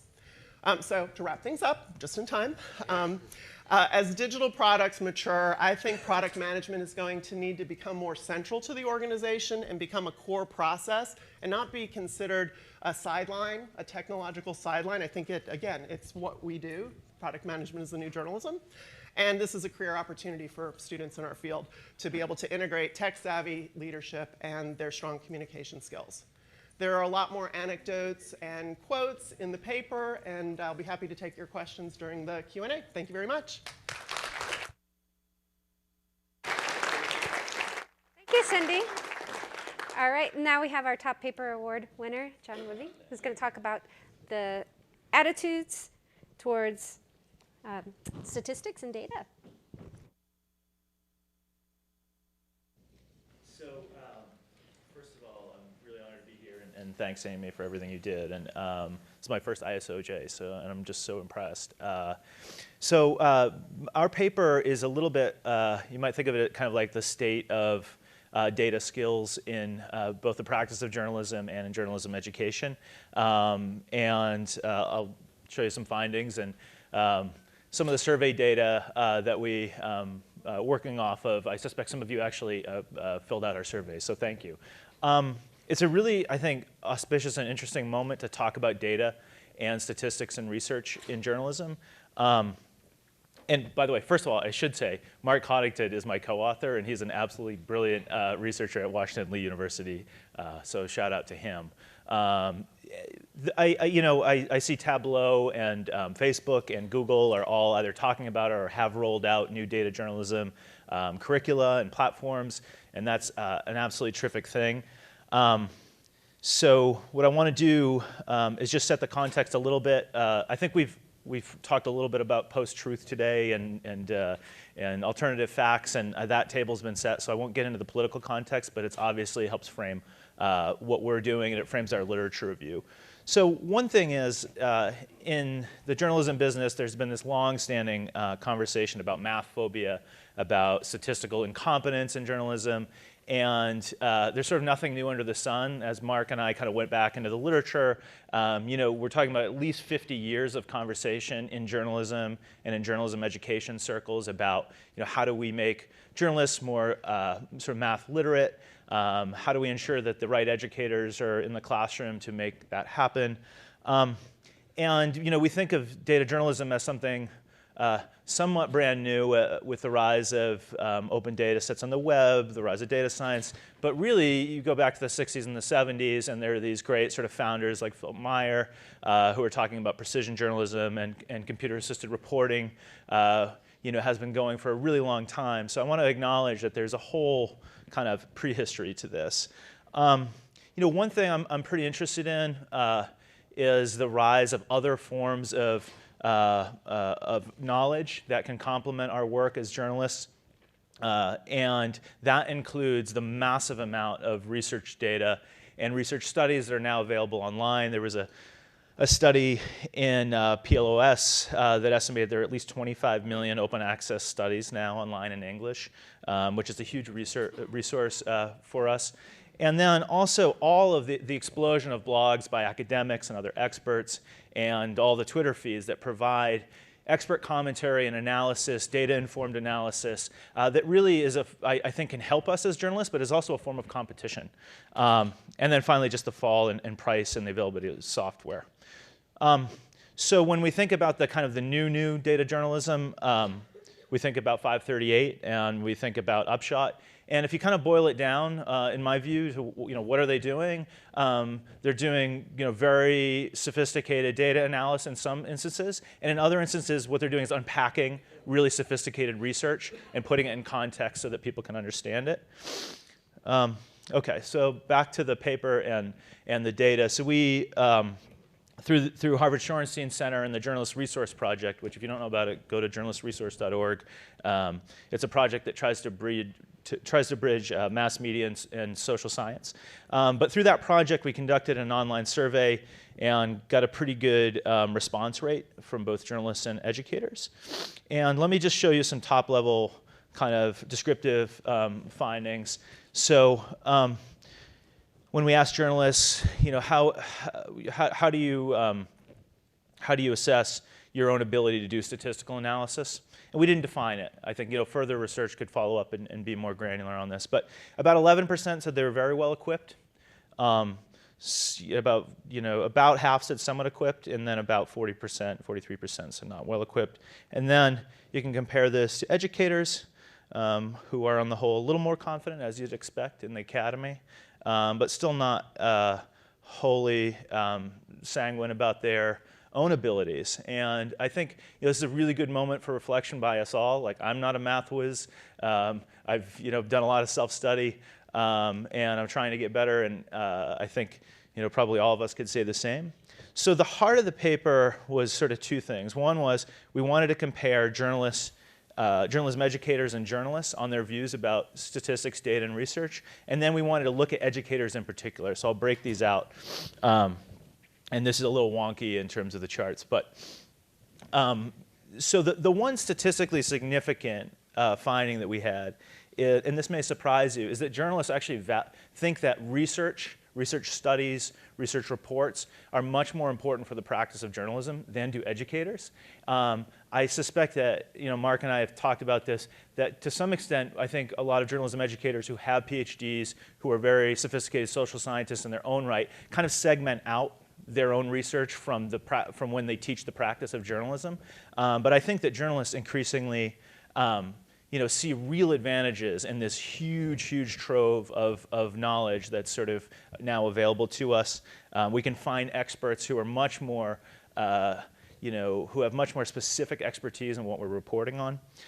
In the other categories, how much do you think it's important to do statistical analysis for the practice of journalism? About the same. 35 to 40% journalists and journalism educators. And then how important is it to interpret statistics, to be able to interpret statistics in a newsroom, 78, 80% for both, and interpret research studies about the same thing. So no real differences except on this use of research metric. How am I doing on time?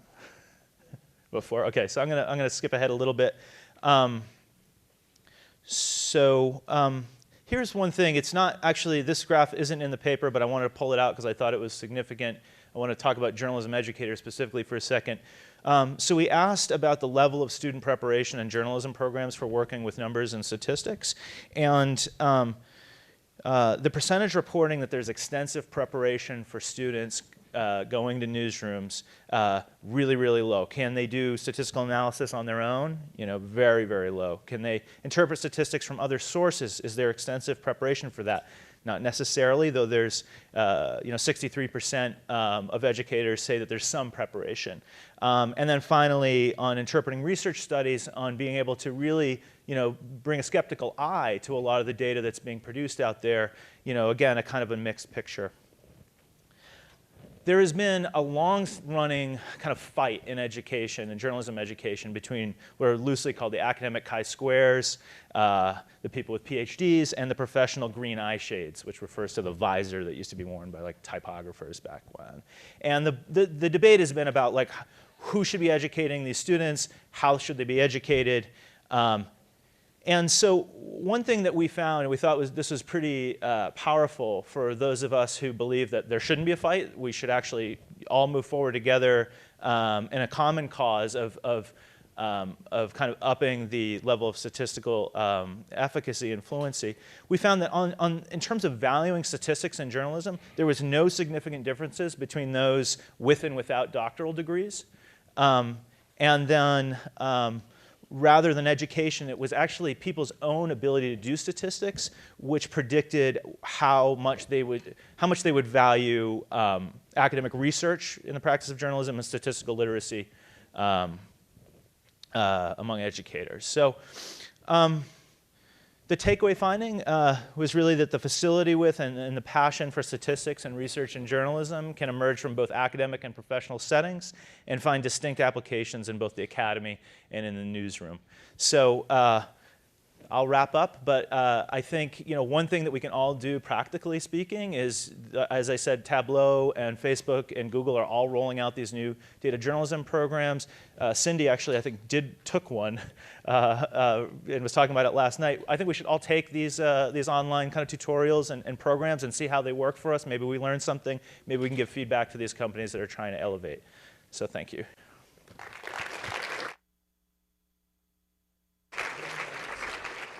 I'd like to invite our researchers to come on up, and we're going to have a brief Q&A. And in the meanwhile, if you have a dying question to ask, please come on down to the microphones to ask your question.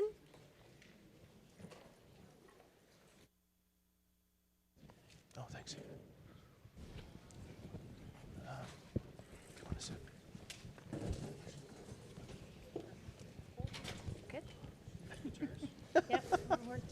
We need instruction. Yes.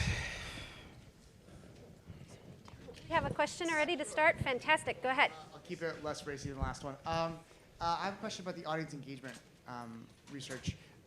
Did you find that audience engagement folks felt pressure from the business side to sort of explain their value? And how did that sort of conversation go? They didn't express it as pressure. It sort of, again, it depended on the size of the outfit and how much weight they put on audience engagement. But there were clearly some that had more meetings with the marketing side and did have to explain certain things. But most of them were saying that it was a topic, but there was not really pressure. But it was just clear that that was an expectation, that that's why they were doing it. Because if people read your product, then money comes in.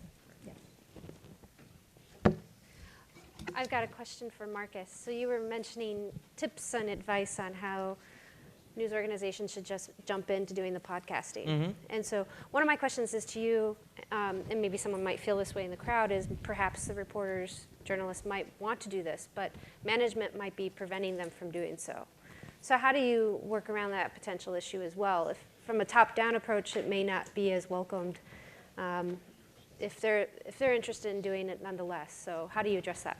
Well, I would say, most executives and most top folks I know are pretty profit-driven. And so I would just show them the money, show them all the articles and all the arguments saying, hey, this is actually really profitable. And there are a ton of resources and books and podcasts out there for launching a podcast and getting your voice out there. So from a market perspective, it actually makes a ton of sense, I think. And you can make that argument, I think, with most editors and most publishers. And I think that would probably get you quite a ways. But I would also say, no media, no publication is immune from this, the lack of faith that people have in mainstream media. That's pretty much across the board. And you can pitch and say, hey, this is one easy way that we can help our readers, help our listeners, our viewers get to know us personally. And the truth is, if they know you personally or feel like they do, then they're going to have a much higher appreciation and affection and opinion of your product, and that's part, I didn't get it, it's more in the paper than in the presentation, but part of it relates to media format, because, that expression that talk is cheap, well, no, talk is actually great, because by listening to people's voices and hearing their tonation and everything, you get to know them far better than you realize. It's a kind of a mind trick. It's tripping different circuits in your brain. So I would, make the profit argument, and I would also make the, hey, people want to get to know us, and this is an easy way to do that. Looks like we have a question. Following up on the podcast, I was just wondering when you were talking about, you had the 6 local podcasts, or the local newsrooms, the journalism podcasts that you were looking at. What was the most popular one? What were the topics? Did there seem to be anything related to the area they were focused on rather than the way they delivered it? Well, so I tried to be fairly diverse about it. So the 538 Elections podcast was on there. The Voice of San Diego podcast was on there. Recode Decode was on there. So I tried to subject-wise, I tried to spread it out quite a bit. Typically, subject-wise, I found they stuck to those traditional journalism tropes. It's what is current, what is new in, high tech or news or San Diego, whatever it happens to be. And then what has conflict and what has notoriety. It felt like whatever they set out to say, this is our podcast, this is our niche, for the most part, they stuck to it. And there wasn't necessarily, everybody talked about the election the closer you got to November because, it was on everybody's mind. But it was still the election and whatever the topic happens to be, whatever the audience happens to be. So. Question for Karen. So in terms of your research and what you've been doing, do you believe that there is a shift that is yet to happen in the newsroom in terms of the culture of looking at audience engagement editors, and if you could talk a little bit more about that. Well, I think that the shift has already happened in that every newsroom, I believe, I don't have empirical evidence, but I think most newsrooms have someone who's on a social team or audience engagement team. But I do think that a lot of journalists are still struggling to be on board. And one person I talked to said, this solution, the problem will fix itself through attrition. That the people who don't, it's an aging population, and if you're not on board and don't want to brand yourself, then, your time will come sooner rather than later. And I did find that a lot of the people who were doing this job, they all talked a little bit about how it had come about through the restructuring of the newsroom itself. A lot of them had been copy editors. There were no longer copy editors, so they got the job of audience engagement. Some of them were longtime members of the editorial board who had always said we need to be closer to our audience, so they took the lead in this. And so now I think the third wave sort of is not the people who were coerced into doing it and not the people who said, I'm leading the way, but people are hired to do it with intention. So I think the fact that they're working in the newsroom, that's something that's established. Whether or not journalists are all really on board and really believe that the ultimate goal, which is supposedly that they'll be their own audience engagement editors eventually, I think that's still something that's very much in the works. Mm-hmm. And this might be a question for both Cindy and Karen. I mean, how do you see, in terms of product management as well as audience engagement, coming down to aspects of culture? We talk a lot about this all the time in journalism scholarship, but how much do you think we are at a point now where there may be a cultural shift happening in the newsrooms, or are we getting close to moving in that direction, or what more needs to happen in order for those things to be embraced? I mean, I think in the case of my research, the fact that so many of them had "it depends" on this, and there were a lot of variables associated with it, it sort of demonstrates that these are not necessarily techniques that are mature yet, and that there's a lot of experimentation in the environment. And that's good. That, I think that signifies that there's some understanding that this is important, the fact that a lot of different organizations are trying it. But I think we still have a ways to go to get a broader understanding that journalism isn't just for what we've traditionally defined as journalists, and that there are a lot of people in the organization that contribute to the journalistic product, whether it's the audience engagement people, the product development people who maybe more traditionally were considered technology support and resources. They all have to be more central to the processes. And so, I mean, that was sort of the outcome I had of this, but in general, I think that's where the culture is going toward at this point. It's not there yet.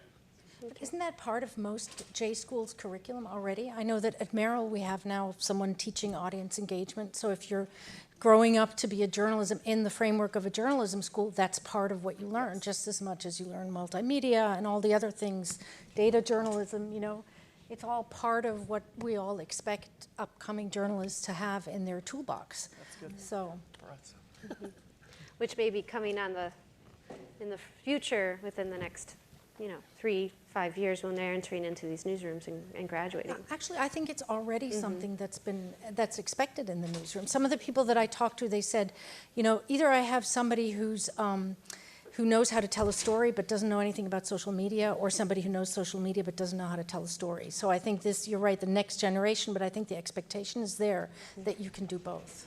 Well, and I think it goes beyond the skill set, right? I think both what you are addressing as well as what you're addressing too, John, is a mindset.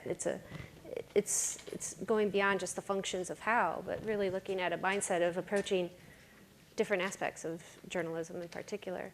And I thought perhaps you could also jump in a little bit and talk about that more, John, too, from the work that you and Mark were doing as well. Yeah, I mean, just to try to connect it with some of the other panelists. I guess, analytics is a really interesting case because a lot of the analytics packages that are available, whether it's Google or NewsWhip or others, they're generating insights according to their own algorithms and their own ways of doing data collection and presenting data. And to really interrogate, sort of how we're seeing what's important, there has to be some basic, I think, understanding of statistics and having a basic sort of numeracy. And so I think actually the skills that Mark and I were talking about are pretty integral to a lot of what you guys were talking about in terms of engagement and product management too. So there's sort of a food chain, and I guess what we'd argue is that I neglected to mention this, but IRE and NICAR have been so huge in our field in terms of trying to advance this. So I just hope that. It's hard actually to build a journalism education curriculum around analytics. We were talking about that last night because there aren't great tools. But. Yeah. So we have a question, and then we'll wrap it up. About analytics and audience engagement. So what are the kind of topics that the people whom you interviewed kind of discussed about people who are seeking to derail or divert the conversation, like more commonly known as like trolls? What do you mean? Like what were the techniques that they were using to kind of keep the audience engagement on track? You mean to make sure that, for example, the comment sections were not... Correct. Yeah. You know, that's interesting because almost all of them said, I hate the comment section. We closed our comment section down. That's why we like doing this on Facebook or other platforms. And they're only starting, I mean, you know, the Coral Project out of DC, everybody's looking for a way to make sure that they can sort of control their comment sections a little bit better. So they were all sort of happy that it was happening on Facebook and it was more out of their hands than on their own site. Okay, let's give a round of applause to our research panel. Thanks. Thank you. Great panel. Thank you very much. There is no break now, and I will pass on to Evan Smith again. Okay, I'm good. Oh, you're good. You're good. Yeah, you are. Am I up here? Jake. Okay. Hi. No break. Sorry. I'm Evan Smith. I am the CEO and co-founder of the Texas Tribune. It's my pleasure to introduce and moderate this keynote session with Lydia Palgreen, the editor-in-chief of the Huffington Post. I greatly admire Lydia, who is an exceptional journalist and a role model to so many, who several months ago stepped into the very expensive, lightly accented, and heavily branded shoes of Arianna Huffington, the founder of the online news behemoth. HuffPo, which I'm going to just say we should now be calling with Lydia at the helm Popo. I'm sure you've heard that before. Launched nearly 12 years ago and quickly established itself as a dominant source of news, blog posts, and aggregation, among other types of content across multiple platforms, multiple verticals, and multiple continents. The Huffington Post is more often than not innovative and provocative, and it's award-winning. In 2012, the site was the first commercially run digital enterprise to win a Pulitzer. Lydia's arrival in her new job last December came after nearly 15 years at the New York Times, where most recently as editorial director of New York Times Global, she led an initiative to expand the paper's audience outside the United States with an initial focus on Latin America. Previously, she was deputy international editor, South Africa bureau chief, a correspondent in the New Delhi bureau, and West Africa bureau chief of the paper. Before joining the Times, she was a reporter in Florida and in New York State. She began her career as an assistant editor and business manager at the Washington Monthly. In 2006, she won the George Polk Award for Foreign Reporting. 2 years later, she won the Livingston Award for International Reporting. A Washington, D.C. native, she's a graduate of St. John's University and the Columbia University Graduate School of Journalism. Please join me in welcoming Lydia Palgreen. Thank you.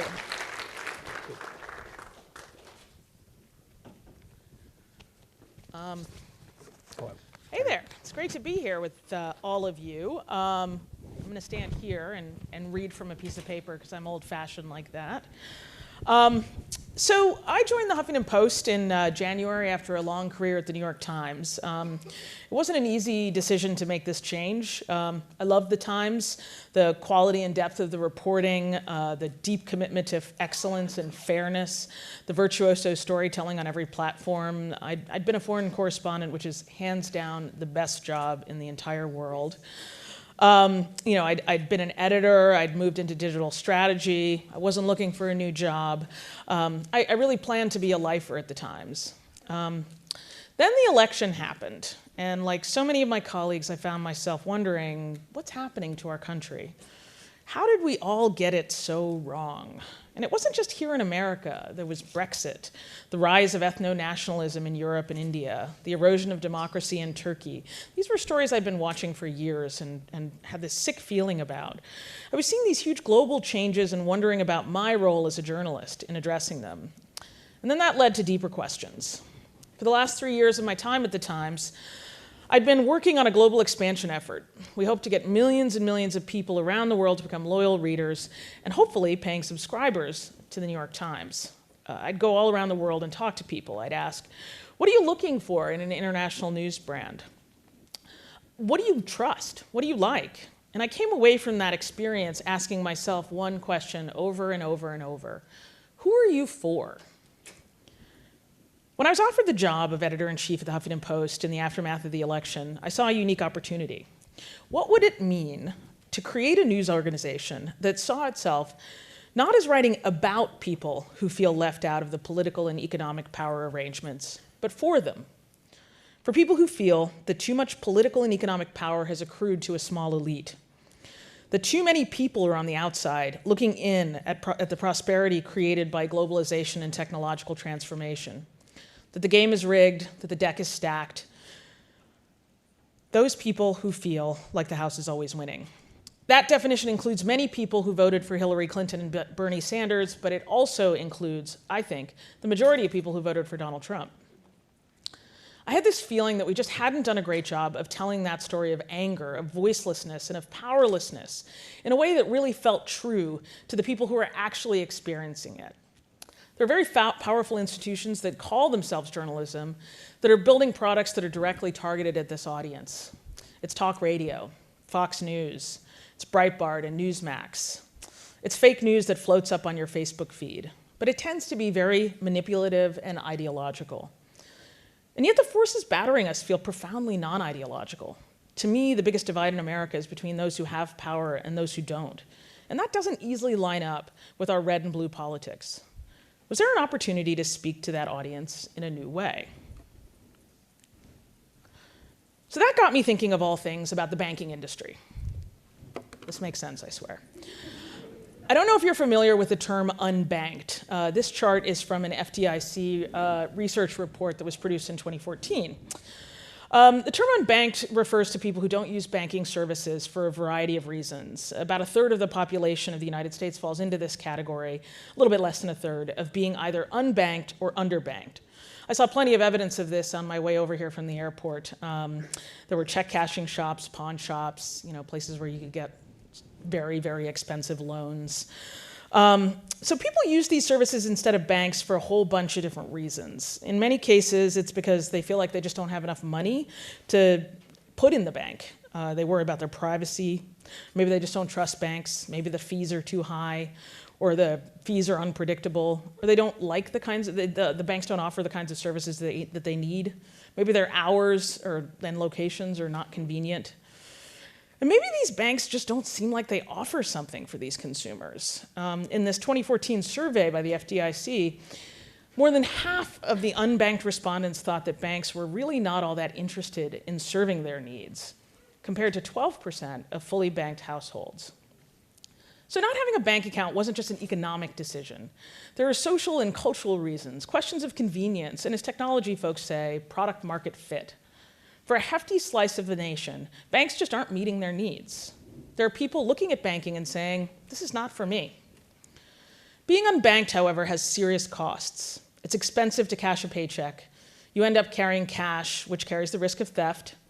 But the bigger risks are actually longer term. It's very hard to build any kind of assets if you're unbanked, tough to accumulate savings, put together enough money to put a security deposit on an apartment. It's hard to buy a decent car without a bank account. A big life-changing asset like a house, pretty much impossible. And forget about sending your kid to college. The whole American dream is basically off limits. So we might think of the unbanked or mostly poor urban people largely in immigrant communities. And that's partly true, but it's not the full picture. Millions of rural Americans are also unbanked and equally cut off from the American dream. So this got me thinking about our industry. The concept of being unbanked really resonates with me because trust in news is at a historic low. The Pew survey found last year that just 18% of respondents have a lot of trust in national media organizations. Local news organizations fared slightly better, but with the loss of 250,000 jobs, that's 250,000, since 1990, many of them in local news, it's just not that surprising the trust is so low. Journalism has become highly concentrated in affluent urban centers. Now, I don't buy the caricature that the national press is a bunch of clubby elites.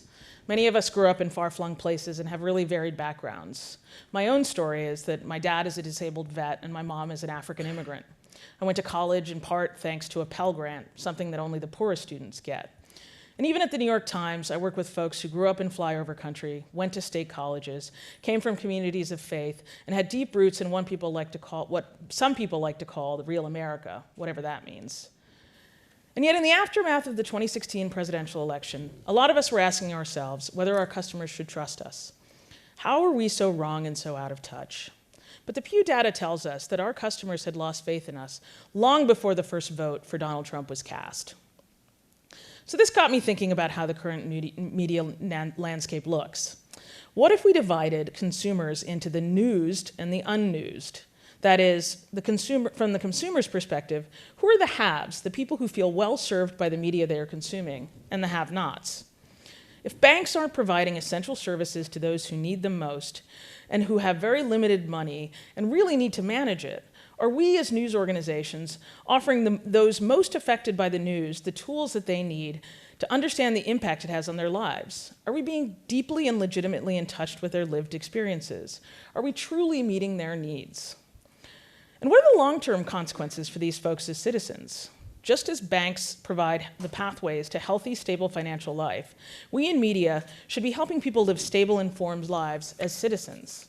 That's our constitutionally protected role, to help people understand the world, responding to the issues that most deeply affect their lives, holding power to account.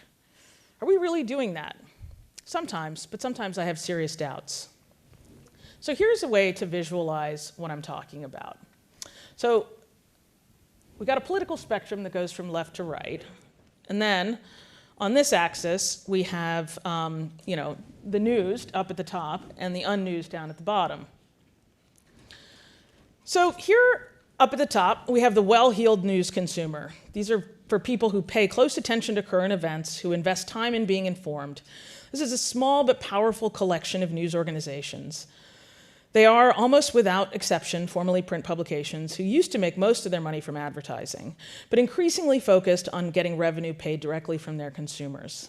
This is certainly the case at the organizations like the New York Times, where I used to work. A few years ago, the company crossed the threshold, and now more than half of its revenue comes from subscriptions. And that percentage is likely to increase given the volatility in the digital ad market. These news organizations cluster around the political center, maybe a little bit to the left or a little bit to the right, depending on your perception. So then you've got, and so these news organizations are essentially in the business, and it's a small number, of sustaining and keeping what they've got. Then you've got cable news, which people pay for, but they pay for it indirectly as part of a bundle of services that they get from their cable provider. News is one of the things that they seek, but entertainment, sports, internet access, things like that are probably more important drivers of this household expense. There's more of an ideological spread here. CNN pitches itself as playing down the middle. MSNBC, during the back half of the Obama presidency, flirted with centrism, but now that Rachel Maddow is the queen of cable news, it seems to be shifting to the left again. And then, of course, you have Fox, which is solidly on the right. And then you've got all these digital upstarts. There are a couple of centrist players like Business Insider and Politico. On the right, you have sites like The Blaze, Newsmax, Breitbart.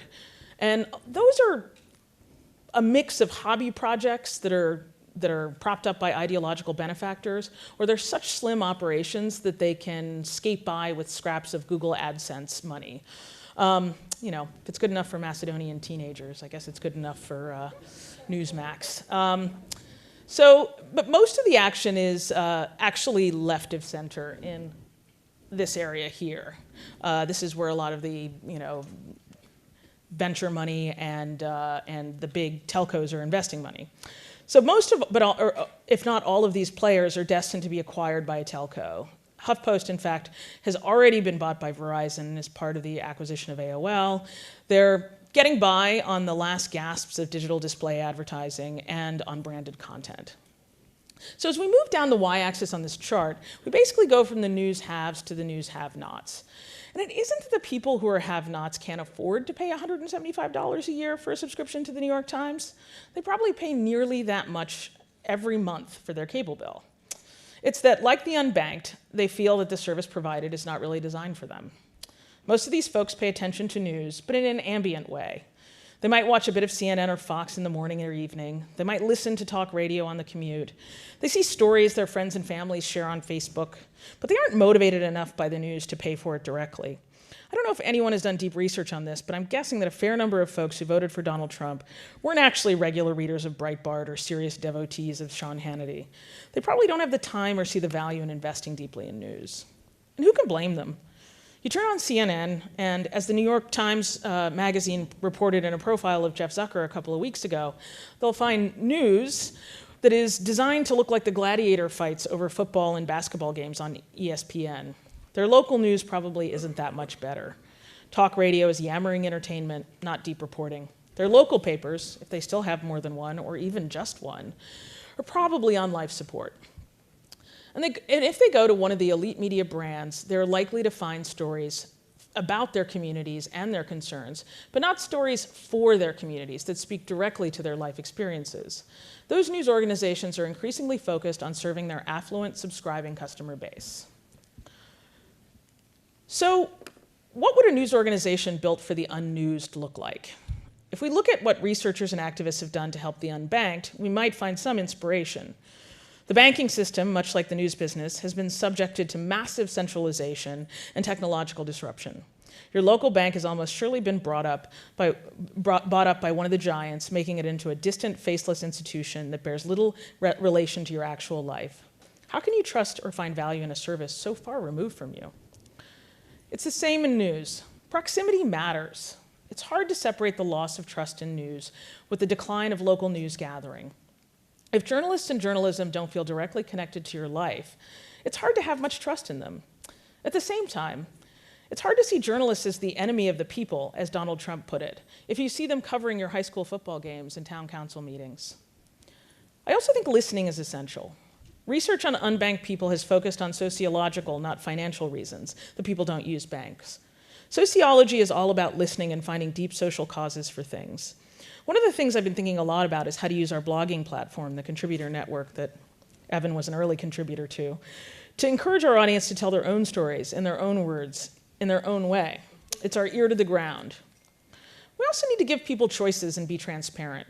How can we increase the feeling that the news consumer is really driving the agenda for coverage?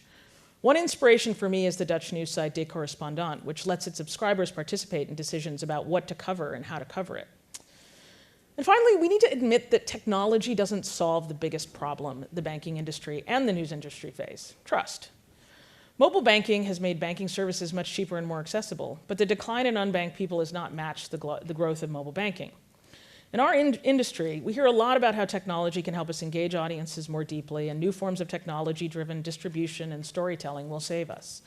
These can be great, but without renewing the fundamental connection between the user and the institution on a new basis of trust, no amount of great technology will solve our trust problem. Furthermore, facts and truth are essential ingredients of the news. They're like the base material of which it is made. But they alone are not enough. Emotion, humor, empathy, these are also essential ingredients of journalism for the unnewsed. It's no wonder that many people these days get their news from comedy shows. I find myself hearkening back to a period in the 1970s when you had columnists like Mike Royko and Jimmy Breslin, people with real rigor and craft, wrapped around a profound, authentic connection to people who felt disenfranchised from the establishments of power.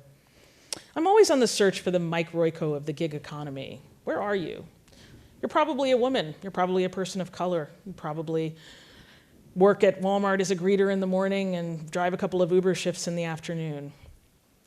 And I find myself craving more reporters like Nicole Hannah-Jones, my former colleague at the New York Times, who covers education and civil rights with an unparalleled depth and passion and intelligence.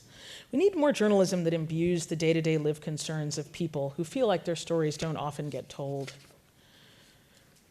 Now at HuffPost, in a good month, we reach around 200 million people around the globe. And I've made it my mission to try, with every fiber of my being, to make this extraordinary platform for news the source of choice for the unnewsed everywhere.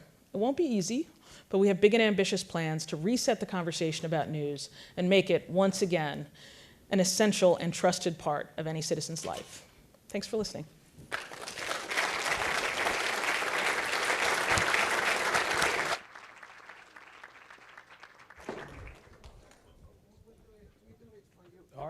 helping out. Okay, okay. So we have, you get to sit and I'll... You'll stand. It's okay. We're good. So we'll have an opportunity to talk for just a couple of minutes. We don't have a ton of time. Great. I really want to give people in the audience an opportunity to ask questions. Absolutely. More than me. But let me ask about a couple things. So very interested in this concept of the unnewsed. I think you've hit on something that is a novel theory of the case here. My question is, as you come into the Huffington Post, in existence for 12 years, you're coming with this frame. Are you coming to save journalism or to save the Huffington Post, or both, or neither? Because it seems to me that the Huffington Post has been successful as far as it goes for this 12-year period, and you're coming in and talking about this thing you've inherited in a different way. So are you trying to fix something there? I think that we're all trying to fix, well, let me back up a second. I mean, there have been multiple disruptions in our business, right? Mm-hmm. The digital disruption that the Huffington Post was the bad actor, seen as the bad actor in, in my days working at the New York Times when they used SEO and other techniques and aggregation to be, to sop up all the traffic and all the digital advertising.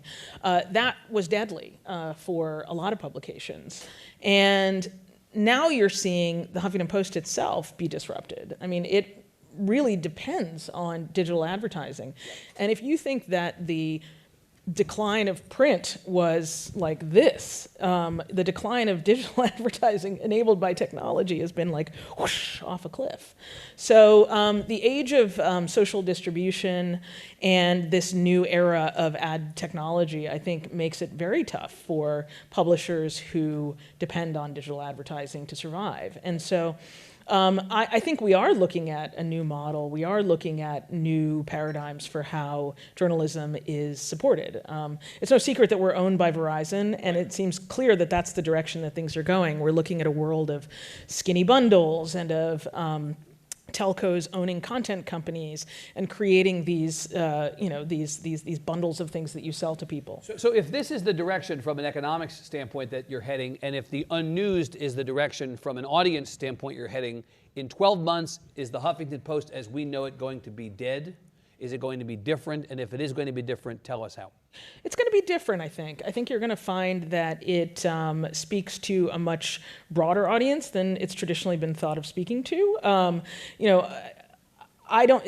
lot of people associate the Huffington Post with sort of liberal left politics because it was born in the moment. Your own description of the X and Y axis, sure. You got yourself exactly. on the left, right? No, absolutely. Yeah. And frankly, that's where all the smart money is right now, right? Because it's going after young people, it's going after future news consumers.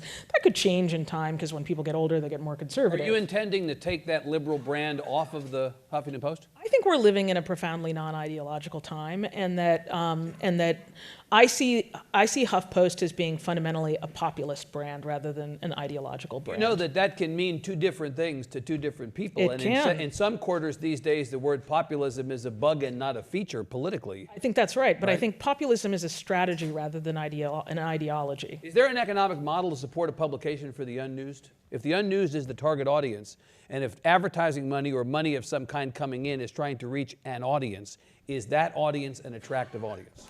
I think it is an attractive audience, but you have to serve them not just news. It's not just about spinach. I mean, HuffPost covers a very wide range of things. A lot of verticals. Yeah, we got a lot of coverage of parenting, of lifestyle, of fashion, of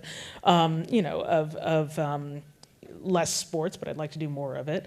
But again, we're talking about economies of scale here that come with being part of the leading telecommunications company in the United States, right? So I think the economics of churning up page views, that's over, and it's really about figuring out a model that takes advantage of the scale that you get as part of a telco. Arianna Huffington, by virtue of both the fact that her name is on the building and the fact that she was Arianna Huffington, retained an enormous amount of control over the years, even when the ownership of the Huffington Post changed hands. Do you have the same ability to push back against Verizon to push back against people above you to do the publication you want. Absolutely. I mean, I think it's, when I took this job, I was very clear, and they were very clear that they wanted an independent news organization. They did not want something. It's been completely hands off. They've given me full support to do, I mean, I have a budget and I can, they can cut it. Are the resources enough to do what you feel like you need to do? I think that they are. I think that they're enough, and there's more coming down the pike. You're going to change out a lot of the staff in the course of this reframing or repositioning of Huffington Post? I'd like to think that we're going to add staff rather than changing them out. There are But you add two ways. You add by adding and you add by subtracting. Well, there are a lot of very talented people. There's a lot of very talented people at HuffPost, and I'd like to hold on to them. I'd like to keep Yeah, sure. What is your competitive set? I appreciated, again, the X and Y axes, and there were some publications, Clara Jeffries, for instance, as I'm looking at Clara, Mother Jones might have been on that X and Y Sure, axis of course, as well, yeah. that were not represented on We it. have a lot of great Mother Jones journalists at the HuffPost. Who is your... I was about to say... It's like, I can't promise. Everybody, you must chill. Everybody chill. My question is, who is in your competitive set as you imagine the reframing of the Huffington Post? I think that my ambition is to create a news organization on the scale of a CNN or Fox News. I don't think about our current digital... On the scale of? Yes. Right. So actually bigger than you are currently? Much bigger. Bigger audience than you have currently? Much bigger. Right. And you can do that and without on many losing, platforms. Yeah, and you think you can do that without losing current Huffington Post readers, users who are used to the product that you're producing now? I mean, I think that's always a risk, but I'd like to think that these will be enhancements that people will love and will just only deepen their engagement with the brand. How difficult is it for you to step? I want to ask you a run-in-a-company question. I think about these things. Others in the room think about these things. How hard is it for you to be the person following the person? You know, she's a big brand. She was a big presence. Yep. So you come in behind her. How do you not be the person who followed the person? How do you kind of cut your own piece of path there? Yeah, I mean, I think you know, I'm kind of in awe of Ariana, to be honest. I mean, the thing that she created is extraordinary. How well do you know her? This I've only met her twice, Yeah. so I don't know her well at all. You know, I think that she's been wanting to give me a lot of room to run. I've you know, spoken to her a couple of times on the phone.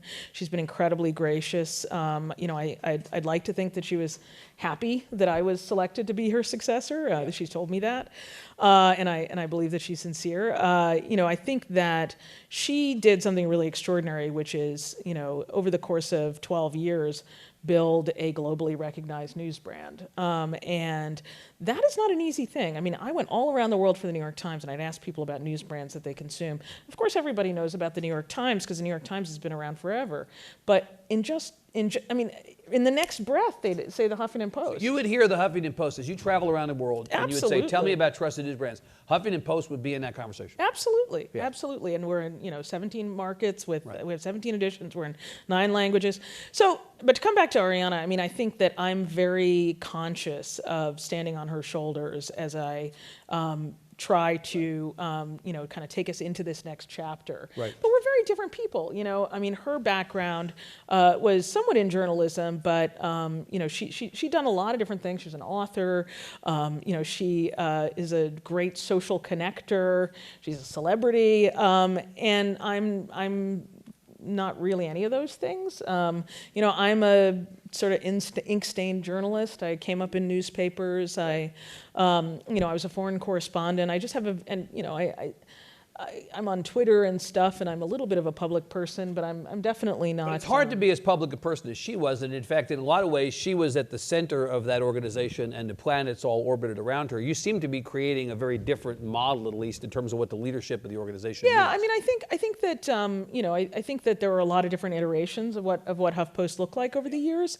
I think that what I'm seeking is is a sort of a team of like highly empowered journalists who are going to have their own ideas and be sort of imbued with the ability to go out and cover the news, based on what they think they should be doing. 3 quick questions before we go to the audience again as a nod to time. I want to go to the audience quickly. Do you imagine Huffington Post ever being a paid site as part of the economic model?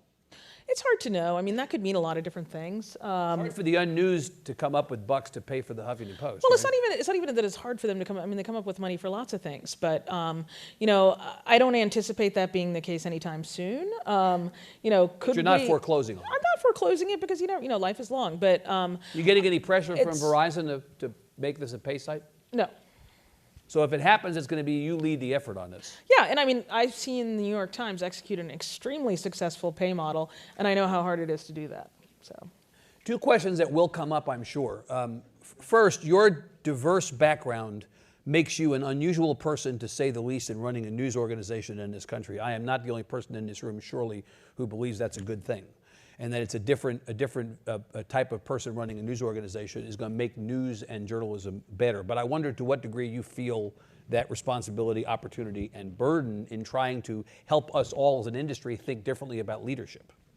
Yeah, I mean, I think, look, obviously I come to this job with my own experiences. Some of them have to do with, with my identity as a, queer black woman. Some of them have to do with the fact that I spent most of my life living overseas. Some of them have to do with a little bit of the biographical information that I gave earlier, being the child of an immigrant, a disabled vet. So I think everybody brings these things. I'm preoccupied with diversity for many, many reasons, and with many different kinds of diversity. I talked about having colleagues who went to state colleges, not just Ivy League schools. That's something that we think about a lot. And I care a lot about geographic diversity, about gender diversity, and I think that we can only really truly be authentically present for our audience if we reflect that. And that will be reflected in the way that you build or rebuild Huffington Absolutely. Post. Last question, because I know Professor Jarvis will ask it if... I'm ready. I understand he's been active at the microphone, not just during the earlier session. Do you believe that right now, leaving aside the question whether Huffington Post needs to be fixed, do you think that journalism needs to be fixed in the sense of having to answer for things done or not done over the last 12 to 24 months? A lot of conversation today in various sessions, and Professor Jarvis is right to raise a question about whether journalism has blown it as far as it goes in not making the people who make up our audiences understand the importance of the things we write about, writing about it in a way that ultimately drives impact. What's your view of that? I think we blew it. You do? I do, yeah. Right, you guys are going to get along great. No, I mean, I was clear about that. I mean, that's, that's why, I mean, I'm really serious about having gone through a tremendous amount of soul searching after the election. I think that we have a lot to answer for. And I think that humbling is a good and healthy thing. Okay, name one thing before we go to audience questions. People line up over there, but if anyone wants to line up over there. One thing we have to answer for. Give me one thing. What is it specifically? Why did we rely so much on data? Why did we, data as in polling? Yeah. Okay. And foreground it. It wasn't just the reliance, it was the foregrounding. I'm not sure we can solve that problem today. So I'm Yeah. going to go to an audience question. Yeah. Yes. Hi, I'm Holly, and I teach in the journalism school at Texas State. I'm curious, I'm a liberal news consumer, but oftentimes the Huffington Post's headlines are too liberal, even for me. And so I don't click and I don't read. Interesting. So I'm curious, with your emphasis on wanting to reach the unnewsed, what your strategies are to bridge the gap to reach them, especially on social media, and what your strategies are for that. Yeah, I mean, I think that it comes down to finding ways to tell stories that allow solidarity to emerge. I just got there. Personally, I see what you're saying about the headlines. I'd be curious for some examples, but I like to think that our headlines are funny and punny. The headline that we had on when Bill O'Reilly got chucked out was Billy on the Street, which I thought was yes, pretty you funny. loved it so much you tweeted about it. I did. I know, I saw it. I did see that. And you know, like I think we're trying to sort of have fun with power. I wish that they would have been that funny and biting under the Obama administration, frankly, because I think there were plenty of opportunities to take that same approach. It just so happens that I'm at the helm at a time when the big power center is. But you know, it's interesting. This has come up in the context of the conversation around what's going on in the Democratic Party right now, and we've been having a lot of conversations in our newsroom about the role that Bernie Sanders is playing. You know, setting himself up as an arbiter of who's a progressive and who's not. You know, endorsing a mayoral candidate who has some weird views about abortion that are really out of step with most of the Democratic Party. And there are a variety of ways in which I think that Huffington Post really does need to ask serious questions and write really sharp headlines about what's going on within the Democratic Party as well. But in terms of reaching out to other audiences, I think that my general feeling is that like a lot of storytelling is particularly partisan storytelling is about like finding ways that people are divided, and I think a lot about the Trump administration's policies and the disparate effects that they have on different people. So there have been story after story after story talking about how Trump's budget priorities actually punish the people who voted for him. And to me, what undergirds that, and you can do those ad nauseum, and it's like, haha, you're so stupid, you voted for this guy who screwed you over, which is a tone that is completely unhelpful and condescending and awful, and I hope never ever appears in HuffPost.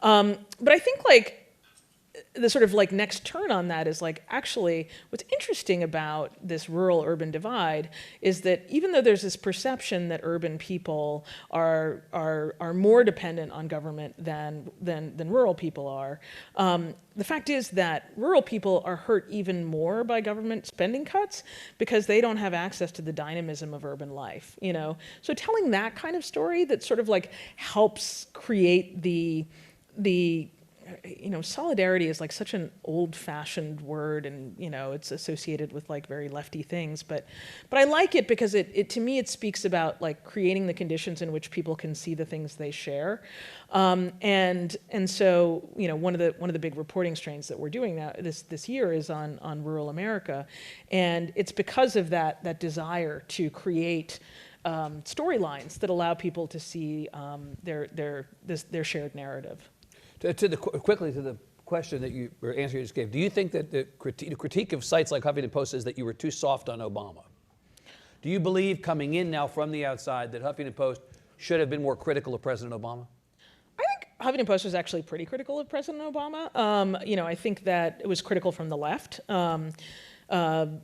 Probably not critical enough from the left for some of our audience. But you know, our politics audience tends to skew left, but we also, you know, our parenting audience, you know, we have lots of different audiences who come to HuffPost, so they have lots of different views on sort of. But I think that's probably true. You know, I think that we all look back now with this kind of misty glow of nostalgia about the Obama administration. They weren't so great with the press. So. Maybe I had to think. Okay, yeah, ma'am. Hi, I'm Rosa Jimenez. I work as Silicon Valley correspondent at El País.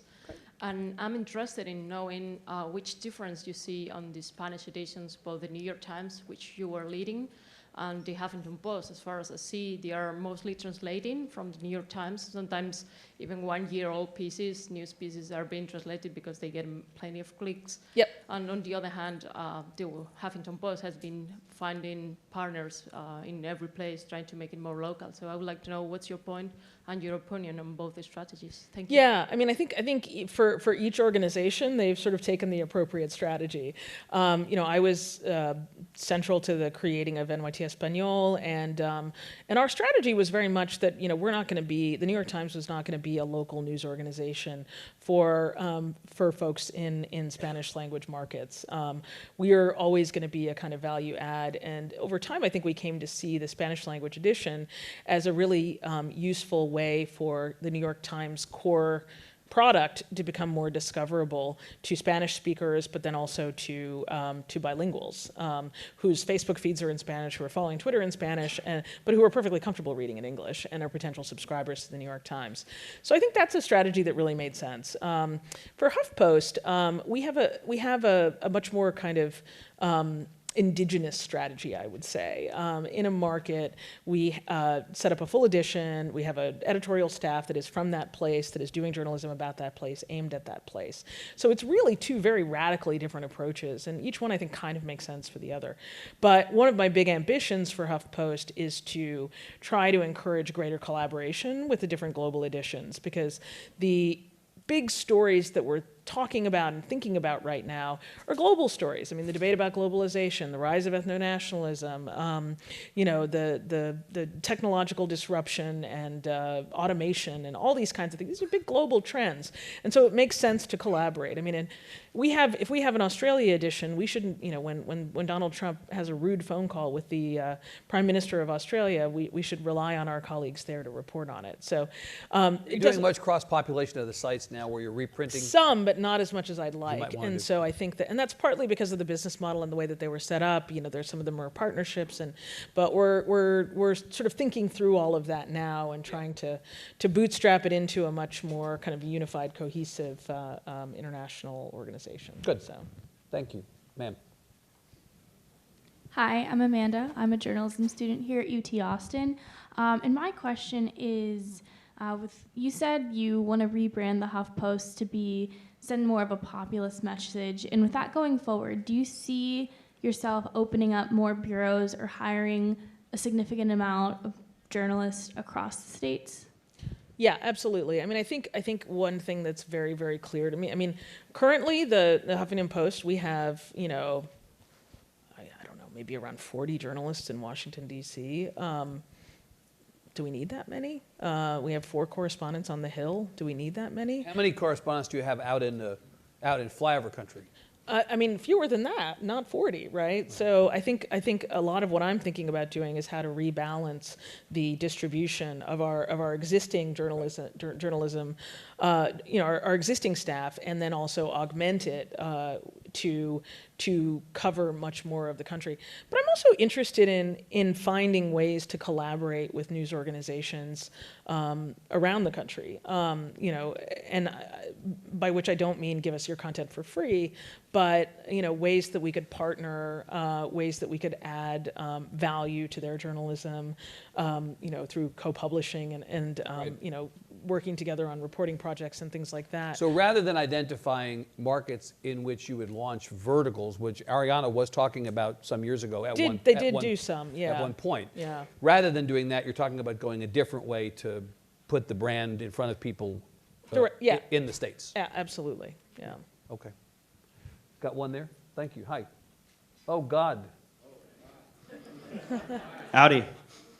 How you doing there, buddy? My name's Trey from Hi, Vox Trey. Media. Welcome to Austin.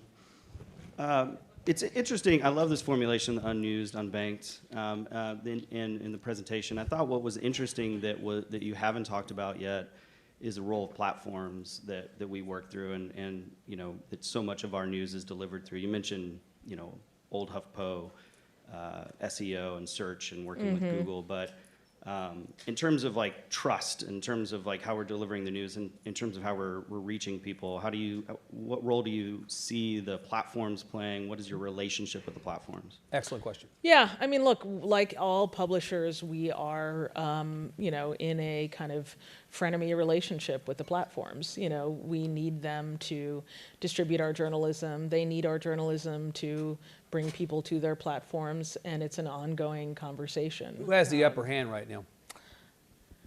It's a good question. I mean, you know, if publishers were to unilaterally withdraw all of their, I mean, if publishers got together and withdrew all of their content from platforms, what would the platforms do? I think we should try it. You think public? you with me? you think publishing collectively can find its ass with a map and a flashlight? Honestly, Oh, I don't think so. Yeah. I don't think so. You know, and maybe this is like my New York Times DNA showing, but like I place a tremendous amount of value in connecting with consumers on our own terms, and so I've tended to view platforms as a means to my end, which is to try and bring people back to our owned and operated properties. And that is a slightly unfashionable point of view, I think, on platforms. I don't even know if there is a fashionable point of view on platforms at the moment. Well, if you have a for-profit business model, your job is to sell eyeballs to the people who pay the bills, right? I mean, that doesn't seem to be out of sync with the understanding of how this works. Right. But I think that, HuffPost has sort of an interesting position. Most of our digital competitors were started in the age of distribution, and we got going in the sort of the beginning when Back you when were you were one of one as opposed to one of many. exactly, Right, you were a yeah. destination, and against all odds, HuffPost remains a place that people type in, HuffingtonPost.com or download our app. I mean, the level of engagement with our mobile app is like insane. So look, I mean, the majority of our audience is off platform, but the value of the audience that's on our platforms is like so exponentially huge.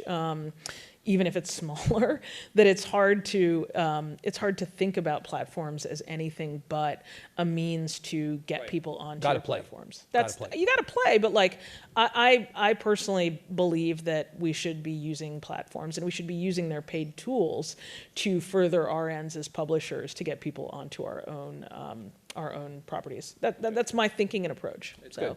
I'm told we have time for one more. The great professor. Yes. Okay.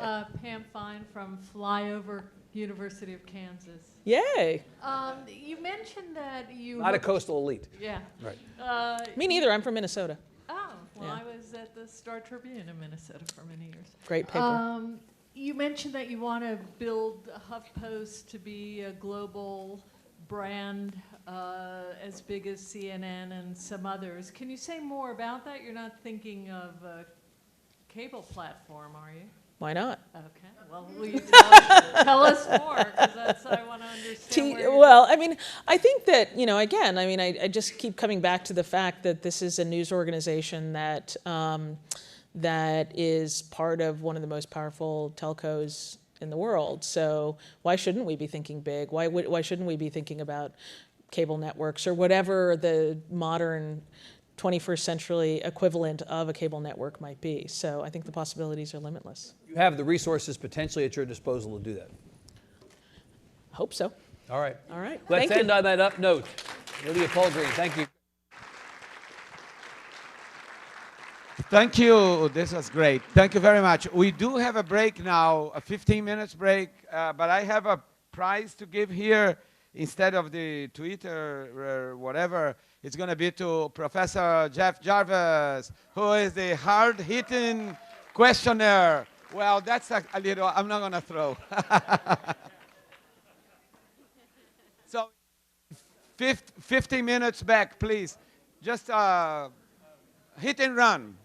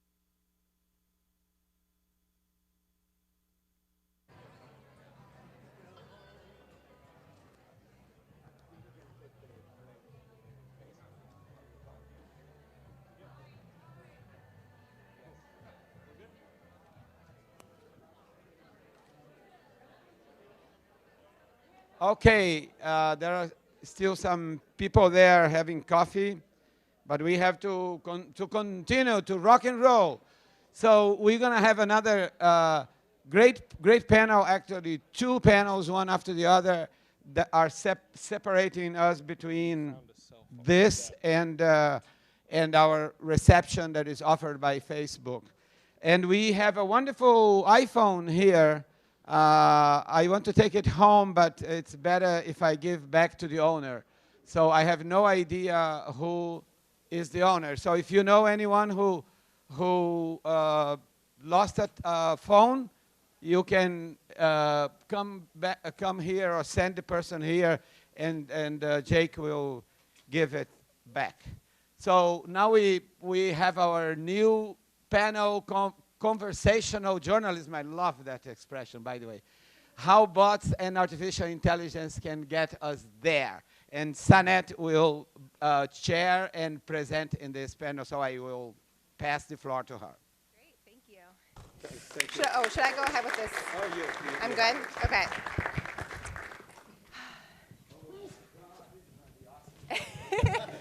This is going to be awesome. Hi, everyone. My name is Sanet Tanaka. I am a senior product designer at Vox Media. And today we are going to talk about conversational journalism. I worked on Vox's first innovation team, where we experimented with new technologies, platforms, and of course bots. And everyone who is going to be presenting today has a lot of awesome, interesting stories about the projects they've been working on and their thoughts in this field. And I'm really excited about the conversation we're going to have at the end of this session. So to kick things off today, I'm going to go over broadly what's been happening in the past year or so with bots and conversational journalism, and talk a little bit about why that matters. If you were at ISOJ last year, you know that we actually had a panel on this topic that was moderated by the former head of product and now CEO of my company, Trey. And a lot of the conversation had this sense of excitement and opportunity about what we could do in this space, what we could build, and where it might lead us. 2016 was quite literally the year of let's build a bot. Let's go out there and see what we can do. And newsrooms did go build bots. And you're going to hear a lot about those projects later today. But a question I hope you can think about over the next hour and a half, and what I'm hoping we can explore with the speakers later on, is what is different now? What have we learned over the past year? If 2016 was the year of let's go build a bot, then what is 2017? So to set us up, let's take stock of the past year. Since our innovation team at Vox was started in early 2016, we were just in time to witness what seemed to be an onslaught of bots over the coming months. And I'm going to go over just a couple of those developments, at least in the US. So to set the scene, at the start of the year, we had Slack bots, and we had a couple other bot services here and there. Then in February, Quartz launched their new app that delivered news in a chat interface.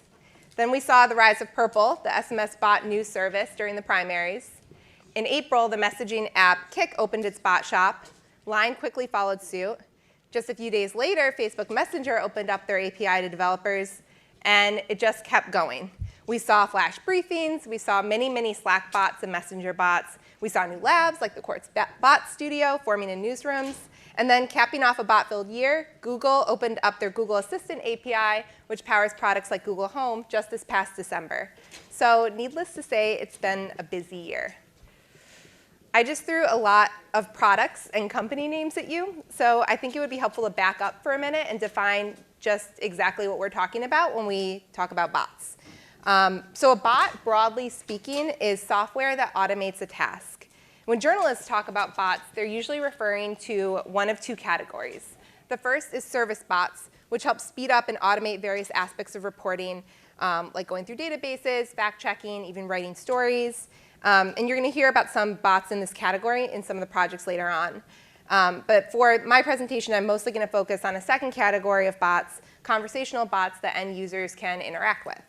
And in terms of, in the context of journalism publishing, that's often what the term bot refers to.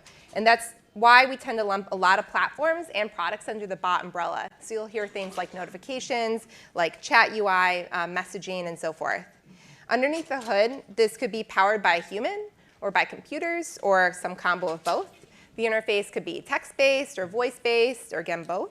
But the key part is that conversational chat-like interface, something that supports talking between a user and a journalist. It's also important to note that bots are not new. People have been interacting with bots for decades. Think about calling like Verizon or Time Warner and saying a string of keywords in order to finally reach a real person. That's both speech recognition and an interactive voice response system, 50 and 25 years old respectively. So we as consumers are very accustomed to interacting with robots. So if that's the case, why all this attention on bots and why now? I think it's a couple of things. First, messaging is becoming more and more popular. More than 1.4 billion people worldwide used mobile messaging apps last year, up almost 16% from the year before. And in terms of daily use, messaging apps have surpassed social networking apps. So it makes sense that news companies would want to be there. Second, the products are getting better. Messaging apps are getting more features added to them every day. There are increasingly more opportunities for commerce, advertising, other revenue streams. There's better support for GIFs, video, audio, other rich media. Facebook just announced more features in F8 just in the past week. You can now add bots into conversations. We're seeing new products in the marketplace. Computers are getting better, understanding things the way a human does. And companies are making it easier for your average developer or just like person without a lot of technical skills to take advantage of these abilities. And finally, and perhaps the most obvious reason why this is a hot topic right now, designers, developers, and newsrooms have more access now than they ever have before. Many of these products only open themselves up to third-party companies in the past year. And the impact on newsrooms has been significant. More news companies are recognizing that this is where their audience is and are shifting their strategies to meet them there. In a study earlier this year, 56% of publishers say Facebook Messenger will be an important or very important part of their initiatives in 2017, and 53% say the same for WhatsApp. So while the first few years of bots and news have largely been experimental and championed by individuals, we've recently begun to see these efforts come to fruition. We're seeing news companies support these projects at an institutional level by spinning up teams and devoting time and money to exploring these platforms. I think it's safe to say at this point, news companies are betting on bots and on the future of conversational journalism. So I'd like to close by going over one project that my team took on last year when we decided to make an Amazon Echo bot. As a designer on this project, there were a lot of things that we needed to consider. And to me, one of the most fundamental things we had to figure out was what value are we providing for our audience. And as we moved through every stage in the process of building our Alexa skill, we tried to keep that basic question in mind. And this question reflects my internal struggle. Were we creating something that truly enriched our audience's lives? Were we creating Samantha? Or were we creating a somewhat self-indulgent project that was cool and interesting to us, but perhaps somewhat forced and baffling on our users' side? And the truth is, we probably created something in between. And I think that's where the challenge lies for us in 2017. How can we move from simply existing in this conversational space to truly creating value for our audience? This question is really important moving forward. And if 2016's challenge was to simply build a bot to just exist in the space, then I believe 2017's challenge is to ensure that what we build is valuable. And I think we're still figuring that out as an industry. We're still learning about what works, about what success means, where we can add value. What I think is clear is that the opportunity that we were excited about last year may still be just as big and promising. We just haven't reached our full potential yet. So with that, I am going to wrap it up. Thank you. And I am excited to introduce our first panelist, John Keefe. John?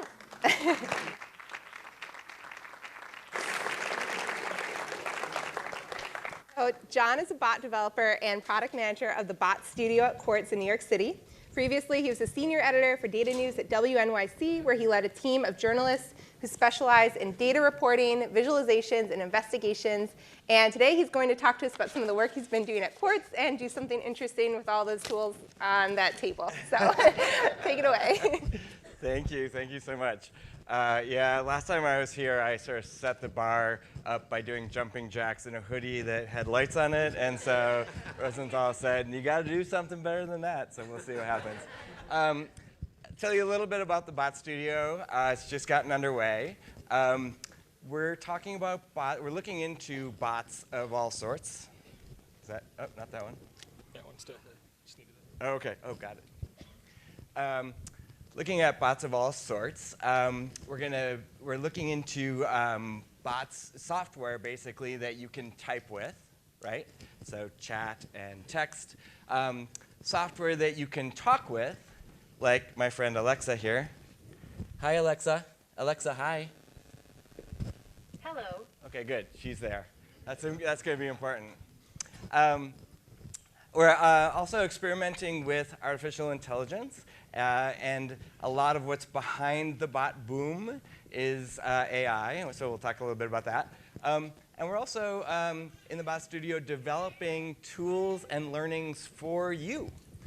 We have a grant from the Knight Foundation to do exactly that. So we're going to, this is not just for Quartz to learn how to do this, it's for Quartz to learn how to do it and then share it with you. So we're going to be doing that coming up too, throughout the entire project too. So let's just talk a little bit about what we're doing here, and let's do this with an experiment. Okay, so anybody have a cell phone? Does anybody have a cell phone? Okay, take out your cell phones and text hi to this phone number. Okay? I have a time limit here, so you guys got to do this quickly. All right? So get going on that. And if it's working, you should have the little texting coming back to you. Is it working? Yeah. Anybody? Yes? Yeah. Okay. It won't go long, but what you're going to experience is a very super simple bot, right? Based on the answers to the questions, and I know they're very complicated questions, I hope you get through them, it will come up with a different answer. We experimented with things like this at WNYC when I worked there. This is a very, very simple bot that is designed to react to you in a slightly different way depending on what you text. So at Quartz, it's as has been mentioned a couple of times in the presentations today, we are pretty experienced with conversational interfaces. The app that you download for Quartz is just a conversational interface. There's no headlines to click. There are no links like that. It's this, where you have a text-based interface. If you haven't seen it yet, this is what you get. And we have a lot of personality in there too. So it's not just the conversational interface. It's also the use of animated GIFs and emoji and amazing smart writing. This is not a bot. This is a whole bunch of people writing for the app every day, and that's what's being served up. And those people have a lot of personality and bring a flair to the coverage. This was during the presidential campaign, and it said at the start, "Good afternoon. Hey, what's Donald Trump been up to?" And one of the buttons you could click was, "Okay, I'll take the bait." And it went into a whole series of things that Donald Trump did that day. And at the end, this is this whole thing about knowing about David Duke and the Ku Klux Klan. And then here, the options that you had were, "Okay, is that it?" Or, "Seriously, stop."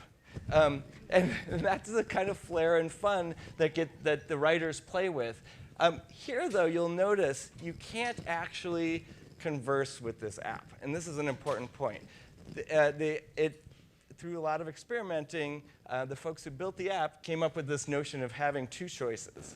But what if you had more than just two choices? There have been lots of experiments now with Facebook bots and other things, and we're absolutely doing that now too. This is a mock-up of a Facebook experiment that we've been working on, and here at the bottom is an open white box.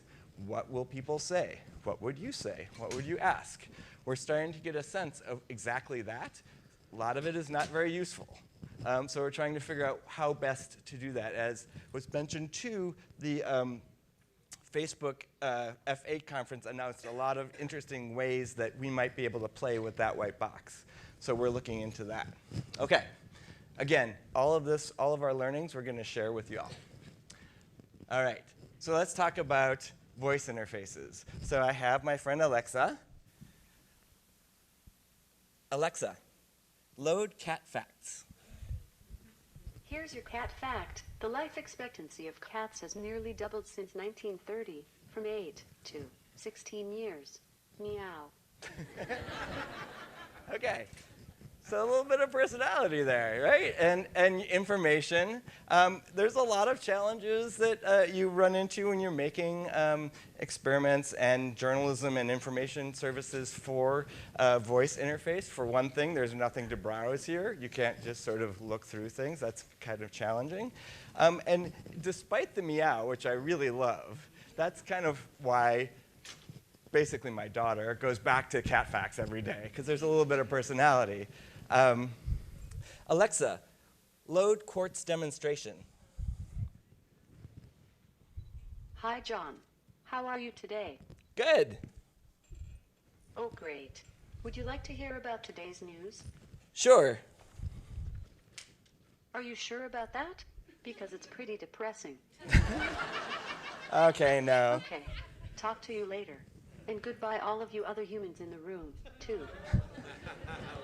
So if your news app is more like that, maybe you'll want to come back the next day. So we're experimenting a lot with our personality, trying to figure out how to bring some of the flair and great writing that is in the app into our voice interfaces. Okay. I don't have to play the movies because it worked. Yay. Okay. So quickly on AI. I want to talk a little bit about AI. You've probably heard a lot about it. Artificial intelligence, machine learning, the ability of machines to do thinking for us. This also is not new. There's been a lot of work in artificial intelligence for many years. What is new is, especially for you as journalists, is that it's much more accessible now. All right? So I equate this to Google Maps. Not very long ago, you may remember that putting a map in a newspaper or on a website took a $10,000 software package and a lot of data from various parts of the world. In fact, how would you ever have all of the world's data on your computer? It would have been almost impossible, except Google has it, right? And now we can just use a couple of lines of code and we can put a map of anywhere in the world. This is basically what's happening with AI right now. Here's a picture I took from in front of the Quartz building in Manhattan. If I simply upload this to the Google Vision API, I get this. If you can't read it, it says car, vehicle, road, lane, city, urban area. The Google artificial intelligence engine behind this has just identified what this picture is about, right? This is amazing. It's super cool. But the coolest part about it is that it's accessible for almost free. As a matter of fact, if you're not hitting it frequently, it is free. And this comes back as code that you can use in your own applications. This is not even just something that you can do with landscapes. You can do it with people, too. Google Vision API says that this picture is very possibly about joy. And you can see it's recognized her facial features. Unlikely sorrow, anger, surprise. Also unlikely headwear, which is kind of a mistake because there's headwear there. So, but since you can just send a photo to this service, you don't have to have the whole engine on your computer, just like you didn't have to have the whole world on your computer, right? So then what could you do with something like this? I decided to make a little experiment.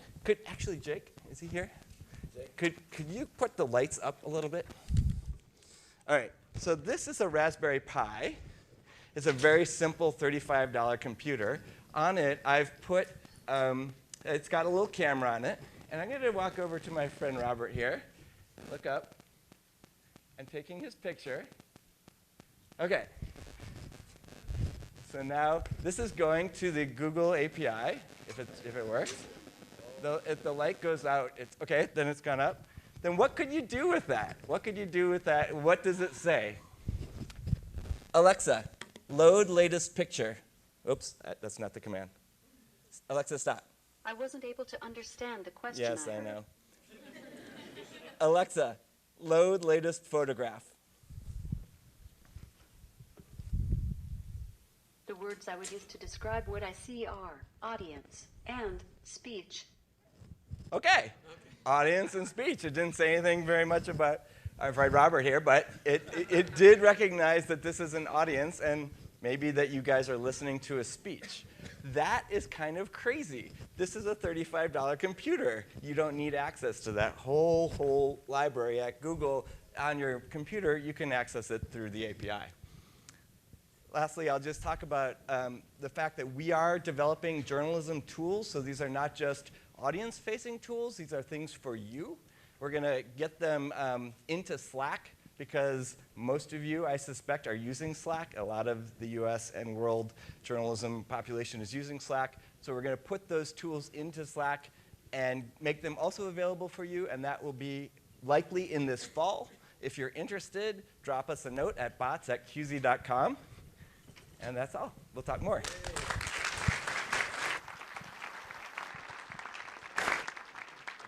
Thanks, John. All right, next we have Joey Marburger, who's the Director of Product at the Washington Post. And there he leads a team of product designers in the newsroom, overseeing products like WashingtonPost.com, Android and iOS apps, distributed news, and other platforms. Today he's going to talk to us about the 3 laws of journalism bots and some of the projects the Post has been working on. This is like so cool. Like I have a Raspberry Pi in my office that powers a smart mirror. And I love to play with those and try to push that a little bit. So what I want to talk about is kind of how we approach product development as a whole at the Washington Post. Like up front, we develop a philosophy.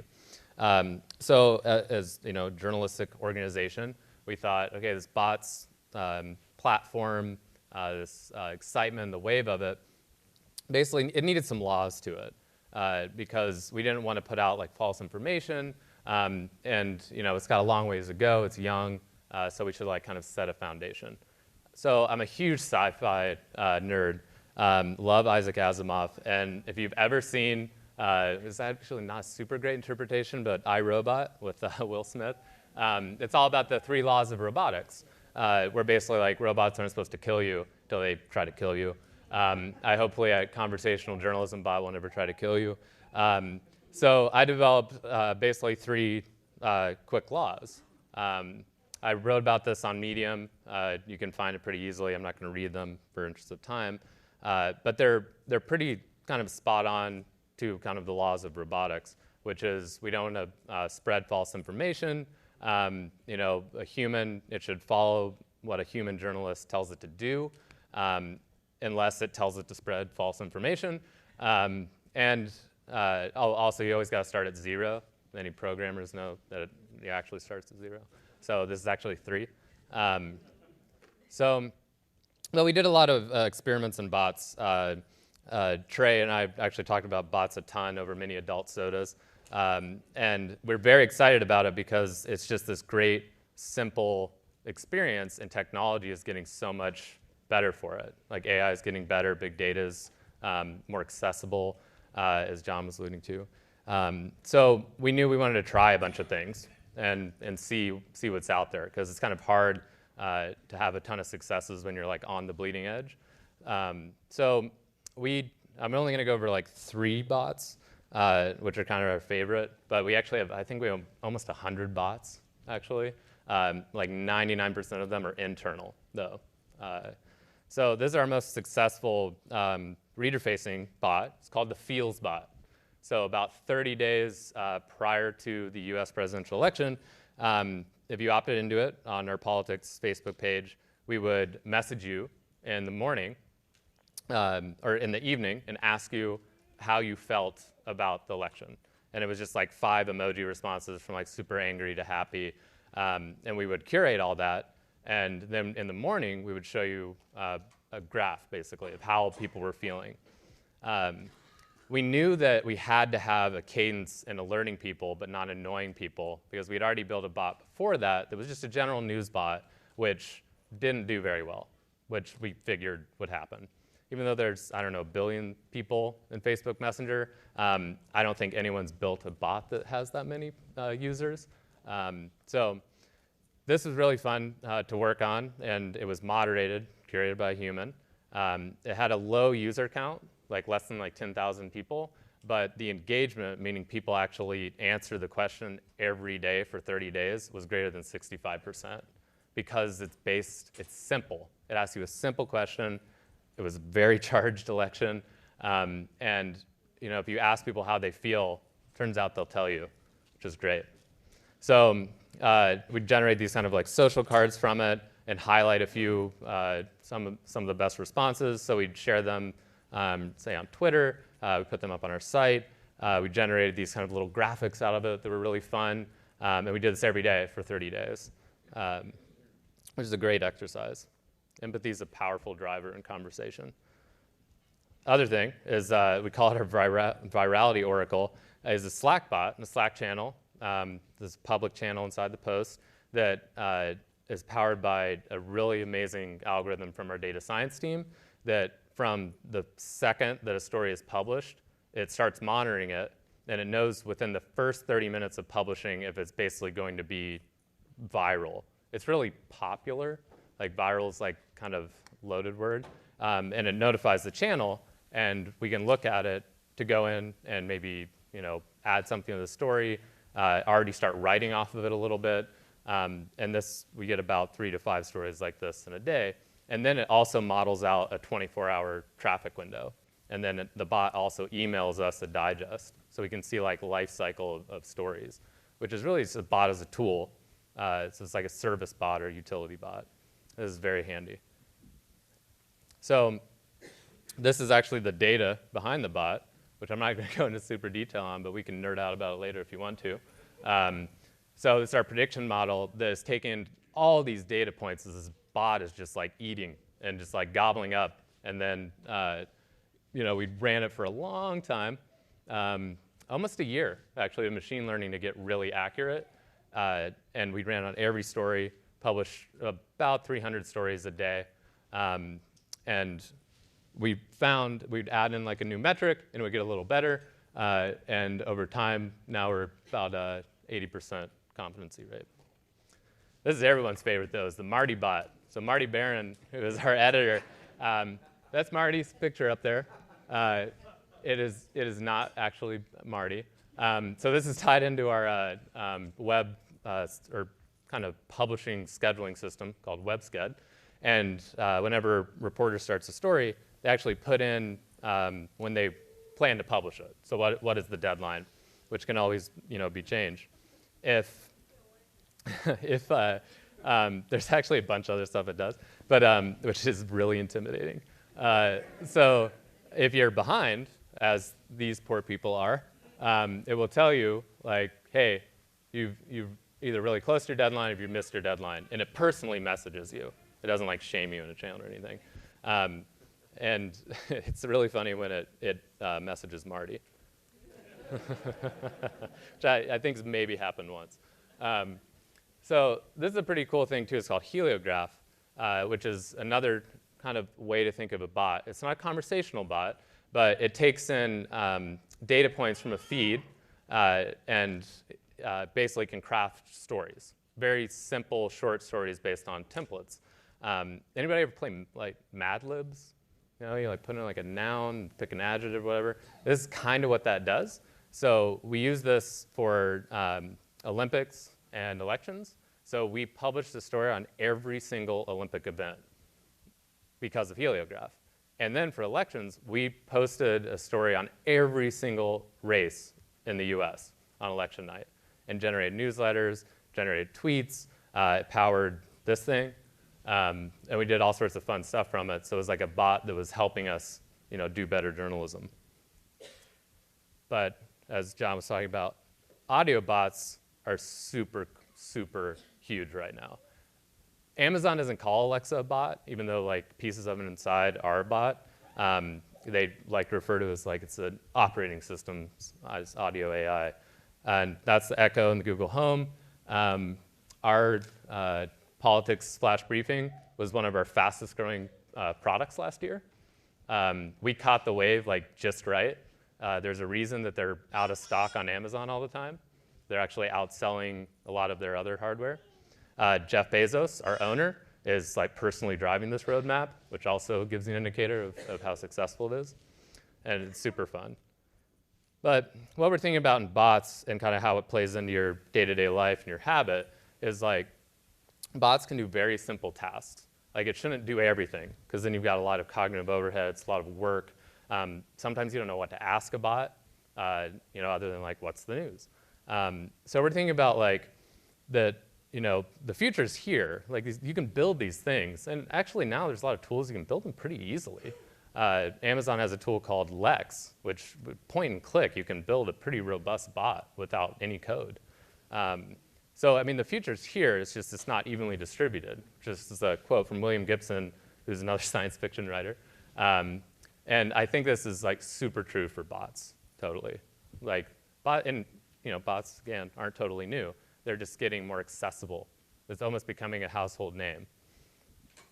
So we think bots can like fill all these spaces between platforms, like on different platforms, but also they kind of like fill in these gaps a little bit, like between things. Like a bot could, notify you to catch you up on where you left off in a story while you were listening to it on the train into work, and you sit down at your desktop, and it's like, hey, buddy, here's where you were in that story. And like it fills that space a little bit. This is what we're starting to work on a lot right now. We're calling it like a handoff bot. So pretty exciting. I'm really excited for the next couple speakers. I remember like bringing this up in the newsroom. Nobody really understood it. Why would we do this? And then especially when you do the first one and it gets like 5 people that use it, you're like, oh, we got to keep doing it. We got to keep doing it. And it turns out that you learn a lot from experimenting. And when things are really simple and really hard, it's very attractive to a designer and a product person. So we'll be iterating on bots for a long time to come. Thank you.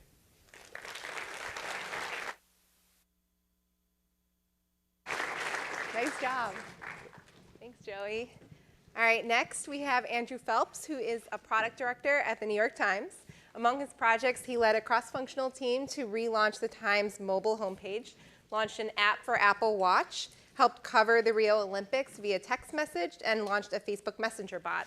And he also co-authored the Innovation Report. And today he's going to talk to us about making news more personal at scale. Thanks. Hello. It's great to see so many humans in the audience. We're still winning. Are there any bots in the audience? Just one right here. Rosenthal, isn't it crazy to think that there will be an ISOJ in the future where there will be bots in the audience? I don't know how far in the future, but the future is coming. It's just not evenly distributed. You're a bot. I knew it. That's the only way this guy can put this thing on for 18 years. Very impressive.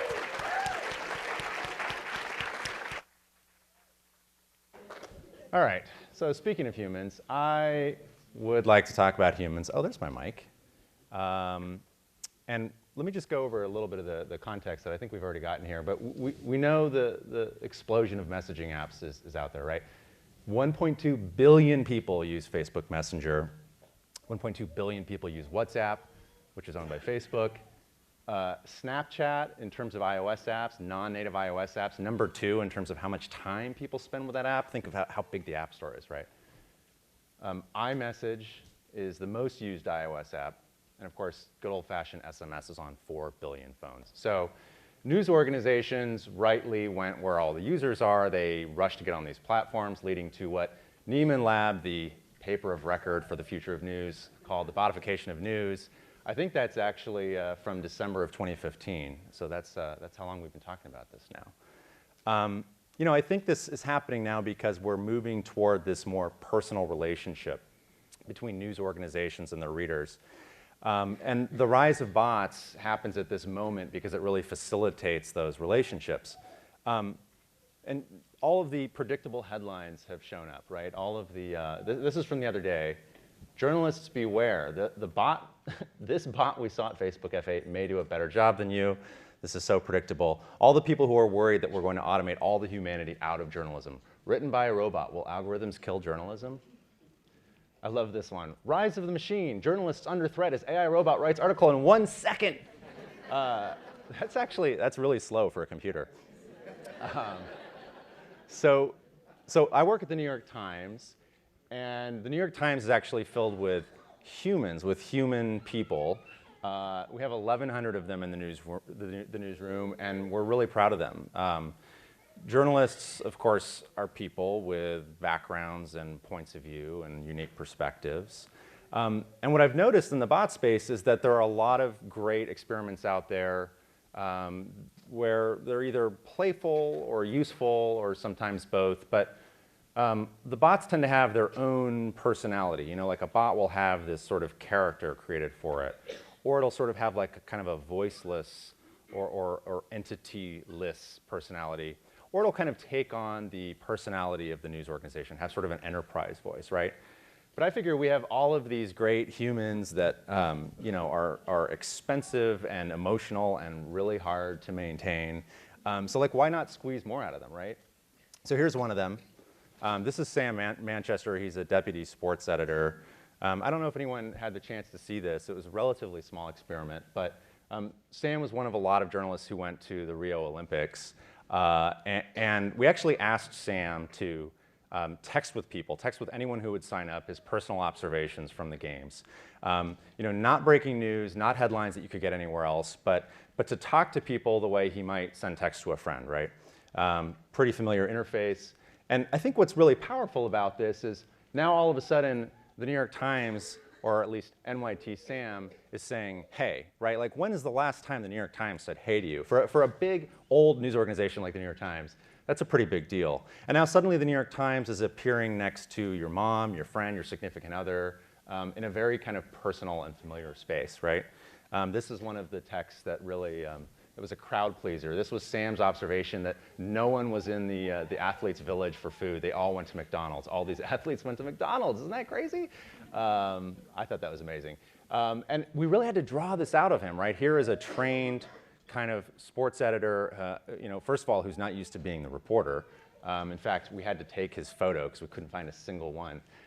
But also who just wasn't used to writing in the first person about what he was observing and really making it personal. And it was texts like these, observations that only he saw, that no one else could get anywhere else, that I think really brought this to life. We knew we had succeeded. This is sort of the ultimate sign of success when the fat Jewish rips off someone who rips off Sam's text message. I think this is the first text message to go viral, which was, well, you see it right there. He was commenting on the world's most pointless job. So what's funny is people at the office would be like, you know, great job on the bot, loving the bot. I've got some feedback, some thoughts on the bot. How come the bot doesn't say this or that more often? And we'd always be like, it's not a bot. This is a real human person with like flesh and a brain sending you text. There's nothing automated about this. This was like an effort in just sort of radical humanity. But for some reason, it was hard for people. It didn't really stick. And I think it was hard for readers to understand sometimes. These are just some of the responses we get. Am I supposed to text back? Didn't realize I get a response to a question, best part. I think people were trying to understand like how they should interact with this person. They're almost like, are you sure it's a real guy? Are you messing with us? You know, they didn't quite trust us. People had very personal, emotional reactions. If I had a friend at the Olympics who texted me 6 times in the first week, I would end our friendship. So that's somebody who did understand that it was a person. But the overwhelming majority of responses was something like this. Can Sam continue texting me during the workday in a succinct, interesting way about the whole world? Well, the answer is no, because we only have one Sam. Just some data to give you a sense of it. So he sent 70 sort of mass texts out to the audience, right? 30,000 replies came in, and he did his best to actually answer them individually. In fact, there was a Monday, sort of a down day in between events in Rio, where we did like sort of the equivalent of Ask Me Anything, where we promised that if you send him a text, Sam will answer your question. And he did not 100% succeed. And so we actually had 1,300 people tell us, like, this is an amazing feat of journalism, and this is so cool, and I can't believe I get to be this person. And we had a lot of other people saying, like, why doesn't this guy ever write me back? Including people inside the building, unfortunately, you know, because we forgot to put their numbers in. The point is, Sam doesn't scale. So it got us thinking, well, how do we scale a human? How do we bring more of these sort of one-to-one experiences to a wide playing field? That led to this experiment. So that's Nick Confessori, one of the great politics reporters. He was covering the Trump campaign during the election. We created a Facebook Messenger bot. It was called NYT Politics Bot. And the idea was to combine sort of the intimacy and charm of a human with the utility of a bot. So on the human side, Nick would actually sort of script conversations every morning. Oh, I have 3 minutes, thank you. Would sort of script conversations every morning, choose your own adventure style. And this is the important part that reflected his point of view about the campaign from his unique vantage point, right? This wasn't the voice of the New York Times. This wasn't a quote unquote objective experience. And people really reacted. They really liked this experience. We got 250,000 people to have some sort of an interaction with Nick Confessori that they thought was personal and sort of unique to them. On the automated side, we actually sent out daily alerts with the election forecast. So as you can see, if you can read that, with 22 days until the election, Hillary Clinton has a 90% chance to win. Donald Trump has a 10% chance. So there were some bugs that we were not able to work out in time. But the point is that we're able to give people real utility, not just sort of the humanity. I'll go through this quickly. This is Gilbert Cruz, our television editor. He is a walking IMDb. He has every television show and movie in his head. And Gil is a great guy to be friends with if you've just finished binging on a show and you need a new show, because you can ask him what you should watch and he'll give you the perfect recommendation, right? It's like a real privilege to be able to ask him that. But he doesn't just spit out a recommendation. He usually responds with a question. He'll say, well, what's something you watched recently that you really like? And then you'll say, I watched such and such show. And then he'll say, okay, well, what's another show that you watched recently that you liked? And you'll answer. And what he's basically doing is like establishing the common metadata of those shows in his mind to come up with a recommendation. And people love his recommendations. So we did this hack week where we brought him into the lab and we basically recorded him talking to people about what shows that he thought they should watch. And then we realized this is structured data. Like this guy taking this curated subset of IMDb effectively with his point of view built in is basically creating structured data. We could make that a bot. So we did. We called it Gilbot. That's just a joke, actually. We did not create Gilbot because somebody else beat us to the market. If you haven't seen it, it's called Chill. It's a texting service. It's actually very clever. It's very well done. And it's very similar. So I think this demonstrates that there's real value for people. Finally, I don't know if you guys have heard the new podcast from the Times, The Daily. I think it's a great show. It's hosted by Michael Barbaro, an accomplished reporter and just a bright, funny guy. And actually, we have a similar thing with Michael in that you can get text from him every day, sort of like Sam did in Rio. What's fascinating about audio is, as a lot of people who might have worked in audio know, it's a very intimate, very personal medium, right? And Michael's very good because he talks to you like a person. And when we talk about bots, we end up talking about something other than bots very quickly, which is making journalism more accessible, more conversational, more friendly, more real. The most common feedback that's caught my eye, at least, is people write us to say, Michael feels like a friend. This feels personal for me. And it really came home for me when my brother, this is my little bro, Dave, texted me out of the blue. And he's not like a podcast guy or really like a news guy. And he wrote, you guys do such a great job on The Daily. I want to be Michael's friend. So that got me wondering, well, could we make Michael your friend? And anyway, this sounds like I'm winding up to a big demo. Unfortunately, I'm not because it's not ready. But we're playing with the idea of creating a voice model of Michael Barbaro's voice similar to Alexa so that maybe you actually could, sorry Alexa, not you, so that maybe you actually could interact and maybe even be friends with Michael Barbaro. It raises the question of whether that's something people want, if we actually want to enter this uncanny valley of too human or not human enough. And I think that's just a question that we don't have the answer to. But the point I want to drive home is that I'm not worried about this technology driving the humanity out of journalism. I'm really excited about the promise of technology bringing more humanity to journalism and creating more one-to-one experiences with more people that otherwise might not have been possible. So I will turn it back over. Thank you. Awesome. Thanks, Andrew. All right, next we have Travis Weisgood, who is the Director of Engineering at Condé Nast Collab. He helped launch their first technology office outside of Manhattan last year and is currently heading up the revenue teams. And he lives in Austin, which is a plus for this crowd.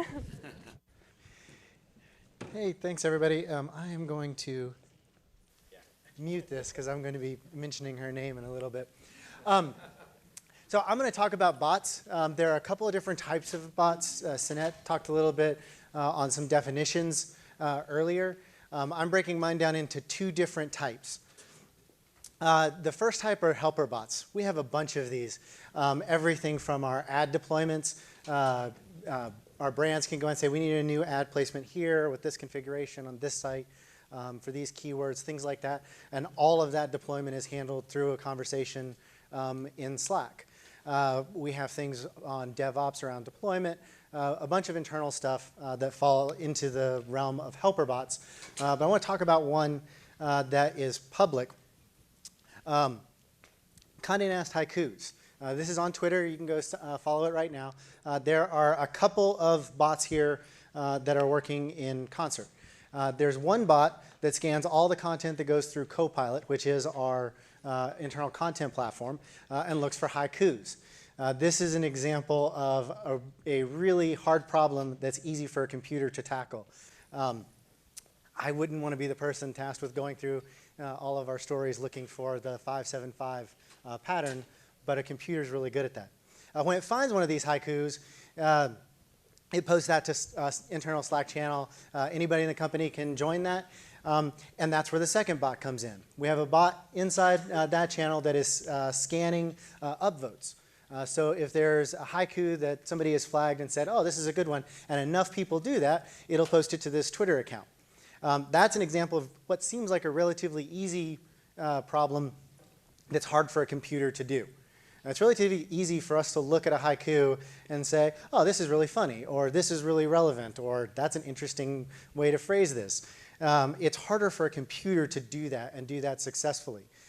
So here we're melding humans and computers into these multiple bots to give you Condé Nast haikus on Twitter. There's the other class of bots, which is what we've been talking about mostly today, and that is the conversational bot. So a bot that you interact with through either Facebook Messenger or iMessages or Alexa. So one, again, this is something that's public that y'all can go use right now if you want. If you go to Teen Vogue on Facebook and tap message, you can find out what type of makeup you should be wearing or what your supermodel twin is. Supermodel style twin, I think is what it is. But this is just, it's a quiz interface that goes back and forth. You pick the quiz that you want, and then it walks you through this predetermined workflow. At the end of it, we calculate it up and give you the result of it. This is something the editorial team can do now that everything is in place. They can add new quizzes. And it's something we're looking to turn into a product. So I could see where a makeup brand could come to us and say, hey, we want to launch this new brand, and we want people to be able to get matched with the product in this new line that works for them. Here, we'll do that. Another one that we've got is, this one is still in development and should be out here in the next 6 weeks or so. We're adding an Alexa skill from Epicurious. The demo that we have right now, you ask Alexa to ask Epicurious, how do I cook a steak? Well, there are a lot of variables that go into cooking a steak. We need to know what type it is to figure out whether or not we're going to tell you to cook it by time or to cook it by weight. We got to figure out how long or how well you want it cooked. And then we can get you kind of a rough estimation of where you need to be. For us, this makes total sense because the majority of Alexa Echoes are sitting in kitchens. So providing something of the data that Epicurious has around how to cook things via Alexa was just a no-brainer. But again, it's a decision tree that we're kind of walking you through. It's something that you could have a conversation with somebody about, but we're turning it into a bot. So the common themes that we have here, particularly among these last two conversational bots, they could have both been walls of text. The quiz style thing's a little bit harder, but BuzzFeed has done a pretty good job of creating the standard web page quiz format. It doesn't have to be conversational and you answer one question before you see the next one. We could have gone that route. For our Alexa skill, it's filling in something that's a pretty well-established pattern, a cookbook or a recipe. That already exists, and you can go in and find all the different pieces that you need to figure out how to cook the filet mignon properly. So it could have just been a wall of text. I do want to say that I'm not 100% sure that these are exactly the right way to go about doing this. Bots, particularly conversational bots, we're still in an era of experimentation, trying to figure out what is a good fit, what isn't a good fit. Depending on what we find out from the engagement with our users, we may find out that quizzes do work better on a web page where you can scan the whole thing before you commit to doing it. We may find out that there's a really good reason that recipe books and cookbooks are still out there. That might be the best format. But we're trying to experiment with taking the information we have right now and taking it from the standard wall of text or standard page that presents the information and turn it into something that has a conversational workflow. The key thing here is to reframe how you think about the content you have. Epicurious is a great example of this as a publication that produces a magazine about cooking. It produces, it helps you cook various things, gives you recipes, all that good stuff. But you think of the content as, oh, it's this publication. Well, they have all of this knowledge that we can take and turn into something that we could conversationalize if we reframe how we look at it. So you might be wondering what the deal is with all these photos. This year, I've made it the furthest I've ever made it in Project 365, which is take a photo every day, post it somewhere. I'm posting them to Instagram. I've done it to Flickr before. I've done it to Facebook before. But this year, I'm doing it. I'm also trying to expand my horizons a little bit out of photography. I've got to the point where I can take okay photos. I always feel like I'm a good photographer until I look at the people that work at Condé Nast and the photography that they're able to produce. So when I look at the pros, it's like, oh, well, I can take a good snapshot, but that's about it. But in expanding from photography, I've also tried to reach into videography. And in doing that, this is going to sound really, really stupid, but I figured out that photography and videography are not the same thing. Just because you're good at taking a still photo doesn't mean that you can take a good video. When I take a photo, I'm thinking about, okay, how am I going to frame this room? What do I want the focus to be? Okay, snap, done. I have that moment in time that I've captured. When I'm thinking about videography, I have to think about the movement through that. What's the tension going to be? Where's the focus going to be? Where's it going to go from and to? There's a whole bunch of other variables that you have to think about. And then you have to start thinking about, well, how am I going to piece this together into the story that I'm going to tell? If you're trying to tell a story with photography through multiple photos, it's piece together those photos. With video, you have to think about how you want to piece it together from shot to shot. What do I need to support this shot that I'm doing here as part of an interview versus this shot here that's B-roll? What does this B-roll supporting? What should be playing over top of it? There's all these other variables that go into it. Similar skills, but you have to really change the way you think about it. Likewise, when you're thinking about narrative stories or blocks of text, you have to think about it differently if you're going to do it conversationally. Taking one of the topics, or the broader topic today is conversational journalism.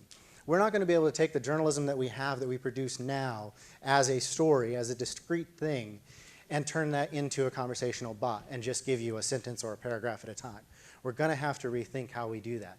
Some of the experiments we've been doing at Condé Nast are moving us in that direction, rethinking how we want to present different pieces of content in different ways that might work. And I'm really excited about the stuff that we have coming out this year and to see what everybody else does. So thanks.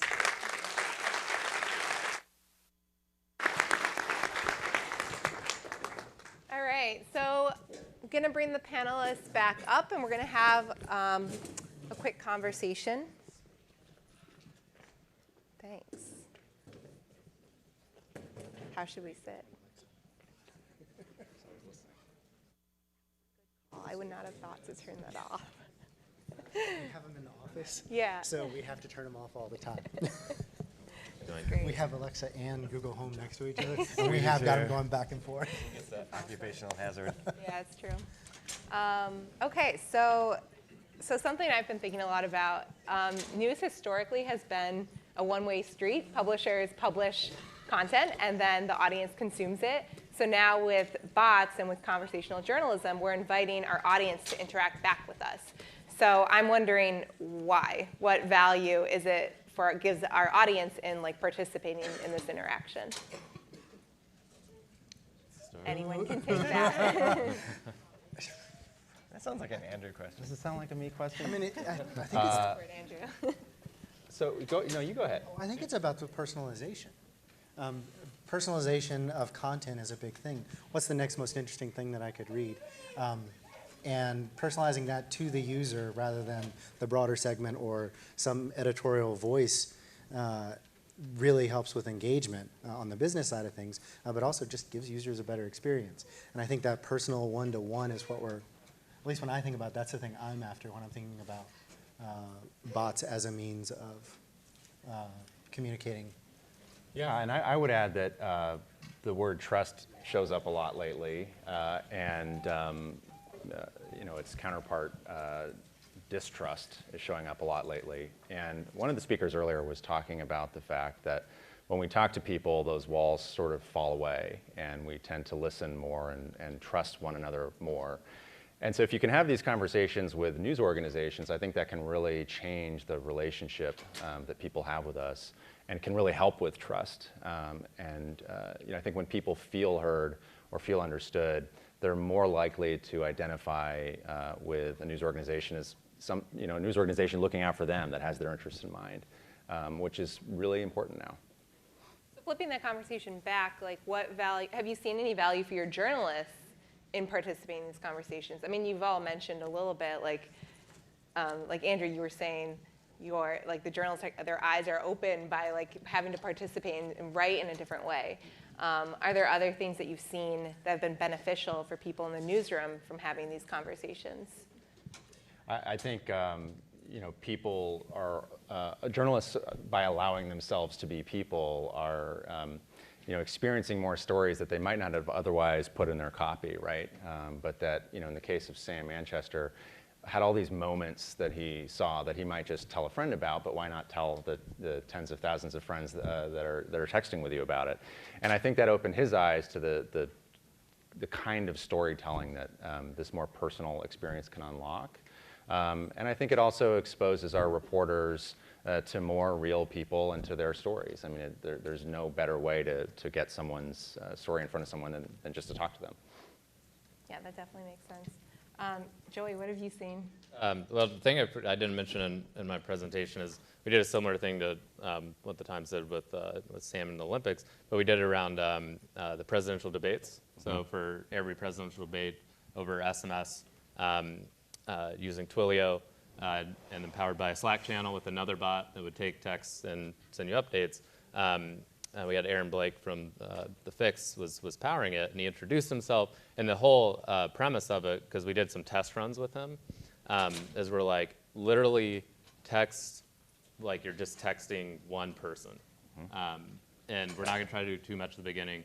And it doesn't have to be like a link to a story. So we're like, no links. Photos, GIFs, short text. Like what you would send to a friend. It was really hard for him at the beginning. And till the first debate, which we just kind of piloted it on with a small group, and he was like, oh, it's actually like pretty fun, because he could just like use emojis and kind of like be like, whoa, you know, and like dinner, it took all this pressure off, and he was like, just was like gunning to do it every time after that. It was like super fun. Mm-hmm. And John Quartz has been doing this for a while, like writing in more of like a personal chat-like way. I know you just joined Quartz recently, but from your conversations there and people you've spoken with, do you know if it was much of a learning curve? Like, what was involved in getting journalists to be able to write in this way? It was based on the original prototypes and a lot of playing with language, a lot of playing with how to actually produce this every day. And one person can't really carry that, so you have to have we have a document that talks about what the personality is, what the flavor is, and as we add writers for the app, you have to kind of get a feel for it and spend some time watching it. As you mentioned, I'm new, and I had a chance to work on it for a day. And what they do, the magic they do to turn it into another voice, the voice of the app, is kind of amazing. I think a lot of people have made the point that the people are key to this. This notion that bots are replacing us, it certainly hasn't happened. We now have a staff of people writing for the bot. So it's definitely how it's evolved. Mm-hmm. I feel like a common thread in a lot of the talks so far have been around accountability and trust and fake news. What challenges, if any, have you seen in creating content for these platforms, which have been criticized as perpetuating "quote unquote" fake news? A lot of challenge. Well, so actually that's why we did that SMS. It's not, which wasn't really even a bot. That was, I think, our second true second-facing, reader-facing thing. Because we'd done the Messenger kind of general news bot, but we did it over SMS because everybody has essentially SMS on their phone, even dumb phones. So we thought that could be more interesting because it was more personal, so it could get people to trust us. And what Aaron was doing in messaging people was always like reinforcing our fact checking, the amount of due diligence we had done to things, the research we had done.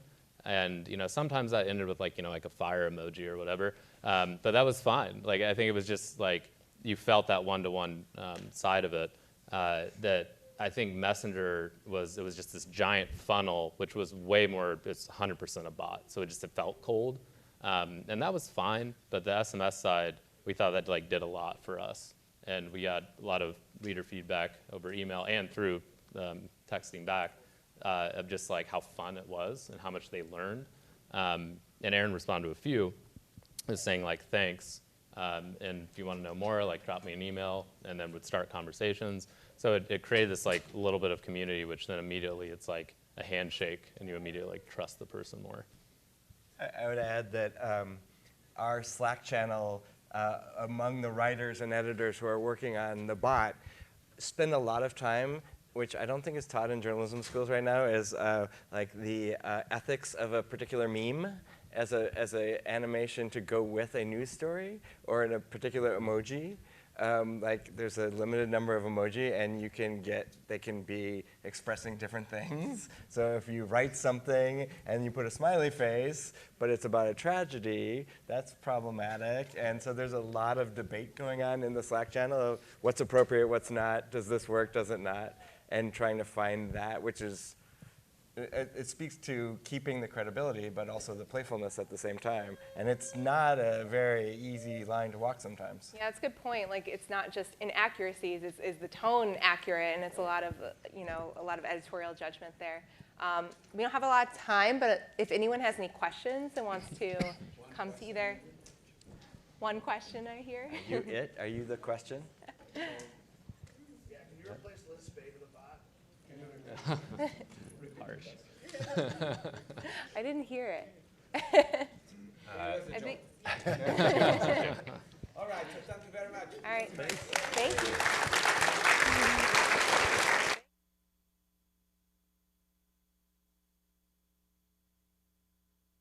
So don't move. We have another great panel. So we're gonna move immediately to the other panel as soon as we change mics here and move on. Has the owner of the cell phone already been located? No? So, thank you, this was awesome. Okay, so we're gonna start right away with our panel. Video everywhere, from live coverage to VR 360 and other innovative formats in video. You all know that everybody's doing video. So I'm going to call again my director, RB Brenner, to moderate this panel. So RB, are you ready? We need 32 seconds.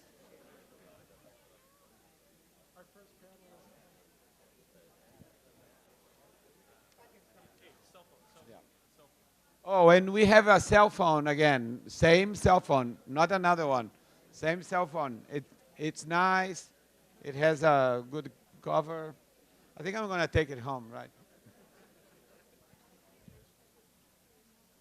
Oh, and everybody knows that Facebook is offering generously a reception after this session. So immediately from here, We're going to go to this splendid, wonderful Blanton Museum of Art, and we're going to have a jazz assembler, whatever, band there, and we're going to have drinks and food. So be aware of that. Yeah. Is this working? Can you hear okay? Now? Okay. All right, we're going to get started. I think Rosenthal gave this panel a great name because it works on a couple of different levels. The title is Video Everywhere. So on one level, it's the growth of video in forms everything from 360 video to Facebook Live to longer forms of video. The other reason it works is we have a global panel, so you'll be hearing perspectives from China, from Pakistan, and from the Middle East. Our first presenter is Robert Hernandez. Robert is an associate professor of professional practice at the University of Southern California, and he'll be presenting on the work he and his students are doing in immersive journalism, particularly 360 video and virtual reality. Robert. Let's see here. Can you guys hear me? Okay, cool. Hello. Hola a todos, ¿cómo están? Yo soy Roberto Hernández, profesor del periodismo digital de la Universidad de California del Sur, y cada vez que hablo en ISOJ comienzo en español para que los gringos se ponen todos pánicos. So I'm starting off the conference. You got to Google it, Google Translate, get a bot, catch up with that joke. I'm starting off our incredible panel with kind of setting the table.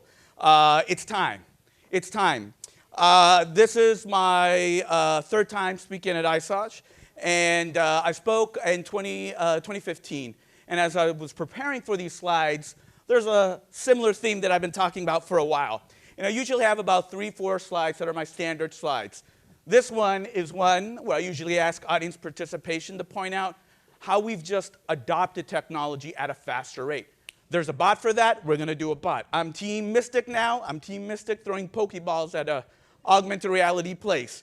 We're just adopting technology at a faster rate than ever before. It's not good or bad. It just is.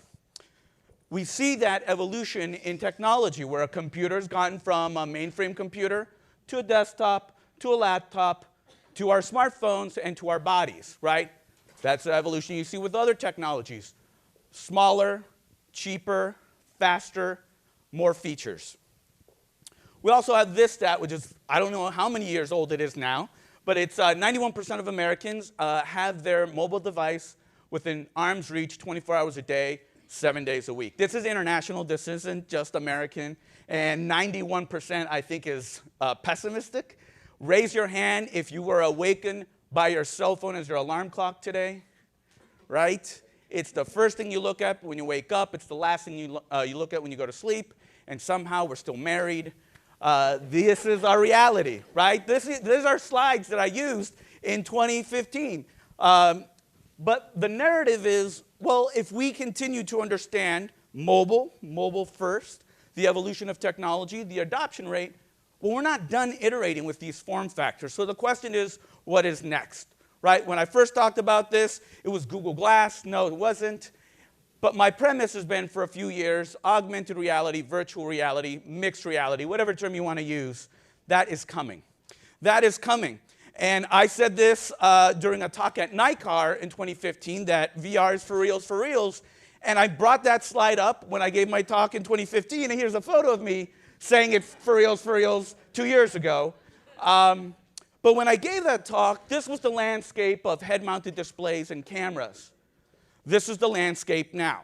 It has exploded in every which way or form, from low-end to high-end production, from video to CG, 3D, to consumption, whether it's head-mounted displays using the Oculus Rift or HTC Vive, or something low-end like the Google Cardboard or the ViewMaster.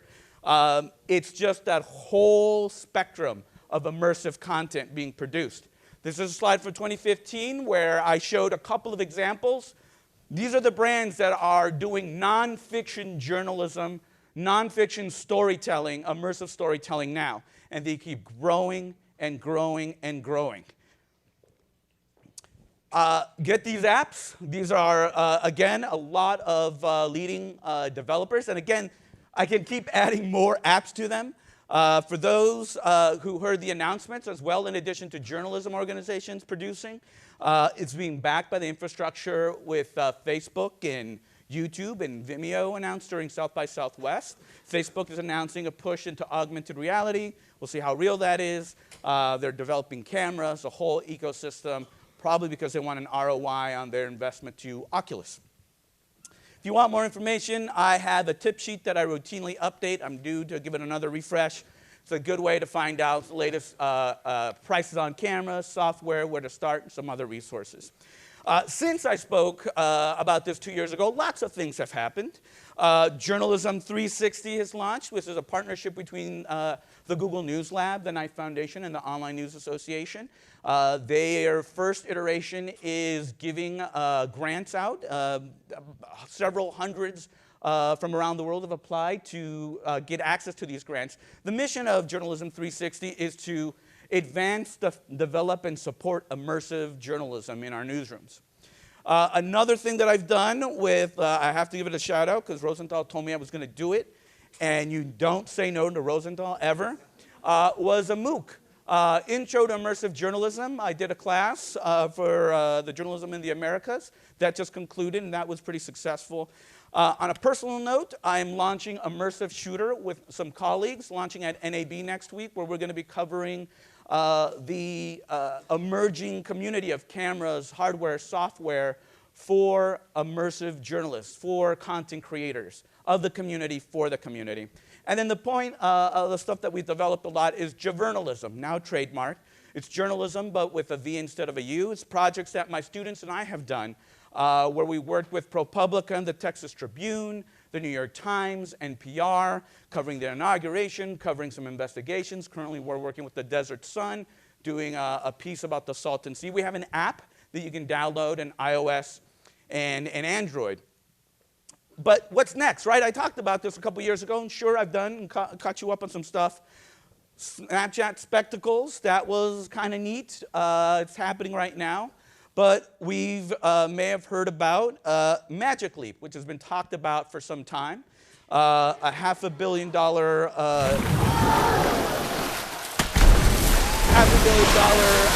investment from Google.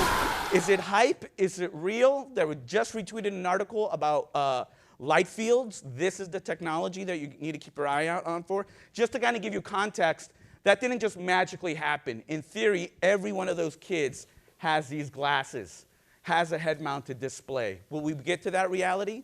We'll find out. This is another piece of technology I want you to be aware of, photogrammetry and videogrammetry.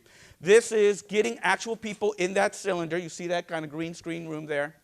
And the cameras start recording them, and they create not an artist rendering, but an accurate rendition of who they are, a hologram, if you will. These are Maori guys doing a chant, and that's them. This is from HoloLens. This is the future that's happening now. This is Kenny. Kenny was inmate from solitary confinement. He's featured in a story in a partnership between Frontline and Emblematic, which is Noni de la Peña's outfit doing immersive journalism. They brought Kenny into this studio, and he talked about his life in solitary confinement. Their piece just released. You can actually see it on their website and through Facebook, where they scanned in the solitary. That's not a photo. That's not a photo up there. That is a scan of the solitary confinement cell that they put you in, and you share that space with Kenny as he tells you about his life in solitary confinement. You hold space. You hold presence with Kenny. That future is here. This is another thing that I saw recently. I saw this ad and video about this harness that it's a full body suit that allows you to interact with the virtual world. And I saw that and I thought, this is bullshit. And then I got contacted by the company and said, would you like to come do a demo? And I'm like, yeah, I'll do a demo. There's not a full body suit, but they have this magic box. You put your hand in. Their first iteration is probably going to be a glove. And with air pressure, you feel the virtual world. Here I am, feeling a spider on my hand. Don't move. Oh, fuck. Yeah. You feel all eaters I felt an apple. I felt a ketchup bottle. Yes. It felt like it was in my hand, and that creepy spider lifted its legs at me and scared the crap out of me. A whole bunch of nope. So that's happening. So the question is, with all these technologies, what is this new form of journalism? Our panelists are going to talk about that, but the bottom line is a good story is a good story. And the way do we get, regardless of media or form factor, a good story is a good story. And how do we get there? Well, we're going to have to experiment. We're going to have to practice, and we're going to have to fail. As you go out in this space and venture and experiment, just because you produce does not mean you have to publish. I'm going to say that again. Just because you produced a bot or an immersive experience doesn't mean you have to publish, because it may not be good enough yet. But it's time. It's time for us to lead the next disruption. Cool. Thank you, guys.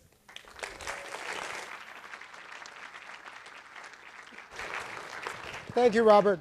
Our next presenter is Ethar Katatne, who is executive producer with AJ+, a digital global news community that is part of the Al Jazeera Media Network. Her presentation will focus on how her newsroom is telling stories in innovative short form, why it works, and the challenges they face. Cool. Good afternoon, everybody. I'm actually really amazed that everybody's still here. It's 5 o'clock. So AJ+, as you kind of noticed, the yellow and black, and not to name any names, but has been used a couple of days today. That is our yellow and black. For those who don't know, AJ+, we do video online. We do lots and lots of video. I'm going to just focus today on all the why our video works. What we're most known for is short video, between 45 to 90 seconds long. Text on screen tells the news of the world. We tied with the New York Times recently at the O&A for excellence in digital journalism. We get about 250 million views a month, and we produce about 100 videos a week, and we live on your social streams. Let me start by showing you what all the other kind of videos are we do. I'll use 2 of my precious minutes for this. To the girl on Facebook who commented #AllLivesMatter. Folks in the U.S. and around the world have watched Ferguson, Missouri in shock. Can't breathe, hands up, can't breathe, hands up, can't breathe, hands up.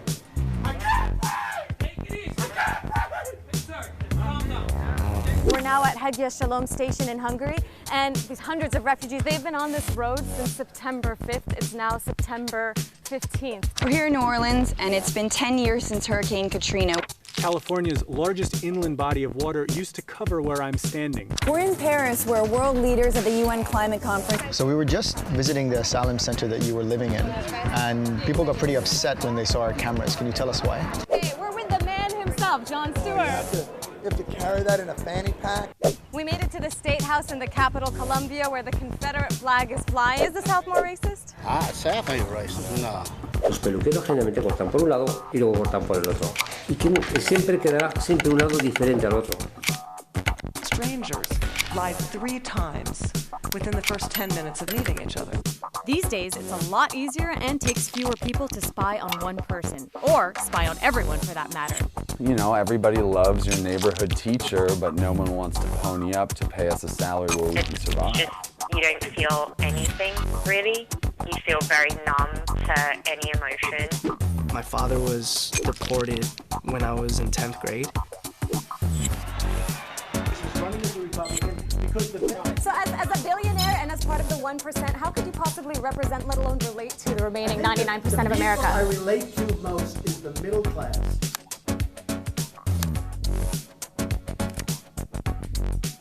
Socialism is a dirty word in American politics. It's lobbed at presidents to try and tear them down, and used by outsiders to set them apart.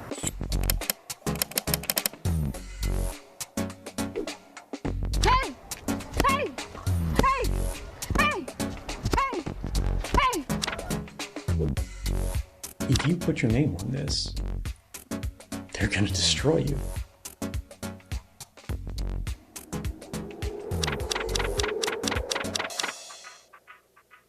Looks really cool. It's very cool. So I've been with AJ+.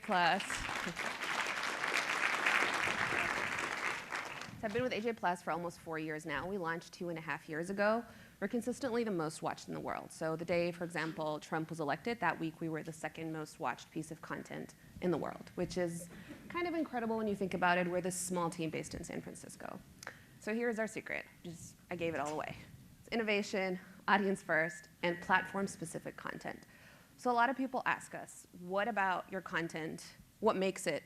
A lot of people actually watch us. They don't actually know we're owned by Al Jazeera. I think a lot of people in the audience probably, if you knew AJ Plus, would think the same. This is how we're split up into various teams, and each team focuses on a very different kind of content and how we create them. But it really all comes down to two things. You have to be very, very, very responsive to everything that comes up. Every single week I get something new. VR, AR, let's try this. You need to learn how to use a drone camera. You need to try this new format, this new animated, this new tool, this new bot. And it is very overwhelming. We originally tried to do everything, and then that kind of failed. So you kind of have to focus on what are your key strengths, what you're doing well, and you have to be very creative and not be afraid to fail. So these are just literally, I just started writing, and I'm like, I'm only going to fill in one slide because we've kind of experimented with everything, every kind of format. Vine, rest in peace. That was our first really difficult. What are you going to do in a Vine? Like, Japan says no more whaling. That was kind of it. That was the story. Facebook Live, we've had some of our most popular successes kind of during the presidential debate. We did like this counter every time Hillary's emails were mentioned, every time Trump blamed someone else, every time he said something. And that was super popular. One of our new formats, Direct From, where these are the longer 3-part series where we send our producers. So that video you saw, those are actually really, they're very much of a commitment that we don't typically do. So when we began it, we were very short form. It was a lot of Reuters, a lot of AP. But then obviously as we've grown, we're 2.5 years old now. We're experimenting with more and more. So audience first. This, I really like today, we did mention conversational journalism, we mentioned our tone, and all of these are things that we've learned why they are super important, because our engagement is through the roof. And that's actually our major metric for success. People talk a lot about views, they talk a lot about shares, we talk about Facebook, the algorithm, all the same conversations I'm sure a lot of you have been having over and over again because we've been having them for years. But once we decided that engagement was our most important metric, and that kind of shaped all the decisions we were making. I'm trying to find where are my minutes, just because I've got time? Okay, cool. So find out who your audience is. Who are you speaking to? So we originally started with, our focus was US millennials, aged 18 to 35, and we're all quickly growing out of that target market, which is kind of scary. But once you do, where are they? What are they interested in? Demographics, psychographics, all the normal. You have to engage them. So engaging, it's a very, there was what the research panel today talked about audience engagement, and those are always the job titles that are very like, what exactly do they do? Do they moderate comments? Do they answer messages? Do they cultivate relationships? Do they direct conversation? The reality is they kind of do everything, but the most important thing is listening to them. We have Slack bots that query things from our app, from Zendesk. We get our pitches of stories through our messages. You would be amazed at how many stories we get just through our messages. Why are you covering these protests in Romania? Here's what's happening in my country. We need you to cover this. And part of what we struggle with a lot, especially as this kind of two-way conversation, is what our role is. And I'm sure a lot of you have the same, which is you write a story, and the people are like, how can we help, right? And it's immediately in the comment section. Do we include the GoFundMe link? Do you include, especially if it's an organization that has a tone? And I think that's one thing which does make AJ Plus very unique. It's very clear who we stand for. Someone mentioned today that objectivity is kind of dead. I don't know if I 100% disagree, but I do agree that once it's clear what you stand for in an organization, AJ Plus is very much about minorities, voice of the voiceless, standing up for people who are being played by systems. And once you know that, it's very easy to produce for your audience. Just a quick graph from last month. I wouldn't call these our competitors, but mostly people who kind of cover stories that we do. So as you'll see, even though our interaction rate, our engagement is always through the roof. So now this would be the closest kind of production to us. But we consistently have more engagement than pretty much anybody else, even though we produce the least amount of content. So it really isn't about how much you produce. Our team is tiny. You'd be amazed at how small the editorial team is. So we produce about half the content that anyone else does, But we still, so if you look, see this is just in March, but we still do really great. Shares, we have our own engagement score. It's really important for you to know, what do you value more? Do you value shares? Do you value likes, comments, views? Totally wouldn't recommend the views. We optimize for shares, and based on that, how are you creating your content to make sure people will share it? Why are you creating it? What's the tone of it, and why is it shareable? And then this platform specific is, we're on all these platforms. We don't actually have a website, which a lot of people find really creepy. They're like, oh my God, where can we consume your content? I'm like, well, you just see it in your feed, and that's really how it works for us. But that means you have to optimize the content for every platform, and then obviously you enter the normal discussions of, oh my God, Facebook owns us. We hate them, but we love them. It's like an abusive relationship. So you ask, who is your user? Where are we doing? Most of our audience comes on mobile, and obviously Facebook is our biggest distribution platform. We were one of the very first people to optimize video for sound off by adding subtitles. And that created a huge shift in how people consume our content, because when you think of where you watch video, you watch it on your train, you watch it, on your phone, and you're not usually going to have speakers on. You have to think of very short attention spans. We had a 5-second rule, and that quickly changed to a 3-second rule of capturing your audience in the first 3 seconds. How you optimize thumbnails, what you include first in your story, is it shareable, what's the retention rate? How do you keep the users on the platform? Because obviously Facebook doesn't want you to go anywhere. Just very briefly, we're optimized for the experience, short format. Our yellow and black has obviously become everywhere, which is fine, but it just means that you consistently have to innovate, and you consistently have to be like, where do we go next? If Reuters itself is packaging their stories into formats that are optimized, then how can you just reversion that same Reuters package? Because you can't always do 100% original content. And then Twitter, we do a lot of, our Twitter actually is very fun. I love our Twitter audience. It has a lot more tone, a lot more GIFs, or GIFs, however it's pronounced now. We do a lot of coverage of breaking news, of live events. We do a lot of raw. Sean Spicer said Bashar al-Assad or Hitler, or et cetera, et cetera. Those are very shareable, very timely, and they're very fast. Our Trump tracker is doing supremely great, so this is something we launched. The plan was originally just for the first couple of weeks. We got thousands and thousands of people subscribing, which is basically just, what did Trump do today? It's doing great. YouTube is a whole different kind of monster. The stop isn't yet, or no? It's kind of stopped now? All right, I just have one more last thing. So YouTube, we're doing a much more longer format, and obviously that needs a very different kind of experience. But my last kind of message is, there's so much to go into the video of what we do, but really the core of it, what it goes back to, is really your story that you're telling. It doesn't matter how boring the story seems. It doesn't matter which country it's from. We get so many messages, people who are like, we're amazed that you covered this story from Ghana, from Ethiopia, and you're doing all this coverage. It's really about finding the human element, finding what connects us, and finding how do you make this story shareable to you who watch the story. Someone mentioned today about biases and how you look at the things that really matter to you, and one way we have figured of making you care about the stories is finding how that connects to you on a human element. And that's it.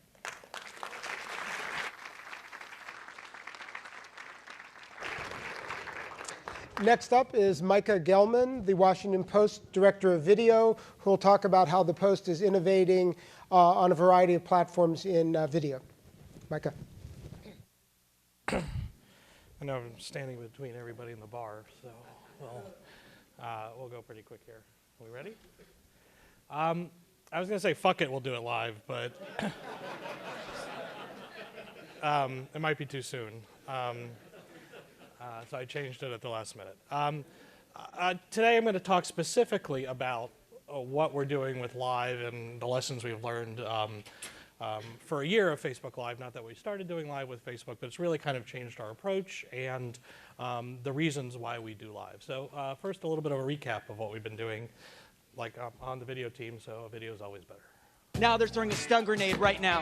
No, there's a stun grenade right there. That's a stun grenade thrown right into a group of people. From Pyongyang, North Korea, I'm Anna Fifield. We're here to really walk you through this remarkable presidential debate. So we're really at the center of the action here. Hi, I'm Libby Casey with the Washington Post on Capitol Hill with reporter Mike DeBonis, who's covering Congress and specifically watching the fate of the health care bill. And you look out that window and you can see the monument and memorial, and it actually gives you goosebumps. This is a major storm affecting the entire Interstate 95 corridor from D.C. to Boston. Right from the get-go, you knew this was going to be a different kind of debate because they just stood by each other and they did not shake hands. They barely made eye contact. I'm Libby Casey with the Washington Post. I'm with Ed O'Keefe of the Washington Post and Senator Joe Manchin, Democrat of West Virginia. Jose Del Real at the Trump party there. I see the red hats are out, the Make America Great Again hats. The voters have spoken. He has been elected President of the United States. We are going to check in with our colleague Abby Phillip, who's standing by at the White House. I also heard him say at the luncheon earlier today that Mattis was straight out of Central Casting. There's been a large group of Black Bloc protesters that were marching. These folks running, we'll look into what that is. There we go, there's a live view. Some kind of, it looks like there was something there in Franklin Square Park. Interesting because we got a fire burning in our country, man. Sorry. We have a fire burning in our country, he says. So on behalf of Abby Phillip, Jose Del Real, the entire political reporting staff of the Washington Post, I'm Ed O'Keefe. And I'm Elise Feebeck. Thank you for joining us. Yeah, good night. Good night. So I do recommend that if you're going to do a live inauguration coverage, you have a riot breakout right outside of your studios because it's very convenient. So why do we do live? Well, we do it for the immediacy. There are, as good as and as fast as you will be with video, you can't be as fast as live. So this was Libby Casey, who's one of our political reporters on Capitol Hill during the health care debate just a few weeks ago. This is, Congressman Meadows coming out to talk. We could turn that around quickly, but we won't be able to turn it around as fast as you could watch it live. There's impact. When you go to someone like Senator Franken and talk to him, the opportunity to do it live and to have that audience that not just Facebook, but we do on our site as well, is really an attractive thing for the audience. And then it really gives us an opportunity to do deep dives. David Fahrenthold and Steve Ginsburg could talk frequently during the whole reporting that David was doing this year about why they were pursuing a certain line of interest. This is the opportunity for reporters to get into the weeds a little bit, and they actually respond to it, and they like that opportunity. So a few lessons of what we learned over the last year of doing this. Real news does real well. Also go there. So we have, very nice studios at the Post. We're very lucky to have that. I get really mad when we do a lot of that because we should be out on the scene showing you something. Some of our top, most watched live events this year were obviously the inauguration, but the Women's March the day after. When you're on the scene of news, you have much more impact. It's not a broadcast. We're not trying to be TV. Some of the things we do, have those conventions, but it's not a one-way communication in the way that a broadcast is. We want reader feedback. We want the comments. We want to be able to respond to that in real time. At the same time, you have to have an adult in that room. Show the commenters on Facebook that you are there and you're responding and you're keeping the trolls to a minimum, and then everybody has a much better experience. Also, when I say it's not a broadcast, we've had really good cases where you've had someone like Dana Milbank, who is a political opinion writer for us, actually changed the direction of the story he was going to write based on questions that came from viewers. Know your audience. Don't try to put, don't try to put things that your audience may not be responsive to down the funnel. We had a celebrity we thought would be great. Terrell Owens was doing something crazy. I mean, it's a celebrity, but maybe C-level. that's what our audience wanted us. So you have to really make sure that you are programming to the people who come to you. And as I said, live is a sweetener. Al Franken, much more willing to come to us because he had the opportunity to be unfiltered and to be live. And it's a sweetener for the reporters who are also able to get the instant feedback on their work. Real quick, some of the tools that we use for live, we want to make sure that we're using the right tool for the right platform. The Live View or Dejero or a TVU is a really great bonded cell phone package.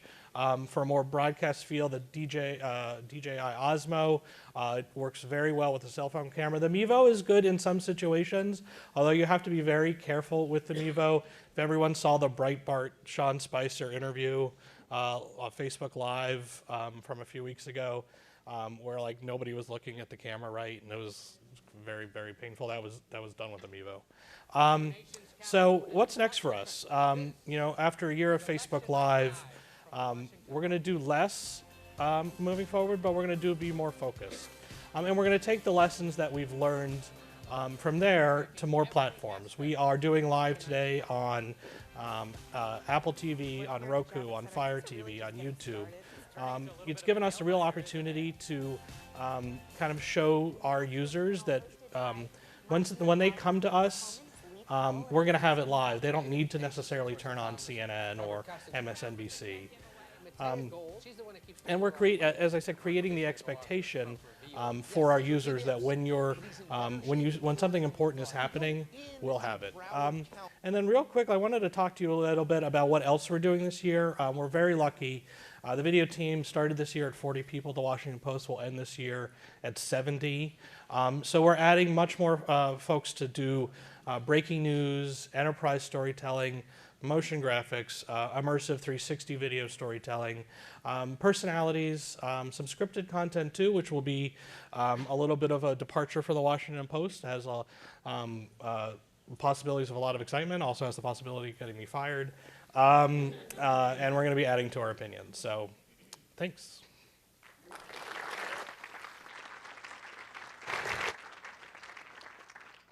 Next up is Sanchez Wong, Senior Operations Director at Caixin online division of one of China's most prominent financial news organizations, and we'll be talking about the use of video in China. Is the mic good?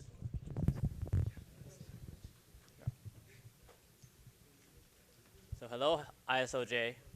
下午好. Greetings from China. So I understand that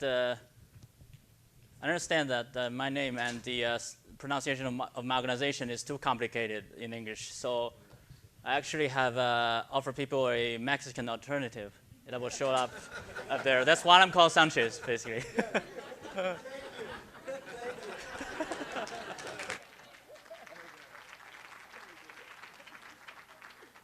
No, the truth is I love football, so.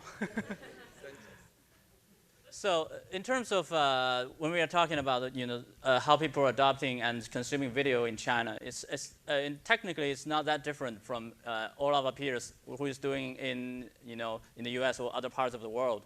We are the Chinese entertainment media and the news media really trying to catch up to be on the same page. So here's reporting on our national Congress sessions. Some of the news outlets are really struggling to deal with this, and they come out with this, tremendously big gear. Of course, it's not operated by this lady, but by this this male reporter who is carrying this 15-kilo, gear and walking around. I'll explain a little bit, later why they need, something that complicated to, report a Congress session. So basically, this is part of the things that we did back in 2014. It's a documentary, but closely to what we do as in the newsroom. So it wouldn't play?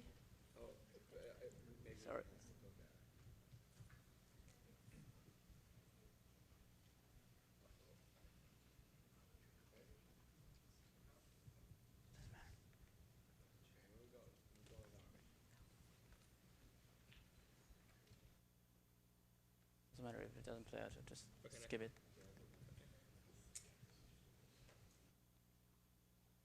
Basically, that's not the fanciest video I want to show. So anyway, basically what we do in VR or AR or 360 and everything else is what I can't add more things that my colleagues here have already said. So what I'm trying to be here of more value is being exotic. So tell you more about the market in China and how it is working itself out. Because obviously, here's some numbers of the Chinese market. Everybody owns a phone and everybody uses it everywhere they travel. And here are the numbers. If it comes to numbers, you know what China would be like. We are a standalone market, big enough. We have 400 million 4G phone users and growing. It's a big market itself. And very importantly, we don't really have the presence of these, sadly.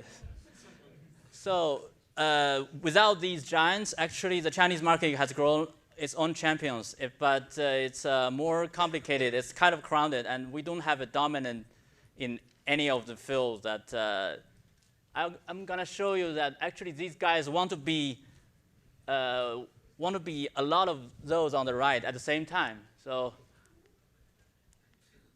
they try to be everything in China, and they try to be dominant, but they couldn't. But they're still burning money to try to be that. And those are just part of the competition. They're still, startups that are trying to take up things. And in terms of live video, well, it's another story that obviously you have three major here, as I understand. I'm not sure if it is correct, but in China, that's basically some of the major apps that who's trying to be dominant in terms of live stream platform, not just having live stream functions, but they want to be platforms. And I'm sure basically half of them will die at the end of this year or early next year. But still, we still got 10 or 20 of them still burning money out of it. And also in China, we have these large niche markets that I would doubt whether we should call it niche markets in terms of how big they are. And this niche market, very interestingly, they all have their own, they serve a layer of the Chinese audience that's very unique, and they try to grow based on that. So this one called Bilibili is basically they started with attracting nerds and gamers for a start, but now they have 30 million active users. And I would hardly call that a niche market, but still, we categorize them in the niche market. So there's another interesting one, this one. It's called Quick Hand in translation. And it basically serves immigrant workers who work in the urban area and also the suburban parts of China, the farmers, and bulldozer drivers, working on the fields. All these people, they form this community to share short clips of their daily life, and they have very interesting stuff like eating noodles, live streaming, and they have they claim that they have 80 million active users now. Wow. So this one is more easier. It's celebrities and celebrities wannabes trying to be beautiful in front of the screen, and this is a niche market. So it's a very complicated scene that if you want to feed news video, you want video journalism to have a place in this kind of platforms. Well, you want to be on most of the major platforms here, but that means a lot of money because you have to upload it to tons of different platforms, and you only have so much manpower, and you have to fit with all the different formats and the requests that they have, and some of them cannot simply be done by machine. Sometimes you have to put mosaic on some of the logos, or you have to take out the ads and everything. So it costs a lot of money. And you want to be the first to report on breaking news. That makes a lot of money. That means a lot of money spent. And people are trying to make longer form of the news video. That means longer than 10 or 15 minutes. So you can put a longer ads in front and at the back of it. But that means a lot of money for the production, obviously. And you try to stand out between the fierce competition, not only with news media, but also with the infotainment or other forms of clips that people are just simply using, producing for fun. You are really competing with them on all these platforms. So that means a lot of money and a lot of thought. So here's what we tried and are trying to do. So one important thing in reporting breaking news is that you really want to put amateur videos up there because they are at the first place. They are there with a phone, and your correspondent is not. So obviously, you want to put all these amateur videos within your context, and you want to be very quick to publish that. And then you follow up with your professional produced videos. So here's a take of that. So this is an explosion in Tianjin port, which is a massive destruction. And we put maps and some of the text illustrations together with amateur videos that's showing where the explosion happened. You can't get those materials. You don't have a reporter, directly on the scene.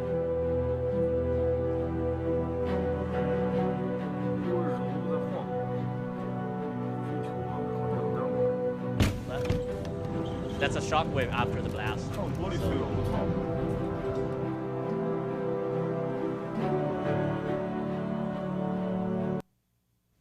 Okay, then after that, we came up, our reporters come in and with drones just fly over the zone and see how the destructions was looking like.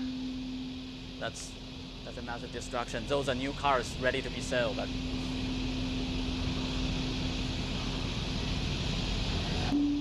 this could be a great AR or VR or 360 video, but we're not really allowed to get into that zone. So the drone flyover is what you can do.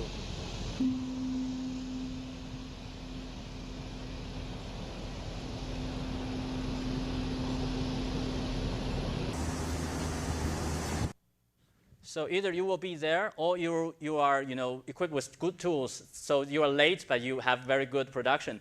But then we came up with this thinking and possibility. What if we can combine both? So there's this thing happened in 2015 when there is a hotel attack in Mali, and there are 3 Chinese involved. So the public attention is high in China. So here's what happened. This guy is a Chinese merchant who works in Mali for several years, and the counter-terrorist forces asked his help to fly a drone over the hotel to check if there are any terrorists hiding on the roof. So they don't have equipment, but this merchant has, and he happens to be in contact with us. So we were thinking, what if we are already making him kind of a correspondent there, and he can provide great content over there. So that's what we actually did.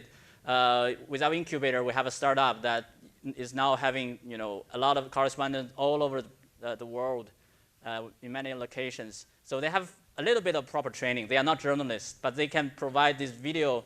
Well, God bless, that video are still not that easy to forge. So people tend to trust video more, even if it's this is actually what. It's not playing again? Okay. That's a video that we did with the Moscow protests.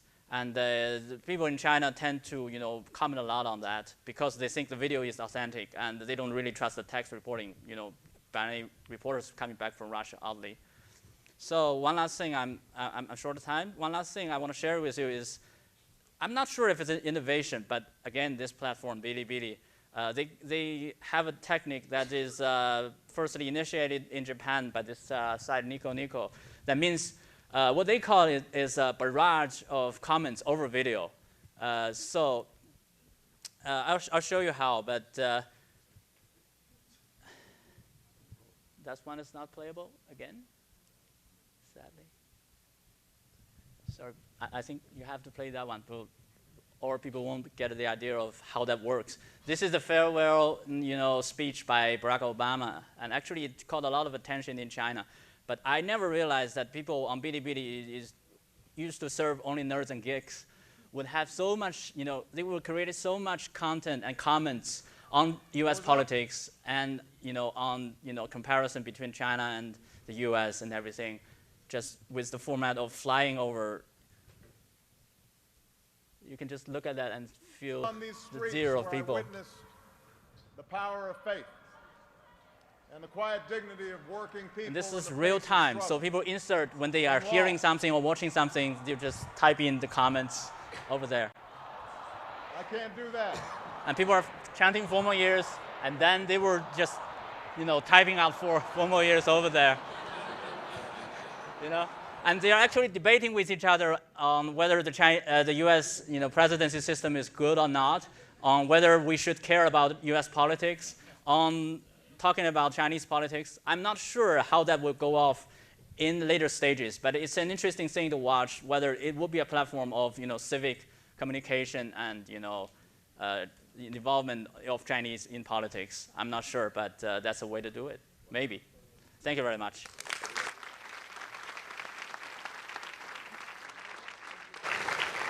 Thanks. And our final presenter is Shaharyar Popolzai, an International Knight Fellow with the International Center for Journalists. He's based in Pakistan and will share what it's like for a journalist working in an environment that doesn't allow the luxury of advanced planning. Thank you. Hi, guys. I'd like to apologize for quite possibly the ugliest looking presentation you're going to be seeing today. I didn't have a lot of time to prepare for this, so yeah. So just to get started, my name is Shaharyar Popolzai. I'm an ISOJ Knight Fellow and not promoting the Unicorn Frappuccino. Like Athar mentioned earlier. So what I do is I work with multiple newsrooms in Pakistan, and up to 3 years back, we'd be looking at newsrooms in Europe and the US as benchmarks. But unfortunately, like most people here, we don't have the luxury of having a lot of funds. Or our managements didn't allow us to do too much. So when I got on the fellowship, what I did was I went back into the newsrooms and had them look at how we can turn around interactive projects and innovative projects in shorter times and with little to no cost. So I worked with 3 media partners there. 2 of them are newspapers, and one of them is the biggest news channel in Pakistan. And I'll be talking about the Tribune and Geo today. Facebook Live first. We started working on Facebook Live last year, roughly around April. Our initial approach was, like pretty much everybody else, sending a reporter out into the field and just reporting on what's there and on the ground. But then what we did was we decided to give the viewers at Geo News a behind-the-scenes look at what happens in the studio. And we put a smartphone inside the studio and had the newscasters read the headlines at roughly 6 p.m., which is a good time. And weirdly enough, that is the video that had worked out really well for them, and it crossed the 1 million mark, and we still don't know why. Then just to expand on that, and once the management at Geo News was sold, like I mentioned, we got reporters to go out into the field. And since Geo News was a TV channel, and much like my colleague at the Post said, it's not broadcast, but since this was a TV channel, it is broadcast for them. And what they started doing was they started porting the exact same TV feed from television to Facebook Live in breaking news situations. And initially, what we were doing was we were pushing out maybe 1 Facebook video every 2 days. And when our frequency increased to 5 to 6 a day, the viewership went up insanely. And so we decided to expand on the breaking news situation with the porting to Facebook Live. And what we did was we got the clean feeds from the DSNG or satellite vans in the field and started porting those to Facebook Live. And once again, that started doing pretty well for them. So what we did was we made Facebook Live a part of their daily workflow. So the digital team, every time they come in to work and they see a breaking news situation happening, they have to port it to Facebook and embed it on their website. So what that helps them do is it gives the readers who are sitting on the website a much clearer picture of what's happening on the scene. And moving on from beyond that, what they started doing was they started creating shows just for Facebook Live.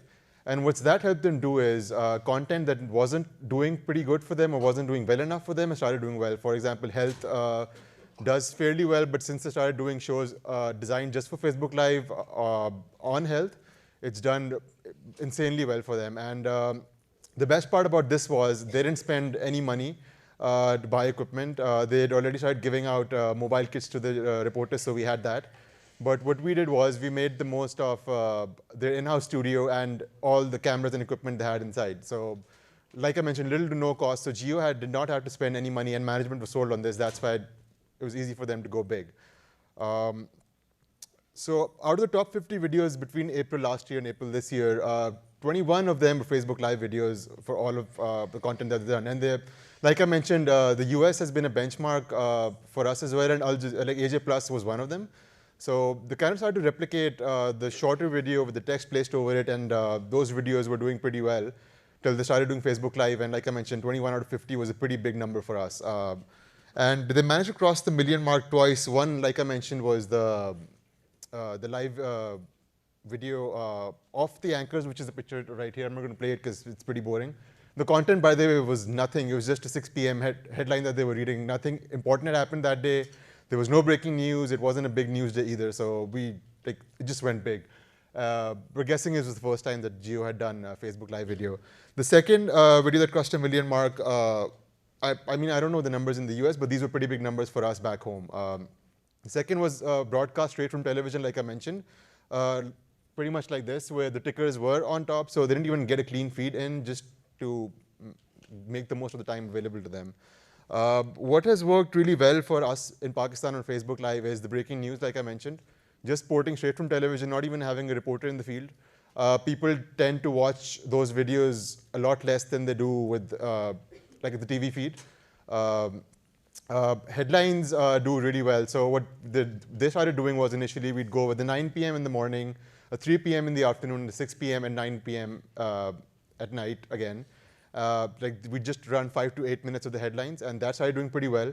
Sports does amazingly well. We don't have fancy sets available to us, so what we normally do is, cricket is big in Pakistan. We started out by, so every time the TV channel would get done with an analysis show, we'd pull the anchor and the analyst into a board meeting room with a really dirty wall at the back, but that did not make any difference. People interacted a lot, the comments would come in, the numbers went up. So again, we didn't have any fancy setup, but it did fairly well. Food and health do really well. Food is a great topic in Pakistan. We have some of the most amazing food in the world, so it does pretty well. So like I mentioned, we work in an environment that doesn't allow the luxury to experiment with things. So when we do pick up a technology, we have to make it work no matter what. 360 is one of those cases for us. When we started out, we had, can we load up the videos, please? When we started out, we went with the video, roughly 3 minutes long, with the reporter talking. It's the second link, not the first link. Yeah, I sent you 4 links, right? Yeah, so okay. Just load up the second link. So I went out with the reporter. We shot a video at a shrine. It's a fun video I like to show people. But this didn't work out for us much like it does in the US. Like most news organizations are doing 360 video, but that doesn't work for us as well as it does over here. And I'm going to show you what works for us right after this video.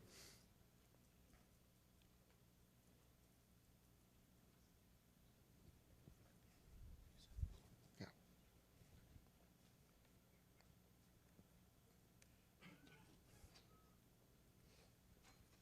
It's not working?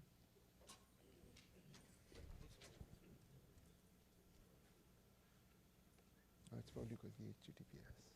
Oh, yeah. Yeah, it should work. No, you'll have to copy the link again. Yeah, no worries.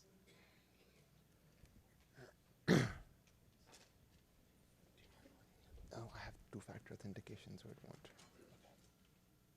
So now we can do this. But that's also Facebook, so it won't. You can just load up the other two then. So, well, it's on Facebook, and there's no way we can work it because I have 2-factor authentication on. But either that, the other one isn't loading up? Can you just try again? Yeah, let's try it again real quick. But anyway, I'll just talk about what worked out for us. So what we decided to do was we decided to build in-depth projects around 360 images and videos. We'd go in, we'd pick a story, and we'd shoot multiple scenes, and we'd put those up in a nicely laid out package. And those do a lot better than videos for us. And we designed it in a way where we'd have video on the, okay, sorry, we go.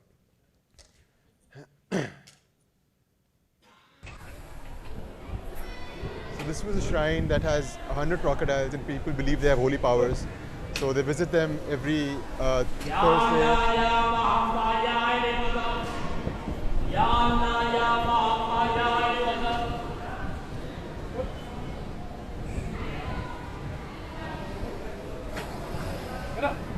Can you move towards the crocodile? So this should be okay. Yeah, that's fine. So this didn't work well for us. The content was great, but the format wasn't for us. So we decided to drop shorter videos and work on in-depth packages. Can you load up the second one? The third one. No, the third video. Sorry, the third link.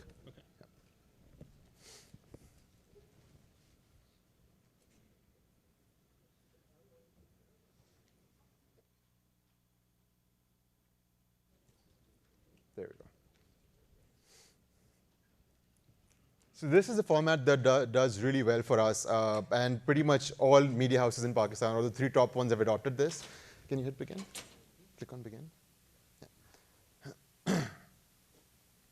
So what we do is we have some text, and then we have multiple scenes from a side. This is Karachi's biggest slum, and we decided to go in and cover it because it's on the way to private beaches in Karachi, and the elite pass by this area every Sunday, but they don't know what goes on inside.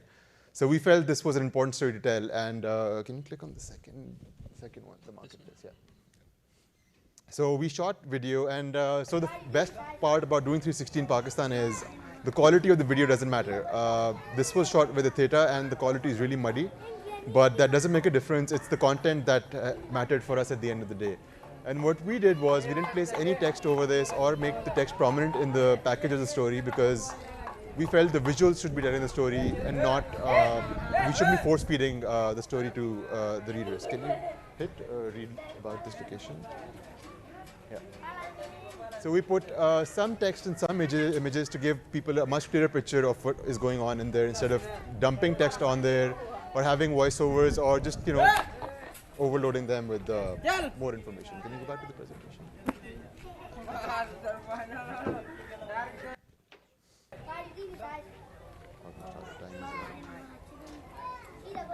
So yeah, that worked out for us fairly well. And once we started doing more of these bigger projects, we managed to get our hands on more cameras and started experimenting, got more cameras. But again, the numbers kept pretty much the same, decently high. So like I mentioned, it wasn't the quality of the video that mattered. It was the content at the end of the day. And again, in a market like Pakistan's, that does really well for us. So yeah, like I mentioned, and like pretty much everybody else mentioned today, it's the content and not your platform or the format of what you're doing it in. In-depth stories have worked out really well for us, like I mentioned. And again, keeping visual and text separate inside pretty much everything we do. The plugins for putting text on 360 video, again, are expensive, so we can't convince the management to buy them. We tried to go the easy route by placing it in the center, so that didn't work out, so we went with keeping text separate and letting the visual tell the story instead. What has worked for us is virtual tours, specifically of historical places. Those do really well because you're placing people in a place where they can't be or they're not visiting enough. Food, like I mentioned again, does really well. We shot an in-depth package on a food street in Karachi. And we put shorter clips on Facebook just to lead people to that main project, and those did really well for us. And people love watching food being cooked. And if it's street food, that does really well. And shorter videos, and by shorter videos, I mean not like the one that I showed you, but much, much shorter. So I was with the reporters in the field, and there was a bus accident.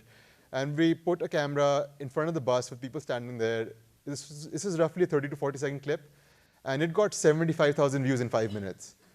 And we had no text, no voiceovers, and a simple caption that said bus accident in Karachi, and that's it. So the visual told the story and not the text in itself. And that's about it from my end.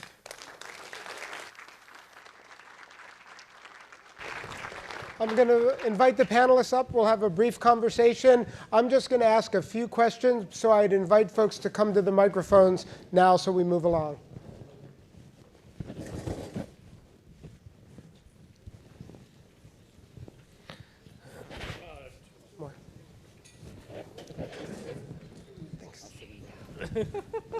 Thanks. I'm like only one of you can gets take a that chair. one. I'll take Is the there phone. really Now we're all over. stool bottom? All right.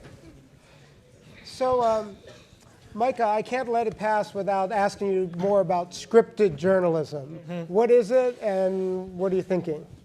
We've had our heads down in the news for as long as I've been there, and so we saw a lot of our peers having a little bit more fun, and I think we have that opportunity too. It'll be under the opinions umbrella, but I think that there's an opportunity for us to do short, satirical, topical storytelling. Great. All of you, one common denominator was a lot of people doing a lot of things and experimenting, some working, some not.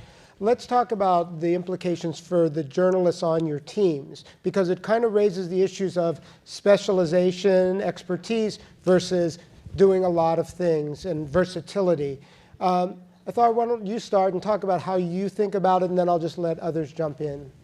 Kind of like cramming for an exam every day that you have nothing about, you've never had even opened a book about. It's hard. Having a lot of different, we're a very, very diverse newsroom, and that's in terms of interest, gender, age, everything. And I think where we come from, the backgrounds, and that's really helped create a very niche kind of, in terms of the stories we cover. We don't really have beats, but there is definitely a distinction between people who do short form or do longer form, just because they're very different. Doing a 3-hour story is very different than doing a 3-week story. People rotate. They move from teams to team if they want to. Some people don't want to.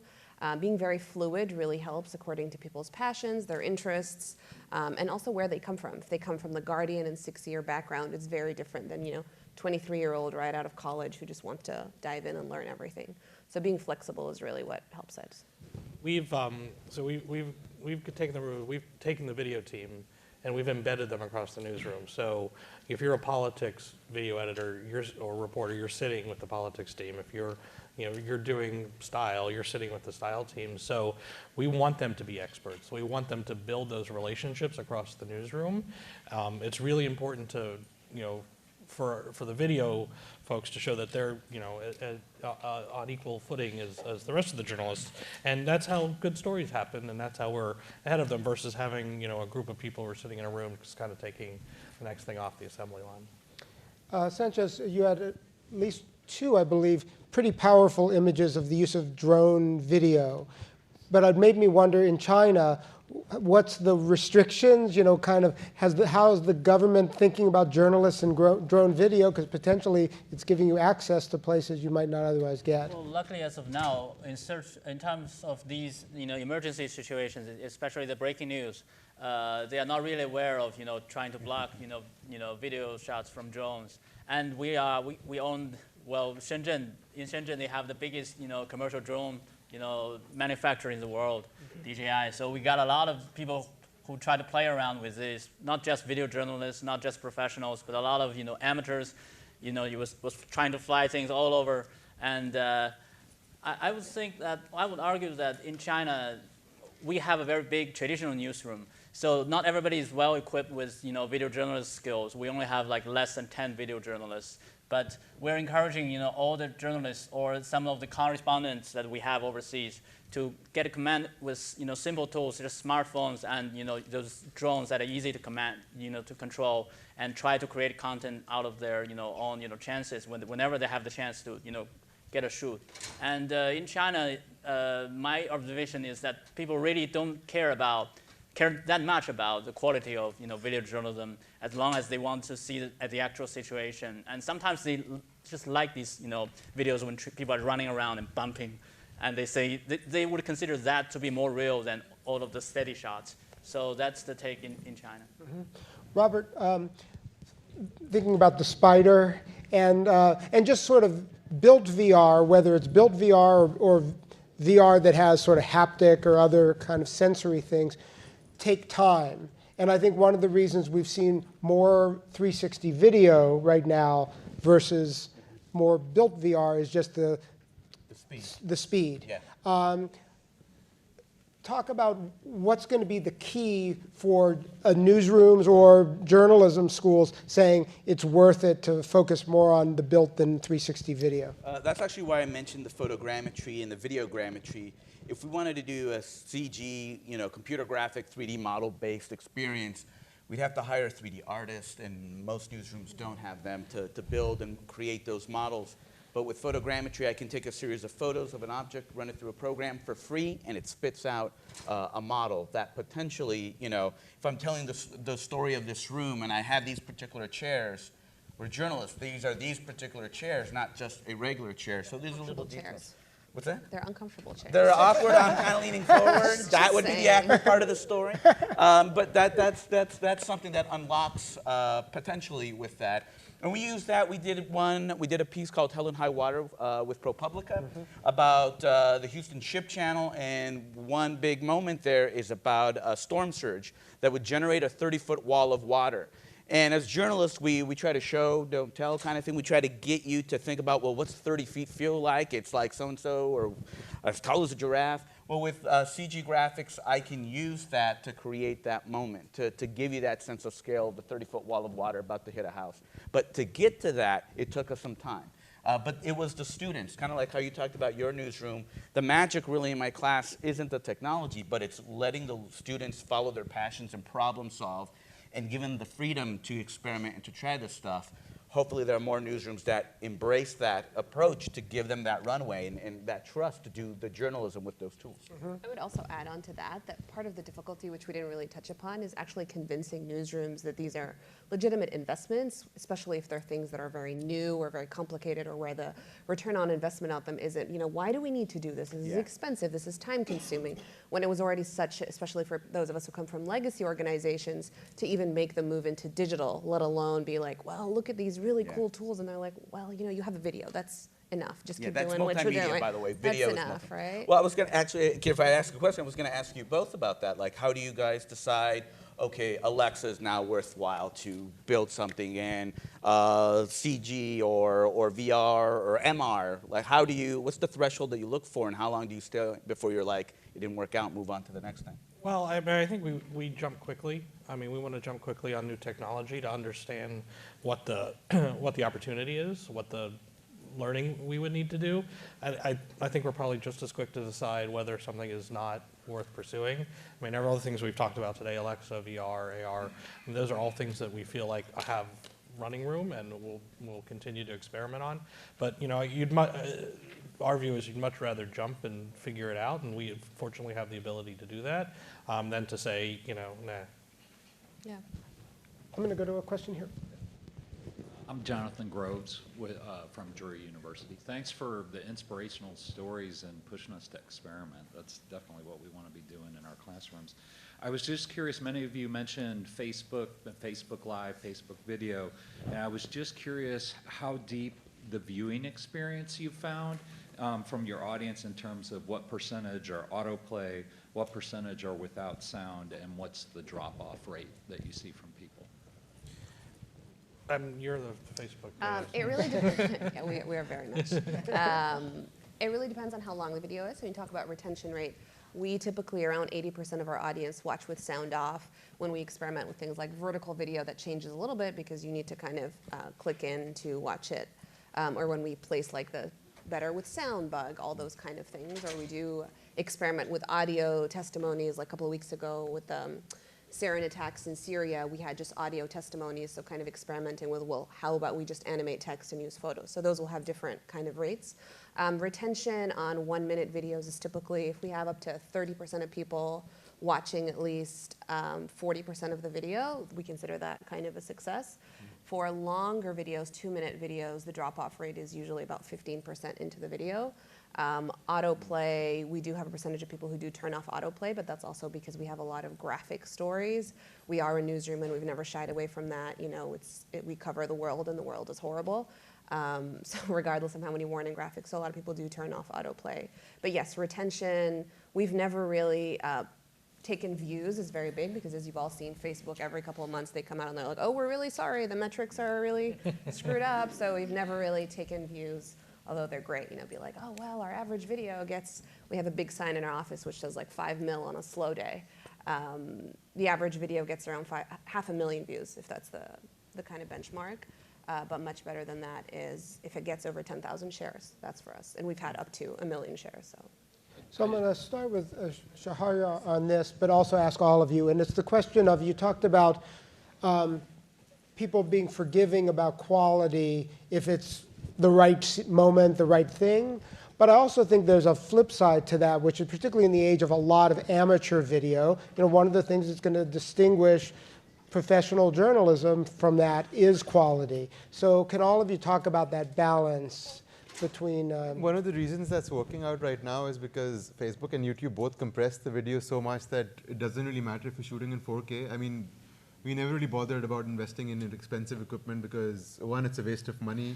It's not, I mean, unless you're putting up an installation somewhere and giving someone a headset, that's different. And not many people own a cardboard or a headset, so it's kind of, again, a waste of money. Right. Two, smaller cameras work out because you're working in areas where you might need to run or, like, I mean, pretty much in the US as well, you might need to bounce immediately. So like running off with a big rig and a big battery is just not on. That's why the biggest thing pretty much is the Facebook and YouTube compression. You can shoot in 4K, it's not going to matter at the end of the day. So I would add, though, that it really does make a difference. Like, it's just so pretty.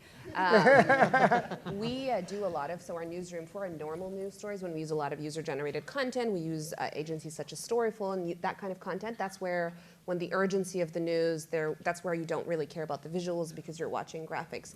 But for another really successful part of AJ Plus, which is our VJ department, our video journalists, we work on commission, we use Story Hunter, and we have these beautiful stories that are shot from all over the world, and they're usually human stories, human solutions to human problems. They're much more feature stories, I guess would be the typical. And they're usually shot using traditional equipment. And they're just very, very visual. And that's one of the criteria to choose these stories. So it does make a difference. Definitely, I agree with that. Yeah. Definitely for feature and documentaries, you want... and it depends on the platform. So Facebook, yes, much so. But also for YouTube, for our docs, we have docs, which are 8 minutes, which is crazy. And I think I used to watch like PBS or Frontline. It was like an hour. And now it's like 8 minutes. Oh, too much time. But those are also using equipment. So it depends also how much you've invested into it or what the tale of your story is. Do you want the story to be relevant a year from now, or is it just a story that's a news story for the day? Yeah, and you talked about producing specifically for the platform. I mean, the experience you want or you're getting while you're standing in line for coffee in the morning on your phone is very different than the experience you want when you're sitting on your couch at night with a 50 or 65-inch television. So, we're very cognizant of making sure we're producing the right thing for the right platform at the right time, and we're not trying to force an 8 or 12-minute documentary into your morning coffee routine. But we also know that 1 minute text on screen is not really the experience you want when you're sitting home at night. So, it's the reason we're growing, or we've had to grow, is because, it's not a one-size-fits-all thing. You can't publish once and expect it's going to work everywhere, although I think at one point we were hopeful of that many years ago. Well, the Moscow protest video that was unable to play actually it kind of illustrated my point that in terms of international reporting, especially in China's scene, for the average Chinese to understand international affairs through video, it's very important that you have professional, explanation of the situation, and there are translation issues. So you can't, simply have an amateur, a tourist going to Paris and, reporting on terrorist attack or any of the events that's happening over there. So here you need professional skills, at least language skills, that you need correspondents that may not be journalists, but people who understand how journalism works, how explanation works.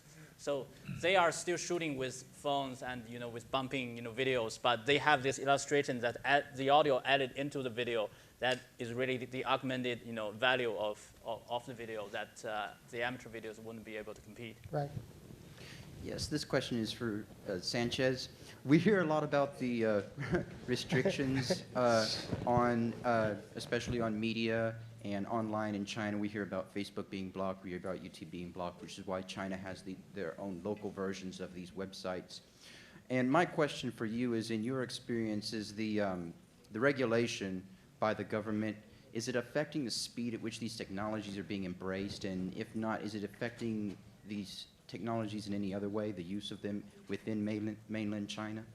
Well, actually, for this question, sadly not. Actually, because of the absence of all the international competitions, actually these companies, they have a larger domestic market share, and they are actually, getting more and more, VC money and all these kind of things, and they are not really out of touch with all the new technologies that happening in the U.S. or anywhere else. So they are bringing in the technologies, and they have somewhat protected, market competition position. So you can see if you are really living in China, in many of the ways that technology has been, in innovation and all these kind of daily life appliances, it's actually growing very fast. I would argue maybe not as maybe as fast as the U.S., if not faster. That's my argument. If you look at one example that some of the U.S. media has been reporting that the Chinese version of Facebook Messenger, that's WeChat, actually is having a lot of very good features and is very good to use even for many of the foreigners living in China. They would consider that WeChat is much more functional and better app than many of its competitors in the West. So it has not affected the embrace of the technologies by the public? Not at all. Sadly. Great. We are at time. Please join me in thanking our panelists.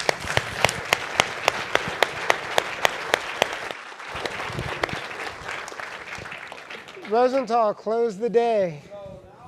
Now we're going to go to across the courtyard. There is a splendid museum, the most beautiful museum, fantastic blend, and there is a party there waiting for you. Open bar. Thank you, Facebook. See you there. Thank you very much for a wonderful day.